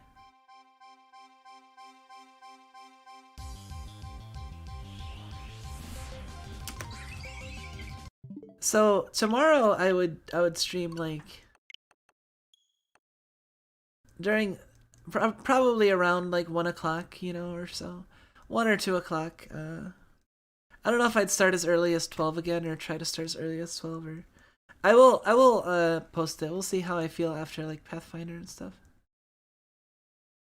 Lapis reminds me of Emma. Is she another demon? They got demon and cat overload. See, she's technically, well, I don't know if she's actually a demon. I think she's like, I don't know if she's like just chuny or what. Well, the thing is that they don't actually have that many cats, technically. Like Koyori is not a cat. Like, she's actually a coyote. Yeah, you might not have realized that if you didn't look into her lore, because she does look very like cat girl like, but she is a coyote. I'm pretty sure, unless I'm making that up, but I'm pretty sure she's that might actually be where coyote comes from. Now that I think of it, isn't that like that sounds vaguely similar to coyote, but I don't know if it would sound like that in Japanese. But yeah, so coyote is not like is actually like a coyote, I think. So that's kind of interesting. And I'm trying to think, besides Okayu, like, who else do they have as cats? Like, isn't Okayu the one cat? Unless I'm, like, forgetting, like, another cat. I mean, all of them have, like, alternate cat, like, outfits and features, but that's not really, like, that's not really a fault of anyone but the fact that everyone loves cats, like. Cause, like, you know, Gura has, like, the cat ears, and Kiara and everyone else. Like, I mean, that's just because people like cats, and that's just like an alternate of the outfit. Neko Mimi overload, yeah, that's a good way to put it. So it is kind of funny that I even I'm like have the kind of the Neko Mimi, but I guess at least it's like a hat and not like, I don't know. It'd be kind of weird to have 4 ears, I think. Aqua hardly ever takes the ears off. Yeah, so people just think of her as a cat girl, maybe. I mean, if she really likes them, then I could see why. I honestly think I wear like my I wonder like how the time is like on how often I wear my different like if there was like a tally of like how much time of my overall time spent on stream, like have I been wearing my hat or not wearing my hat, or here let's get a little bit more comfortable and just no hat off, cause yeah, I can, for people that haven't seen, I can vary my hat, my glasses, and well, you can't see this right now, but I can also take my thigh highs on and off. I have nice shoes though, and nice feet, by the way. But yeah, let's get more comfortable.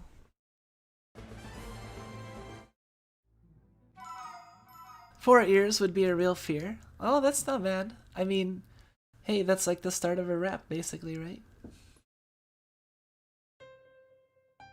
Like rapping, like I mean, like I don't know. I've never tried to seriously rap before, but I feel like if I was like egged on, or if I was like in the right I don't know, right mood, I feel like I could do it. It's just it might be really silly or lame, like, but I mean, I guess everyone runs that risk. It might be a little clever at parts. I don't know. I have that tendency to kind of get a little clever sometimes. But yeah.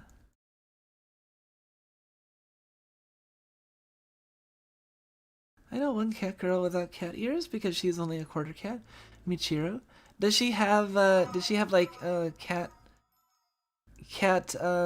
tail? Like does she have like any cat features?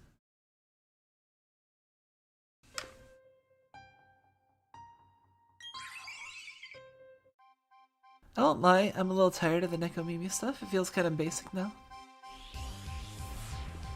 I mean that's fair.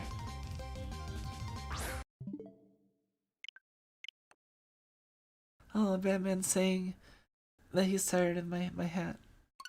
I see how it is.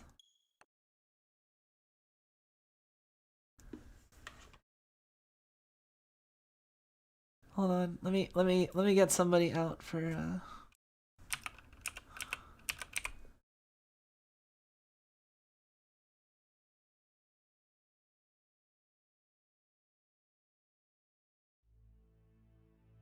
Oh no, I didn't color in Meowth's eyes.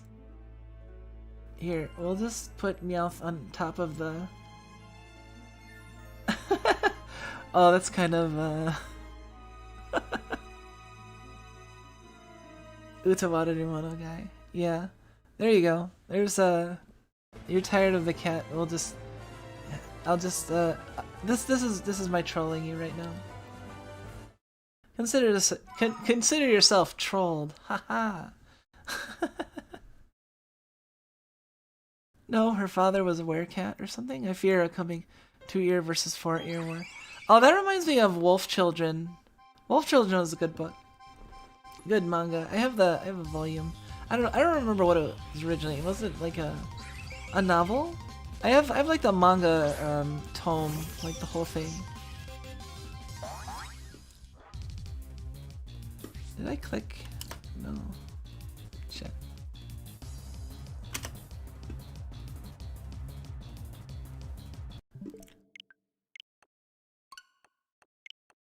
I feel like I want to get a different outfit too. Like, I don't know if I want to be wearing this outfit right now.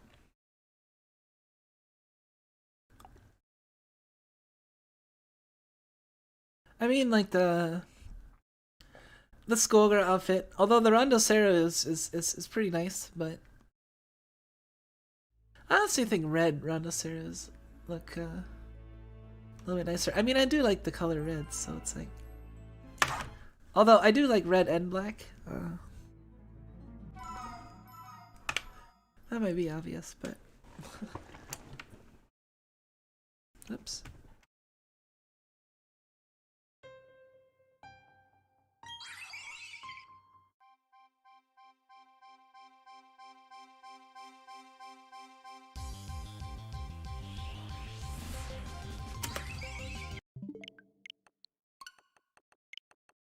Man, I had a lot of fun watching like Fubuki do the shiny hunts. I don't know why it was so fun, just hanging out and you know, she's very entertaining and she does a good job at I don't know.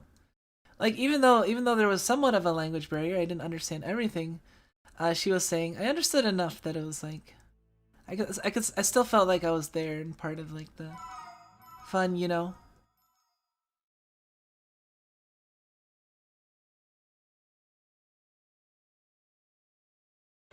Nekopara is extremely uncomfortable if you know about sundown towns, huh?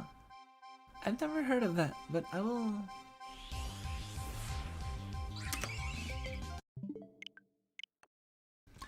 Oh yeah, I never got my notebook. Hold on.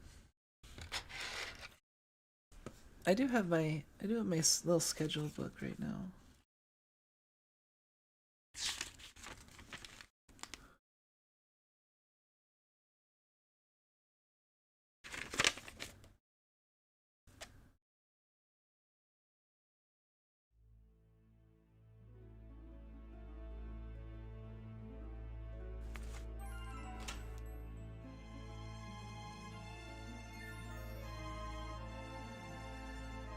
Are those the fake towns for old people with dementia? Wait, what?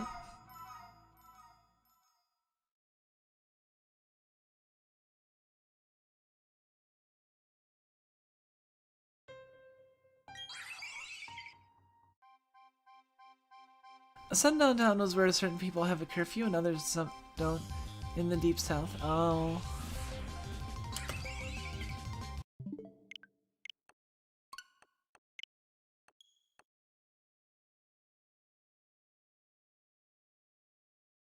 Huh.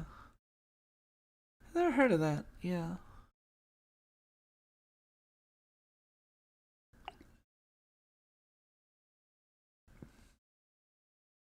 I've never heard of sundowning, even though I did study like psychology. I was more interested in like linguistic relativity, and that was like one of my main like linguistic relativity and just in general like stuff involving like intersection of language and thought. I always thought was interesting.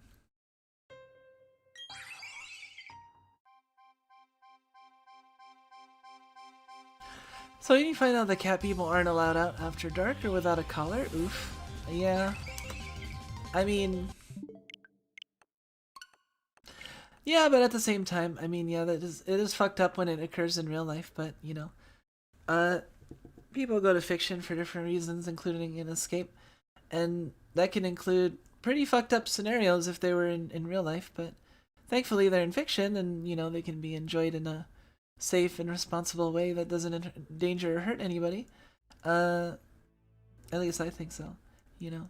So that might be fucked up, but like also I can totally see the kink inherent in being a part of that, even on the side of the. I mean, I can understand it more from the side of the being like the collared as opposed to. I mean, why do you think I have this choker collar in the first place? It is an allusion to certain aspects of myself, but yeah. So I would say I would understand it more on the girls' side, if anything. Like, I mean, there's a certain like inherent like, you know, enjoyment in kink that's like, you know, that requires a suspension of like disbelief and a removal into fantasy that like, you know, obviously like I mean, it's totally different and fucked up if it occurs in real life, and I mean even people that enjoy it in fantasy wouldn't want it necessarily happen to them in real life, you know. There's a reason why it's enjoyed in fantasy, you know.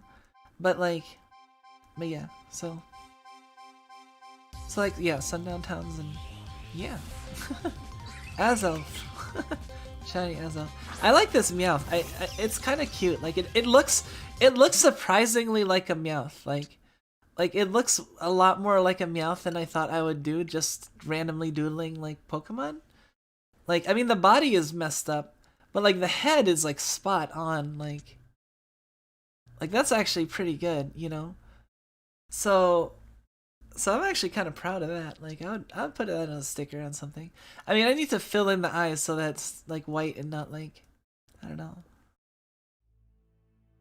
See, here's the thing. Like I want to use some of them, but like I'm wondering for some of them, like should I really complete them, or like if there's like, you know, if I could like make like the eyes different color, minor tweaks. I think part of the fun probably is the original, so I'd probably leave it just as like the white background. So.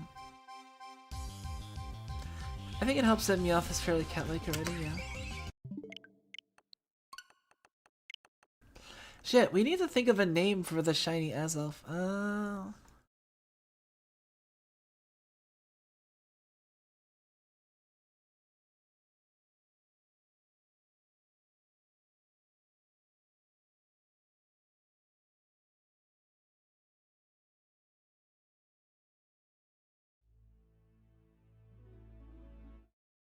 Oh yeah, I also have a little bit more like, well, we still have a good like what, like about 3 hours I think before I have to consider like ending. I wanted to go over to 8 hours because I wanted to go 8 hours for a stupid reason. Like technically, 8 hours. If I went 8 hours, I'd be kind of like going over, and it might bleed into Pathfinder.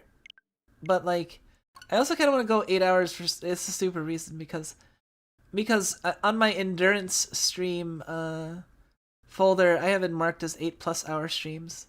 So if I get sub 8 hours, then technically, according to that, I shouldn't include it. But I might still include it, and hopefully people don't get mad at me and cancel me for it, you know? Wilfred? What's Wilfred? My eye mostly feels like it's mostly fine. It's just weird. Like it feels like there's something in there, but it's like I don't know.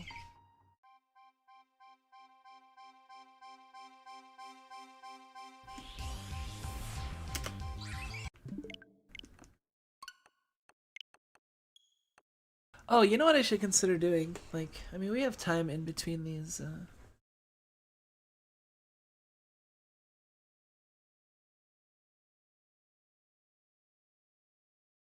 I'm gonna.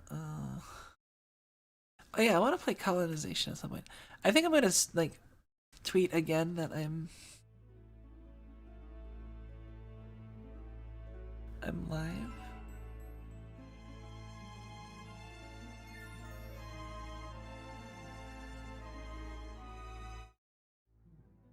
I've been encouraged to tweet like that I'm live when I do like really long marathon streams in the middle of the stream, so I figured I'd try it since it's the case of, you know.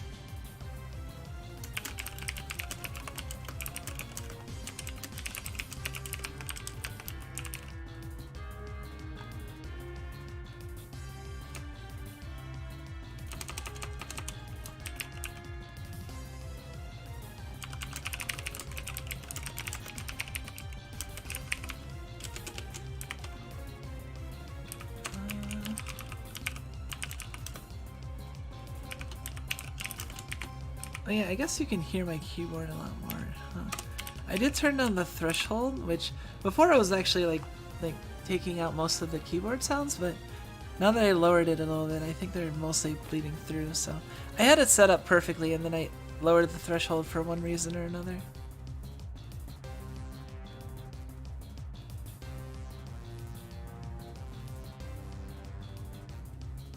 Oh, Wilfred. Oh, like the name for Azelf. Yeah, okay. Oh, like Wilfred?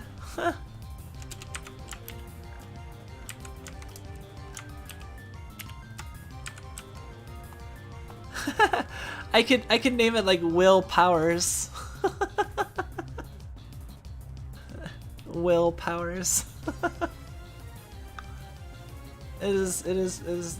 Oh, that's pretty dumb.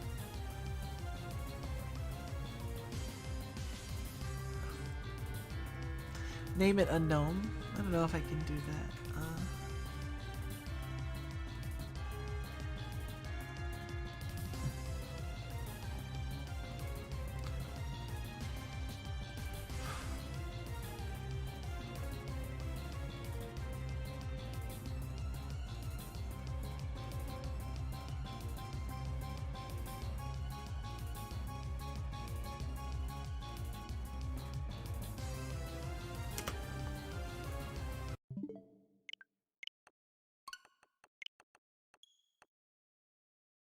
Alright, so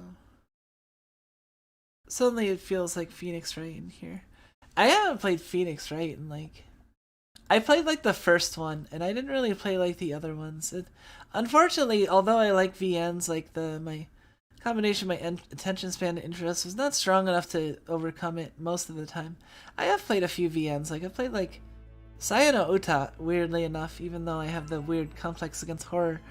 That was before I'd kind of given up on horror altogether, I think, but I guess it's never truly giving up because I still play Dark Souls games, and I'm gonna play Elden Ring, and I swear, if Elden Ring has a jump scare that like scares the crap out of me, I'll be so mad.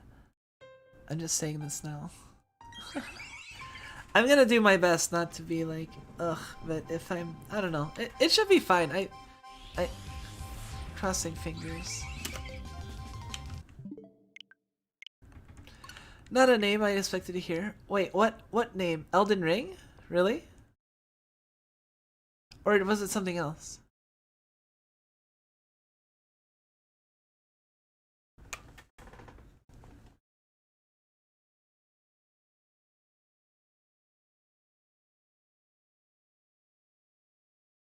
Oh, Saya no Uta? Yeah, I did read Saya no Uta.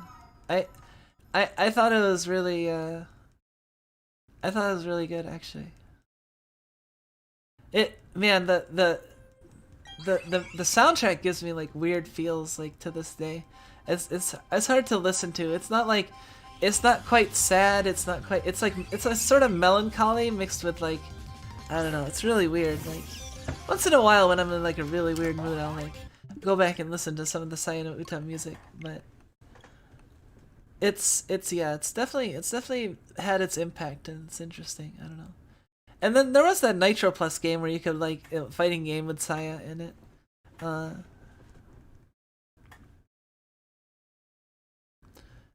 Why didn't you expect to hear that? I mean, I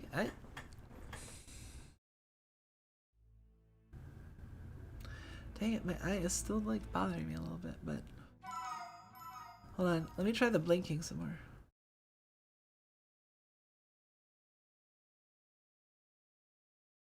People call it an H game, not a kink I'm familiar with. I mean, it is an H game because there's like, you know, H scenes with Saya, and it definitely does like hit some kinks. I mean, there's a lot of kinks out there. If it's not a kink you're familiar with, then it probably exists because like almost every kink exists. Trust me. Trust me. But yeah, Saya no Uta, I mean, does tap into like corruption and I mean, obviously loli is a thing, but it does kind of like tap into weird like emotions and desolation and stuff. Oh man, wait a minute, why is it? Hold on a second. It's not completely about those scenes. Well, I mean, yeah, that's what makes it like an eroge and not a nukige, right? Because it isn't like a nukige where it's like mostly focused on like the sex scenes, but while Saya no Uta is more of an eroge because it's like, yeah, there are H scenes, but like it's not like the main. It's like Fate Stay Night's like an eroge, but it's not a nukige.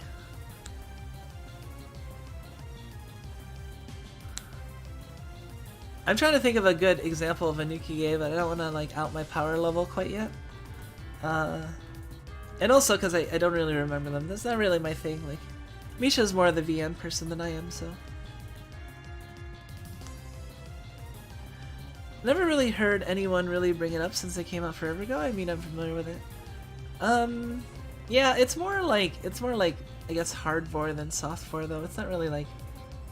Yeah, it does definitely tap into like vor stuff, but Saya no Uta is like it's a relatively simple premise. It's like what if like you saw everything is fucked up except the fucked up things, and then the fucked up things you saw as like really cute things, you know, and like basically one person got like this weird mental thing, or some switch was flipped where like he saw everything as like grotesque, like flesh beasts and weird, like all of his friends and all this other stuff, and everything was fucked up except for like this one girl that he saw that looked normal, but it turned, you know. Rat needs to read manga mates. No way, nah, that's not happening. I already know enough about that to know that it's not my thing. I'm not, like I said, like I'm not really into like the R18G stuff. I'm not like I'm not opposed to it, but like, you know, it's not really my thing. So if you do art related to me, I mean, I appreciate that you're doing art, like, still, but I might not be able to enjoy it or look at it very well. So, you know, I feel like I've said this like multiple times, so I hope I'm not like encouraging it subtly by having mentioned it more than once, but I just give that as an example because that's just a distinct example. Like something I definitely don't like is like R18G stuff.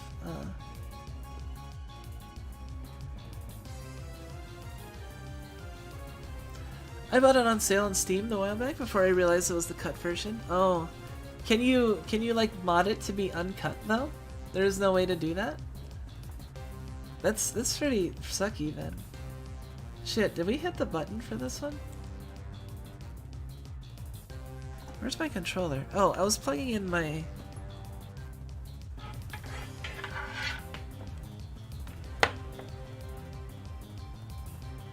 I don't think we hit the button for this.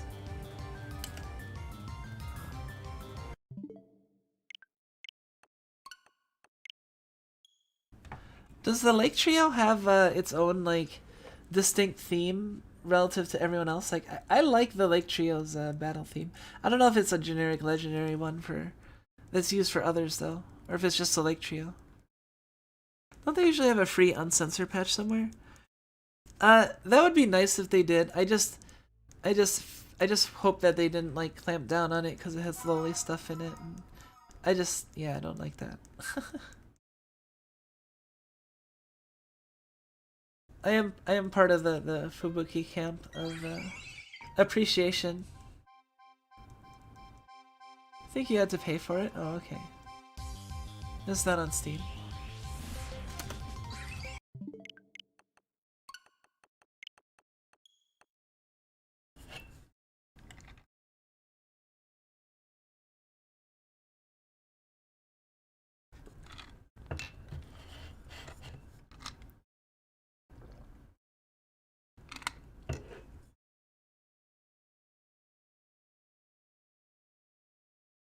I don't recall them having a distinct one yet. See, I played the... I think I played the official, like... I think there was an official... I feel like I had the official English version, but like not a Steam version. It was like actual CDs. I don't know where that is anymore, but... I think at 200 we're gonna switch our outfit.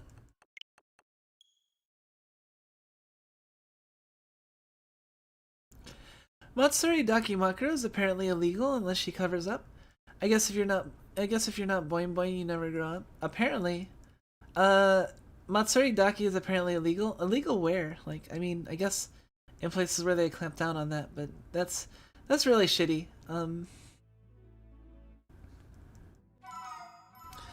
Yeah, I mean that's no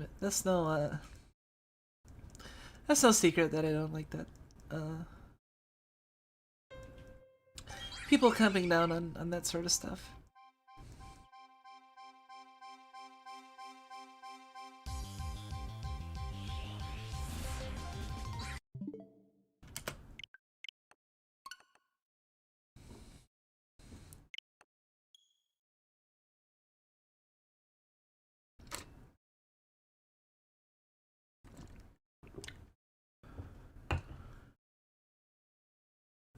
As in they weren't allowed to make one of her looking suggestive? Oh, you mean like they weren't allowed, like Hololive wasn't allowed? Or, I mean, who wasn't allowing who? Like they, who's they? Who is they and who is the ones that were watching and not being allowed to? Like, Hololive to the Japanese government? Like...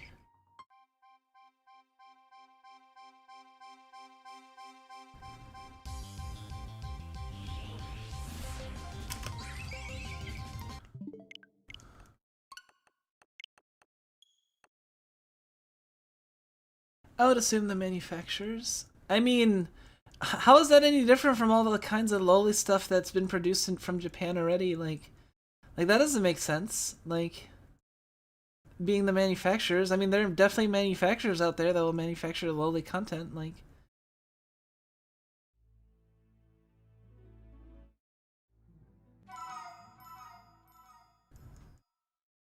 So the skimpy one would be breaking child protection laws. Oh, that's so dumb.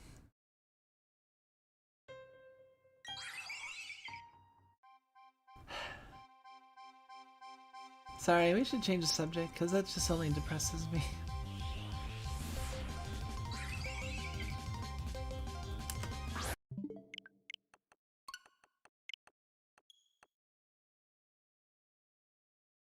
Well, I mean, we don't have to change this topic, but like I don't really know if I have much to say about that besides I don't like it. And well, I mean, I don't like it when lolis come down on specifically. Yeah. but yeah, I shouldn't get like sad about it, I guess. Especially not on a stream where I'm like celebrating Fubuki of all people and doing a shiny hunt, so.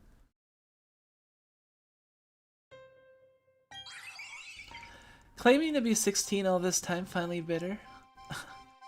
Oh no, really? Well, I mean, I guess that's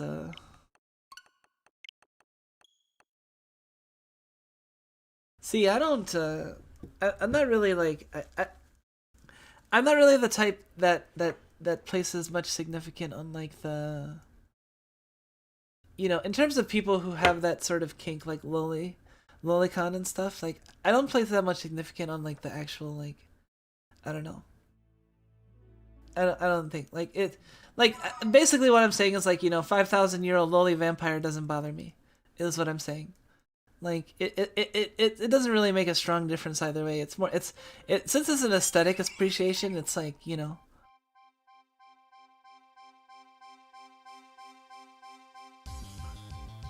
though people would be able to tell that's a lie and joke. Yeah. I mean, yeah, but like, ugh.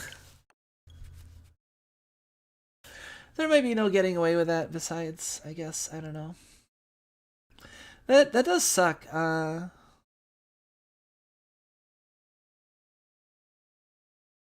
mean, like, I feel like the only way to do that is to like graduate and to have a different persona that was more like your actual age and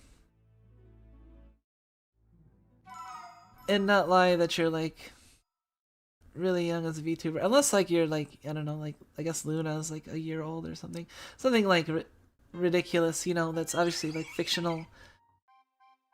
Like Dizzy was, I think, like 0 in Guilty Gear Double X, like,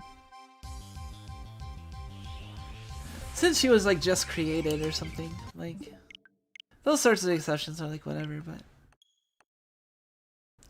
kind of hard to be the same age for 3 years unless you're Ash Satoshi.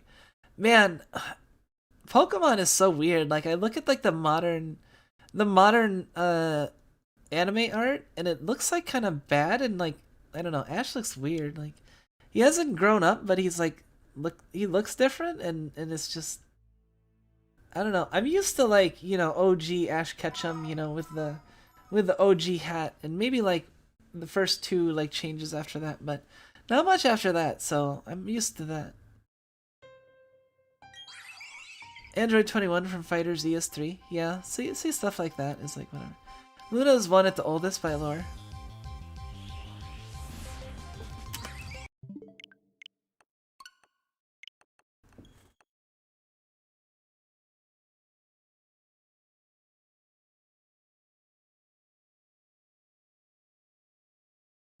Yeah, I don't know if I'll actually like necessarily go for all the way up until like right until 8, because I mean I do want to try and if I could like get to like 8 hours it'd be good, but I also, there's merit to like being able to rest a little bit before Pathfinder so I'm not like dead, and there's also a certain responsibility, I guess,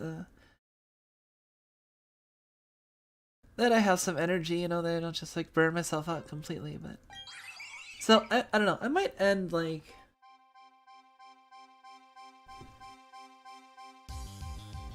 maybe at 250 or something. I don't know if we can get to 300 in the next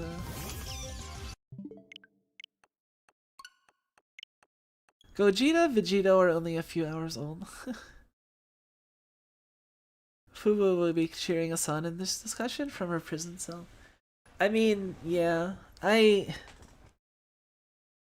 definitely like, I don't know. That's one of the reasons I want to like get better as a VTuber and make it far. Is like there's a lot of people I have appreciation for in this world, and it'd be nice if I could like show direct appreciation, you know, or be able to explain why, I guess. And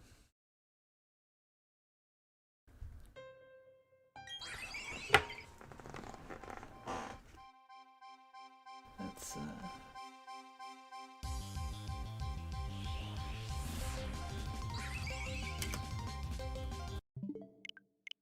the Necro Lolicon. I know there's been a lot of like Lolicon Fubuki memes, which is pretty great. Like I like that she's the resident Lolicon because one of the reasons why I admire her is her she's not ashamed of it, and you know, I'm not really ashamed of it either, but like it's nice that she can kind of like, you know, live her life to the fullest, it seems. And oh my eye. See, that's the thing. Like, there's actually something like getting in my eye, and it's not like I'm like crying because I'm like thinking of Fubuki. And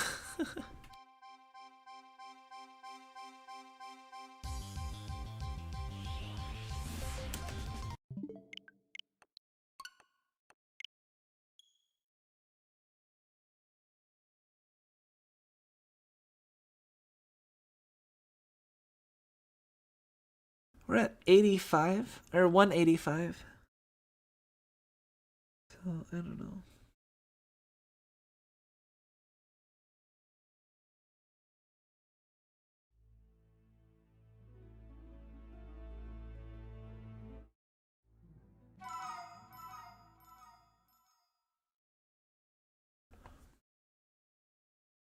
Like, it feels like I got an eyelash in there or something, but like, I didn't see it when I looked in the mirror, so it's like weird.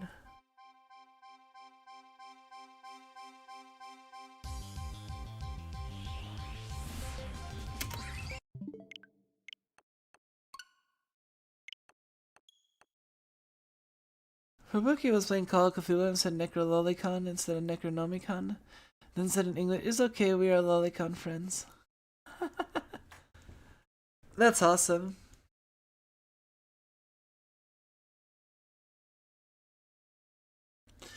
Yeah, I mean, I'm in the one career path slash profession where like being a lolicon is an asset and not like a strike against you, or like a disqualifier, you know? Like it could actually like I think if anything, like they'd be if an agency found out like they I mean they shouldn't have an issue with like how things have been, but you know. Still, it's not something I want to hide because, you know, there shouldn't be anything wrong with it. Like, thought crimes, yo, you know? I'll decapitate. Like, is it better if I decapitate them in my imagination first? Like, and I mean, and then that doesn't even like get across the fact that like, you know, some people self-insert like on the other side of things. Like, people just assume like, oh, like the people that enjoy this are people that are enjoying it from like from one side, you know, it's a one-sided thing. But there are people that like, if there's porn and there are multiple roles in it, there's people that will imagine themselves being in any of those roles. So like, everyone has a fictional perspective to enjoy it, I guess you can say. Even if the role is fucked up, like even if it's just like, you know, some sort of murder or something, and it's just like, there's some people that will like, it's fiction, like they'll, you know, there's people that are into snuff, like it's a thing, like, but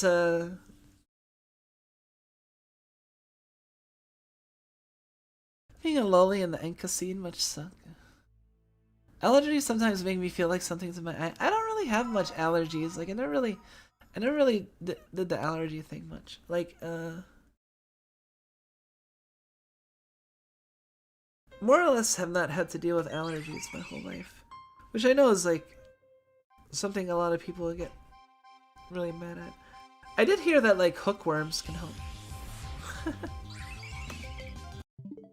there was like something on NPR where it was talking about like someone that went and got like hookworms and it like cured their serious allergies, and it was like this sort of theory that like, you know, we grew up with like these parasites, and now that we don't have them, like they actually had like a function, and that being too clean actually like had negative effects, because, you know, in certain countries and like and in the past, like, you know, certain allergies didn't really exist, and that's suspected because of like particular things present in the body that aren't present anymore because like we're too clean or sanitary or otherwise, you know, like.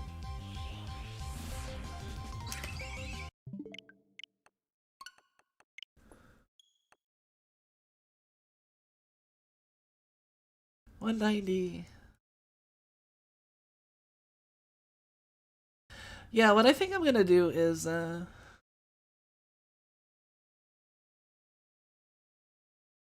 immune systems are primed for hardship for it that isn't there. Yeah.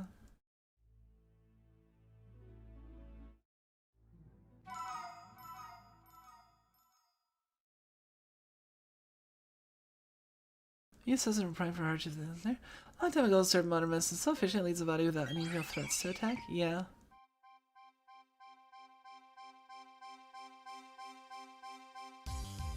Yeah, the immune system's pretty weird.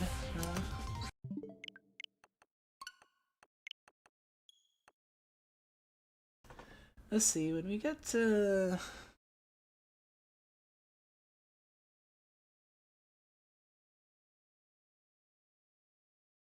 I don't know, when we get to 200, we'll see how it is, and then maybe go to 225 and then keep going.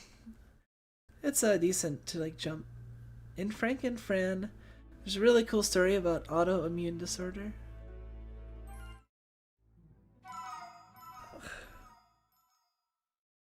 This, hold on.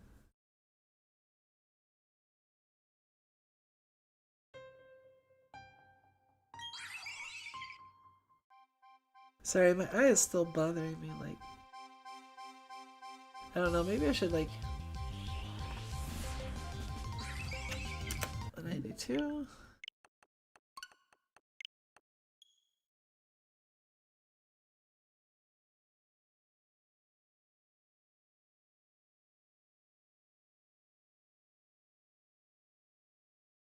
Oh yeah, something else I was thinking of doing at some point, like... When I have time, and, like, now that I have, like, my new setup, I'm able to do, like, ASMR. I don't know how many people would be interested in an ASMR stream from me, but I've been thinking about, like...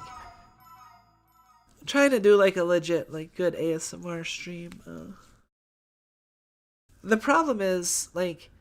I've been trying to stream a minimum of 2 hours, and it's kind of like a matter of, like, do I want to break my streak? And I mean, if I have to break my streak, like, you know, I don't think anyone's gonna really care that much, but it is kind of the idea, like, you know, if I don't have to, like, I'd prefer not to stream less than 2 hours. But I feel like I don't know if I could last like 2 hours. The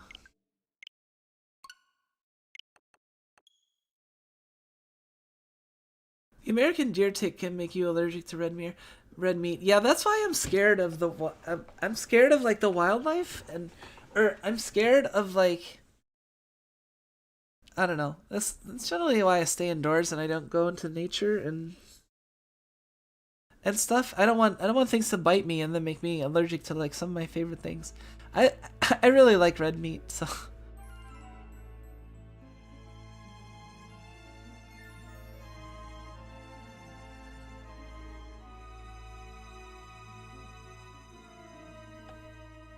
Ah, this is so annoying, damn it.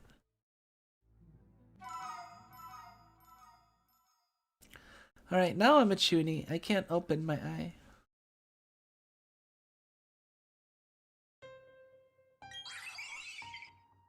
Nature is pretty, but also scary. I tell myself I can't eat bacon anymore. I thought bacon wasn't isn't bacon like not red meat?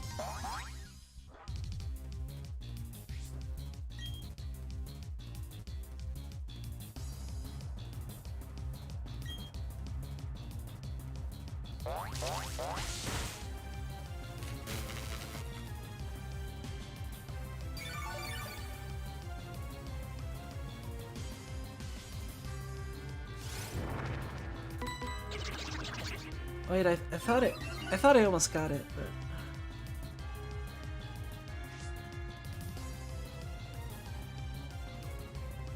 chances of it happening are fairly low. Okay. I wanna just do this for fun. I wanna show you guys how cool Raichu's focus punch is.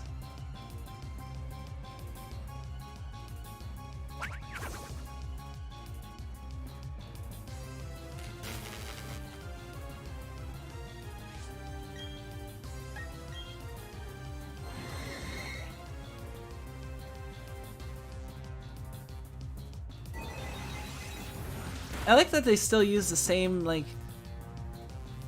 sound effect from like Gen 1 for like, oh, check this out, check out the face, so smug, and then just bam. Oh, so cool. I'm so glad I used my focus punch TM on Raichu, because Raichu is my favorite Pokemon, so.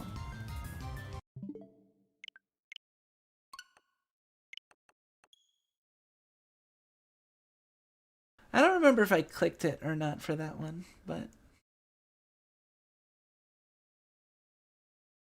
I recall it being red meat. Yeah, see, it might be, honestly, like, I might have gotten tricked by the old advertising campaigns. Like, come to think of it, I mean, they used to have like an advertising campaign for pork that was like, you know, pork, the other white meat.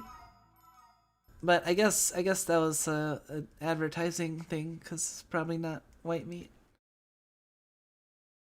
Raichu has always been smug. Yeah, I've always enjoyed Raichu's like smugness.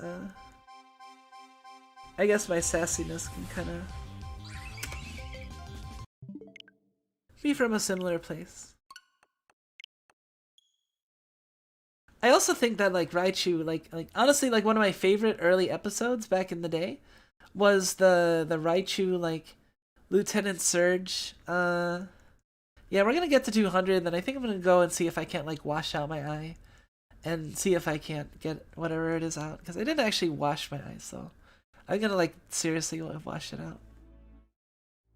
But the old Lieutenant Surge Pokemon like Raichu, like I always thought that episode was like hilarious. I don't know, just the fact that like Raichu was beating up on Pikachu, and like and Lieutenant Surge had like this hilarious accent. I don't know. 95.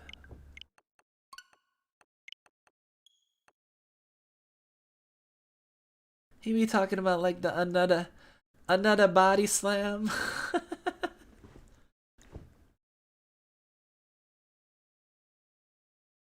I can't do the voice, but 5 more. 5 more, and then my eye I can try and fix my eye. I just gotta keep my eyes closed. Okay, you guys are gonna have to just tell me if there's a shiny. I'm just gonna keep my eyes closed. Well, I guess I would hear it, right? Like.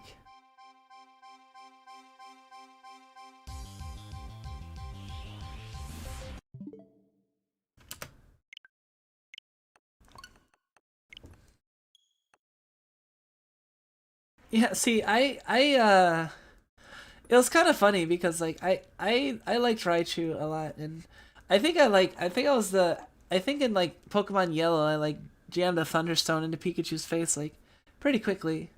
Not too long. I think I waited until like Thunderbolt maybe. How do I read my comments? With my third eye.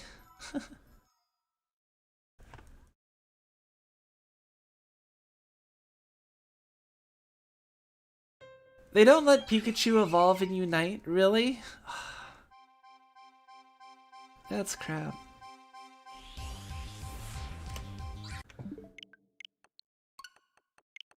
I mean, I feel like if they could, they would like remove Raichu from existence. I don't know. It feels sad. I mean, they did do Alolan Raichu, and that's pretty cool. And I hear Alolan Raichu is actually like competitive and like good, but But like, yeah, it sucks that like Raichu just gets like shit on pretty much. Like,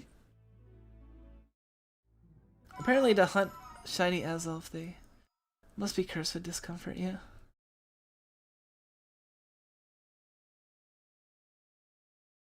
Eevee gets to, but only into Sylveon. I mean, I really like Sylveons. I honestly like. I would say my favorite evolution is 198. Okay. My favorite evolution is Flareon, but my second favorite is Sylveon.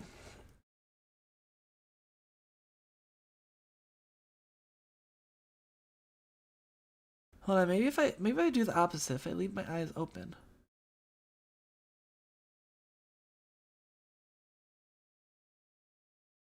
Fuck. Oh my god. Two more. And then I'm gonna take a break. I wanna get these, I wanna get some good progress, you know? I don't know how many is good. I mean, I'm sure like 200 is good, especially since like Fubuki was like doing like, you know, fishing, which is a lot slower, so it's like poor Leafeon, guess no love, yeah.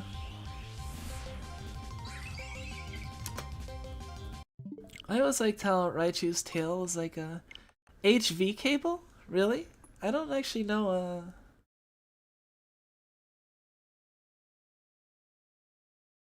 I guess it is like a cable, isn't it? Alright, this is gonna be 200. I'm gonna hit the button and then yeah. I'll BRB.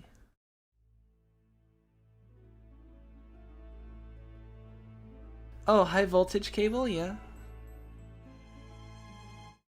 Alright, let's see if we get it on 200. Or approximately 200. I might have miscounted at some point, but we'll get like a rough estimate as to how many.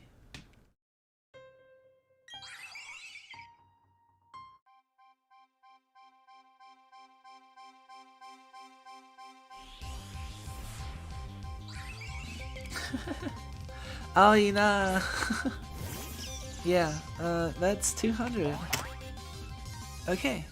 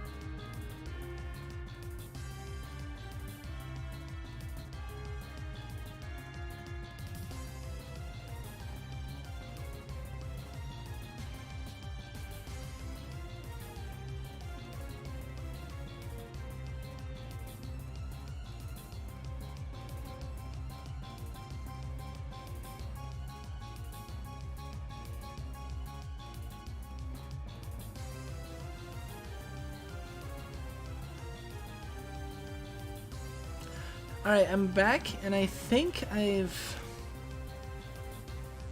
feel it's like 60 to 70% better. I don't know. I saw something like...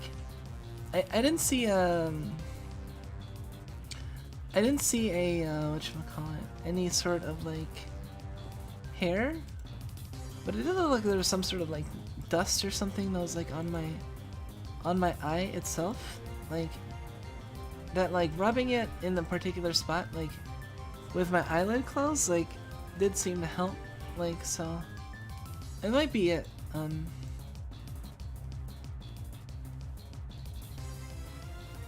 Yeah, it could just be Meowth's eye, or it could just be Meowth's,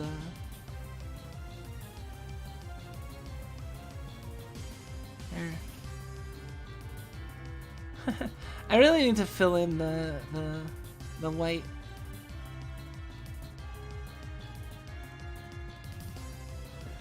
We're at 5 hours and 10 minutes. I still got 3 hours. I mean, this was a decently long stream already, wasn't it? Like, I still want to go more, but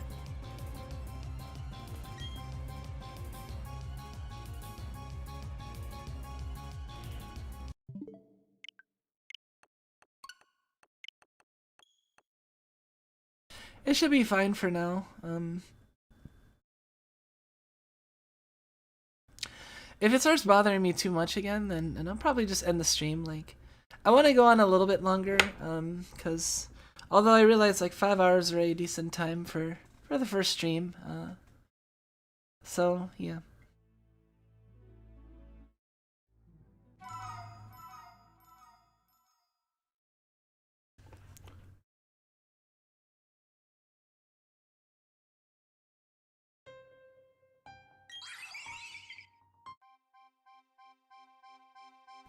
Hopefully it won't be as bad like tomorrow. I mean, this is not something that's normal for me. Oops.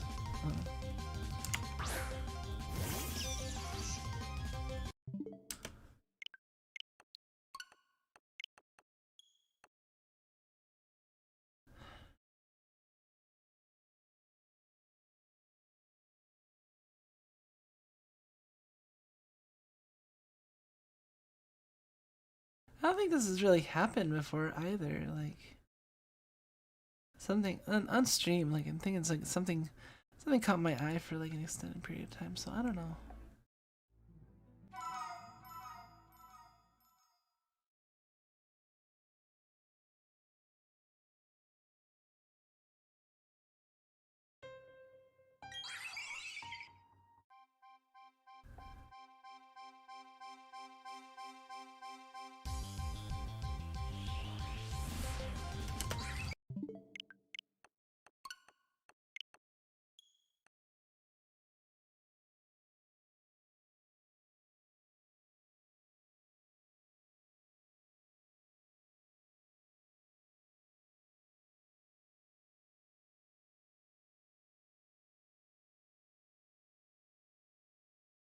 It's a good thing this doesn't happen often, yeah. I mean, yeah, it'd be annoying as fuck, but like, I don't know what caused it. Probably something just like fell into my eye or something. It's not like a common thing, so.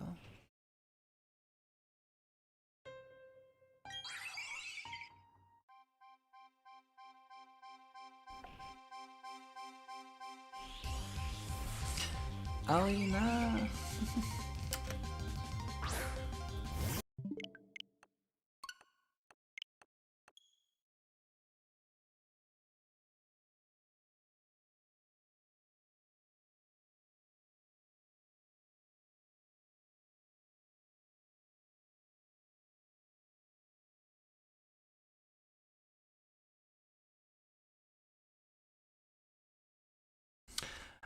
So I think my plan is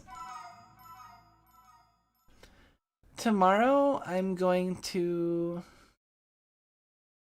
see, it's 5. I think tomorrow I'm gonna do a stream like somewhere in the realm of 12 to 2 or so. I'll announce it at least a few hours in advance what it is. I'm gonna do a stream like somewhere around 12 or 2. It might be the shiny hunting day 2. It might be something else, and we might end up doing starting the shiny hunt at my late night slot. So at 11, p.m. So we might do the shiny hunt. It depends on what I feel like. If I feel like marathoning for a while and then taking a break and then playing something recreational or doing like drawing or something, then I might do that. Otherwise, then we might do something fun earlier in the day and then it not be like a super long stream and then later, and then we'll probably get to the shiny hunt in the evening. So we can continue day 2.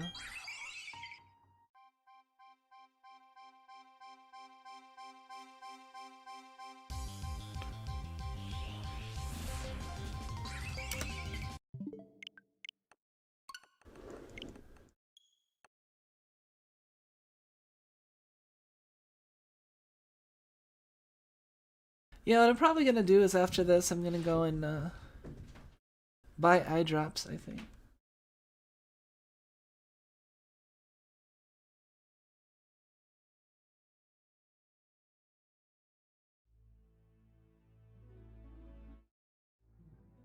I just realized, like, having coughing and Meowth here kind of makes me feel like Team Rocket.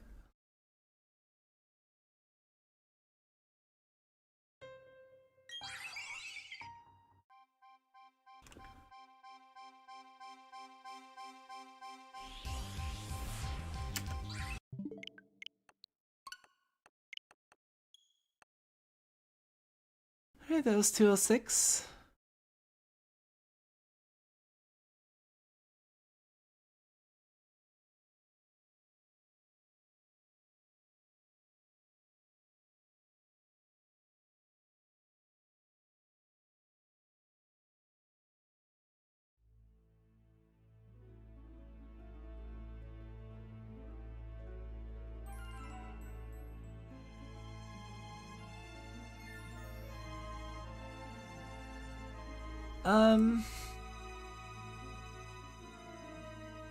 Hold on a second. Can you guys hear me? It says the audio suggestions current bitrate is lower than the recommended bitrate, but it says that the current bitrate is 0. So I don't know if that means you can't hear me at all, or... Neither of those are obtainable. What, coughing and Meowth? I'm not sure actually, so...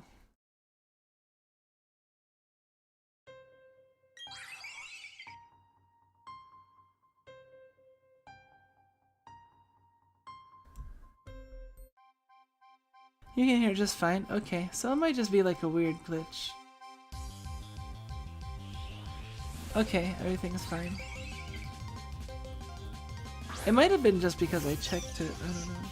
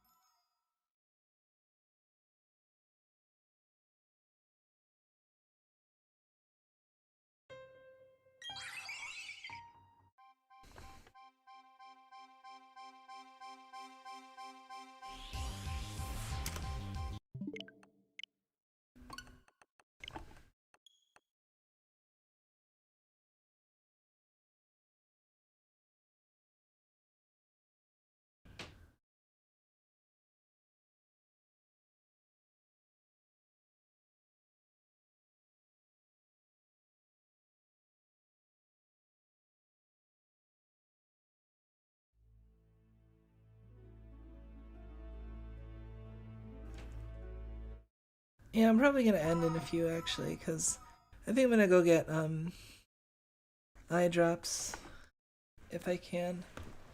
So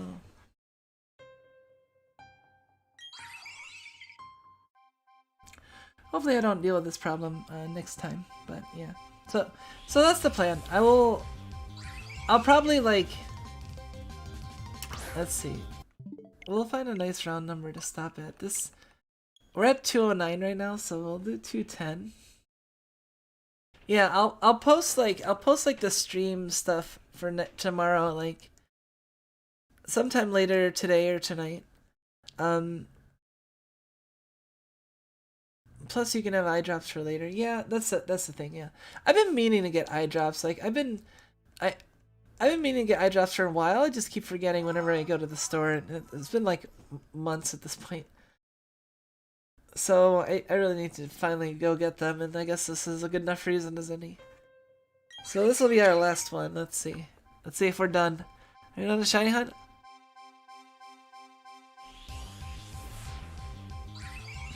Nope. That's fine. So we're at 210. Everyone remember 210? Aw, Gadget's relaxed. Well, it's okay that you're relaxed because we're ending this timeline.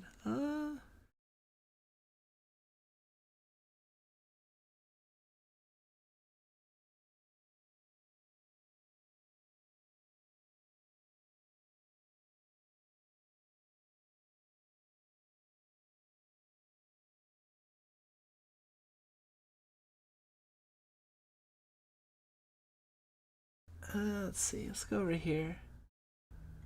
Oops, I'm under the table. Oh shit. Hold up. Hold up. Well, it's happened. I've fallen underneath the table. It's just so comfy. You know, I just can't help myself. I just wanted to hide under the table slightly. Hold on, wait. Oh, I'm back.